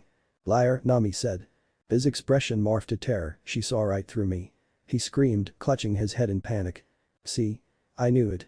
I admitted that I lied. She's a master of interrogation." The boy continued his mindless panic. He froze at the sound of laughter and turned to Luffia, who was clutching her sides. "You're funny." She laughed at his expense. "Hey. Are you making fun of me?" Naruto decided to have mercy on the kid and spoke up. "Relax. We aren't here to invade anything. We just stopped by to see about getting a bigger ship." The boy immediately calmed down. "Oh, is that all?" he said with relief. He's far too trusting, Naruto thought. "My name is Captain Usopp," he declared proudly, pointing to himself. "I'm Luffia. Nice to meet ya." She offered a small wave, which was then weakened by the loud growl of her stomach. "I'm hungry." She fell to her knees. The boy gaped at her for a second before offering a smile. "I can show you somewhere to eat. I know all the best restaurants in town." "Really?" "Yeah." He puffed out his chest in pride. "There's only one restaurant in town though," he conveniently forgot to add. Lunch was about as chaotic as you would expect with their crew. Usopp had led them to a place with a sign that simply said food and they got a large booth. Luffia put away food faster than a starving man, Zoro put away booze faster than a man dying of thirst, and Nami tried to maintain her sanity while eating. Yujiro helped in that regard, keeping conversation with the navigator as they ate. Eventually, Usopp launched into a tale about the rich family Naruto had heard about. Turns out the parents had died, and their daughter, an only child, was the only remaining member of the family. She lived alone in a massive mansion, with plenty of servants, but was sick and bedridden. As the story ended, Usopp jokingly offered to join their crew as their captain. His offer was shot down immediately. Though he was clearly kidding, Naruto could see he did seem to want to set sail someday. Which was probably why he introduced himself as Captain Usopp. Eventually, the conversation slowed down and Naruto rose from his seat. "I'm going to go check out the town," he said casually, offering a small wave as he slipped away from the booth. Yujiro quickly joined him. Luffia nodded absently, not really paying attention as she waved down a waiter. "More meat over here." "And booze," Zoro added. Nami watched them go with slightly narrowed eyes, but didn't comment. She turned to Luffia in exasperation, looking at the girl's thin figure. "How do you eat so much?" "So that's him, huh?" Yujiro asked. They sat on the massive wall surrounding the island's only mansion. They were watching a thin butler through one of the building's windows. He seemed to be preparing lunch for the house's lady, and both spectators frowned as they watched him slip something into the food. The man clearly thought he was alone, and his entire person screamed suspicious. "Yeah. See him push his glasses up with his palm? That's a habit he supposedly got because of his choice in weapons." Claws. Yujiro rolled her eyes and frowned in distaste. It was ironic in a way. That they came across someone who used claws as a weapon so early in their journey. The mansion wasn't actually their intended destination when they slipped away from the restaurant. Naruto had taken a small bag of food down to the ship to feed Buggy. As much as he disliked the clown, he wasn't going to starve the bastard. He figured leaving the clown to soak in seawater was punishment enough, knowing just how uncomfortable it was from his own experience. Feeding Buggy was more or less just Naruto attaching Buggy's head to his torso and then stuffing apples into his mouth before tossing him back in the compartment. Any protest the clown had was cut off by the fruit. The commotion in the yard drew their attention and they looked over just in time to see Luffia climb over the main gate. "What is she doing?" Naruto heard Yujito whisper as she slapped her face in disbelief.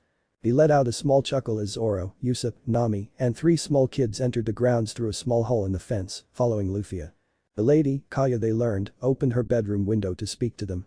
Luffia had only just mentioned finding a ship when the butler revealed himself, calling them intruders and telling them to leave immediately. The conversation quickly spiraled down from there, with harsh words being tossed around by both parties. Naruto frowned as Clahitter dismissed everything his mistress said, instead giving orders as if he was the one in charge. He wondered if that was a normal thing for them. If so, he certainly pitied the girl's life living with the butler. He struggled to contain his laughter as Usopp lashed out with a solid punch and knocked the butler off his feet. That would certainly cause some trouble, but damn if it didn't feel good to watch. He had been itching to go down there and kick the butler's ass himself from the way things were going. But that would have to wait a bit. The rest of their crew was finally kicked out of the mansion after Kaya herself asked them to leave. Usopp was clearly fuming from Clahitter's taunting of his father, while the rest just followed along. "Well, that was interesting," Naruto said as he dropped off the wall. "So, what's the plan?" Yugsho asked, getting straight to the point. "For now." "Hey."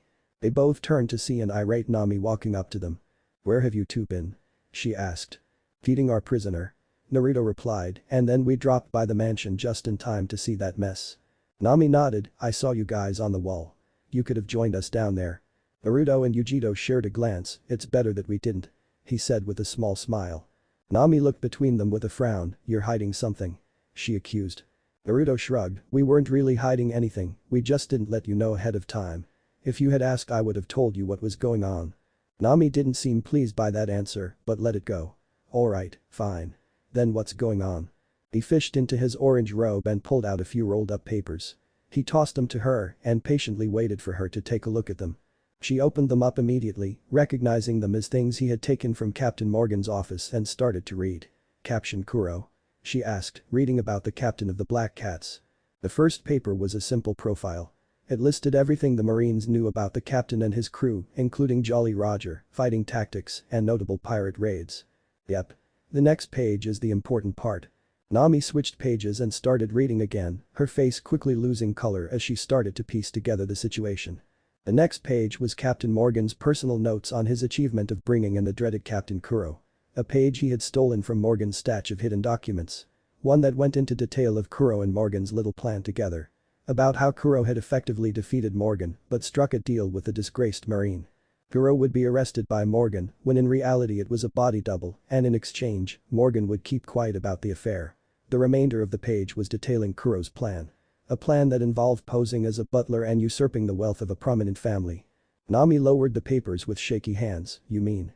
Naruto nodded grimly and gestured back to the papers. "Take a look at the last one."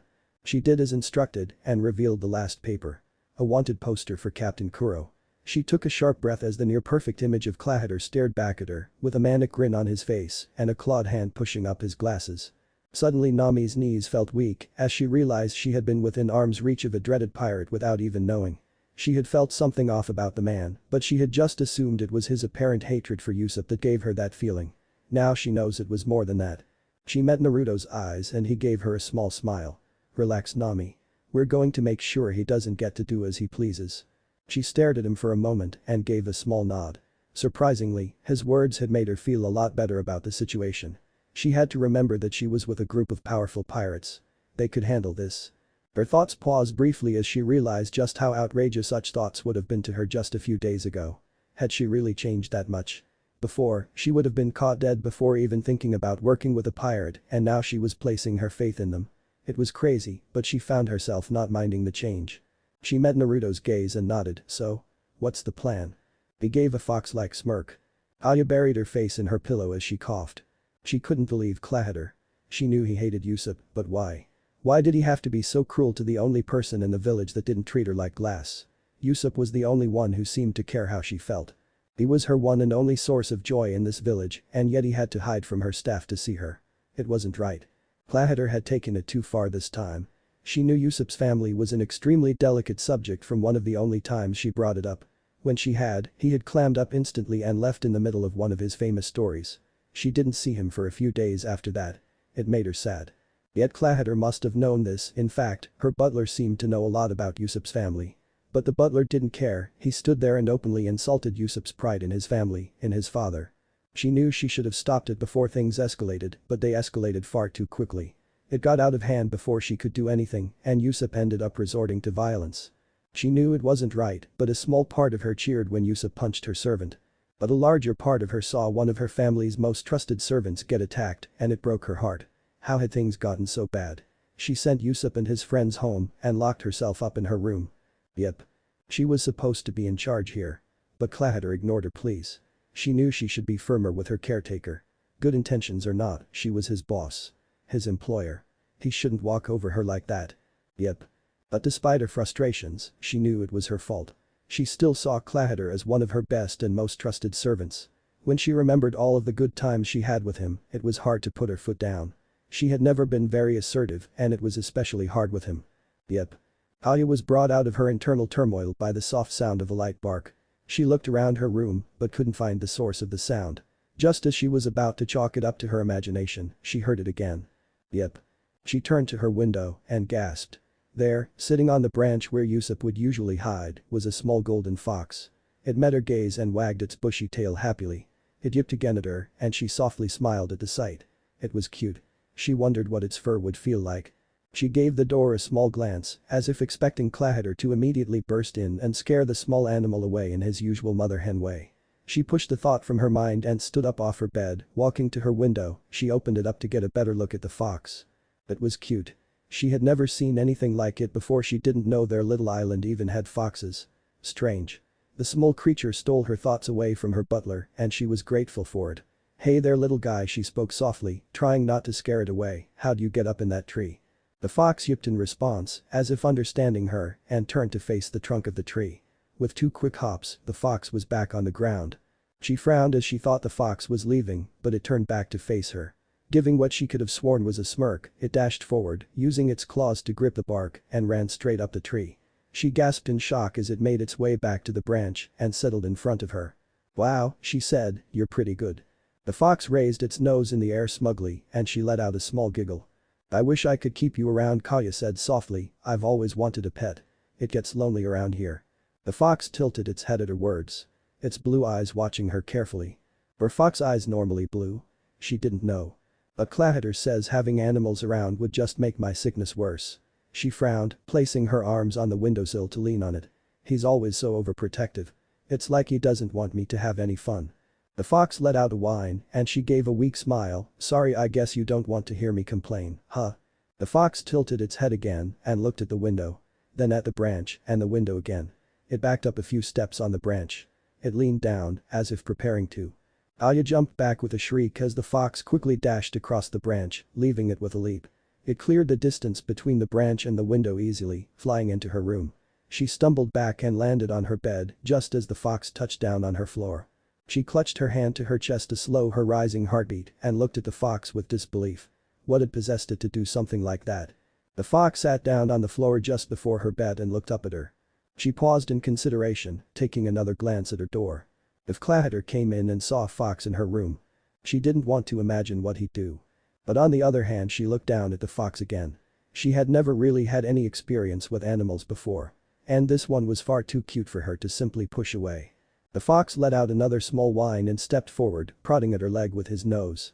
"Just a little bit wouldn't hurt anything, right?" Tentatively, she reached her hand down to touch his head. Soft, Kaya thought as she ran her fingers through his fur. She had expected the fur to be rough and knotted, but it was soft and silky.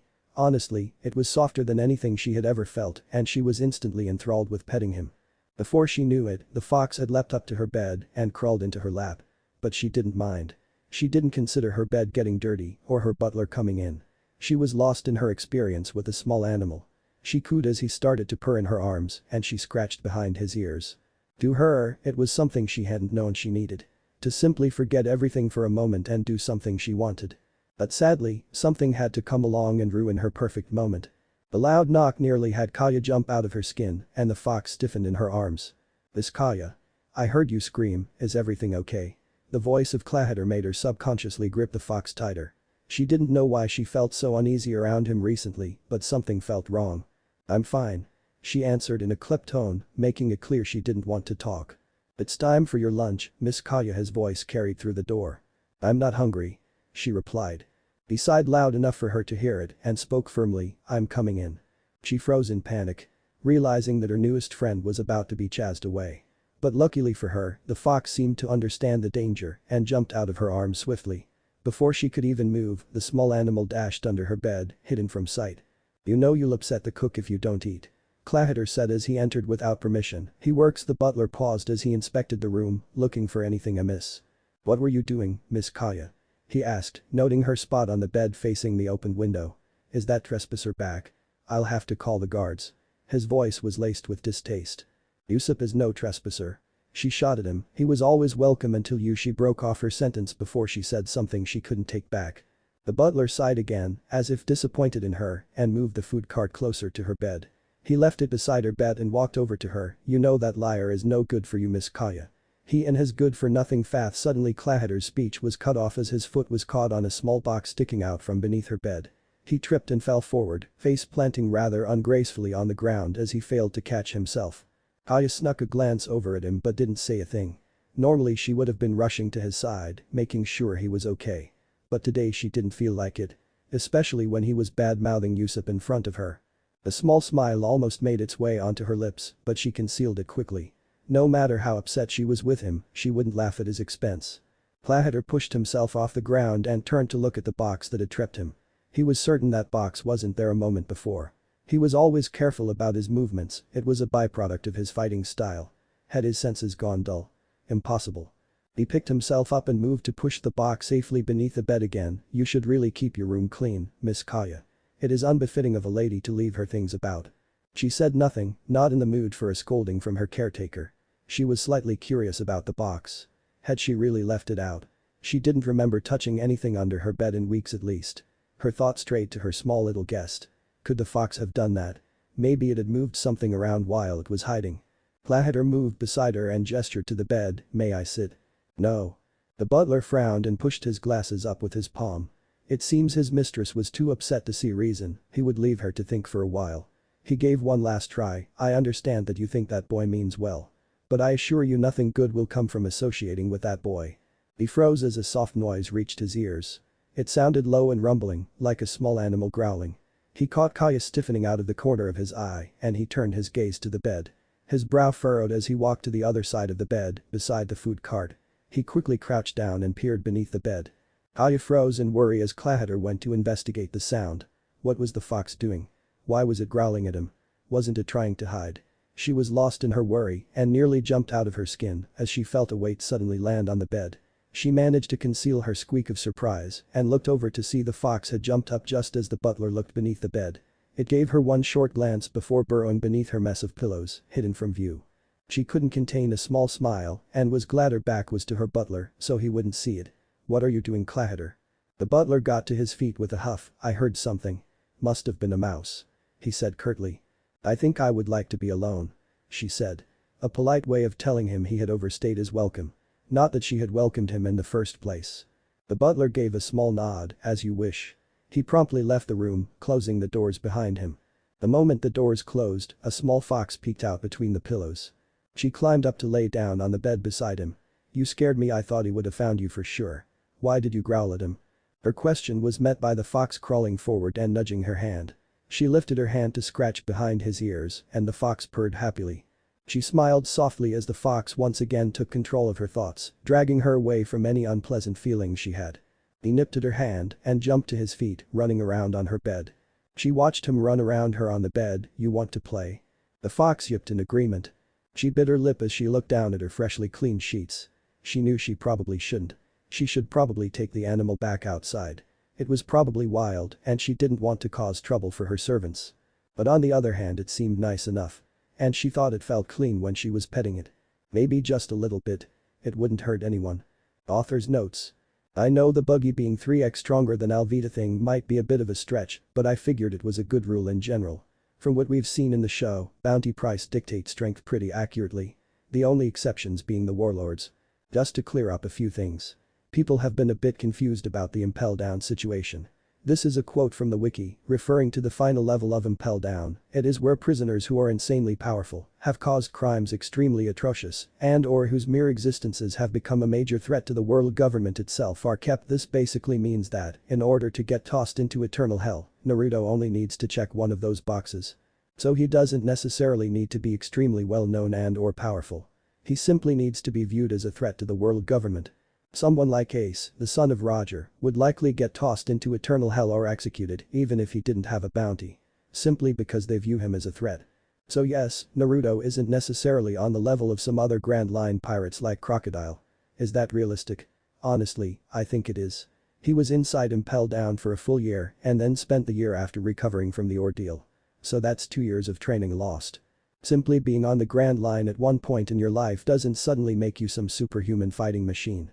Buggy is a prime example of this.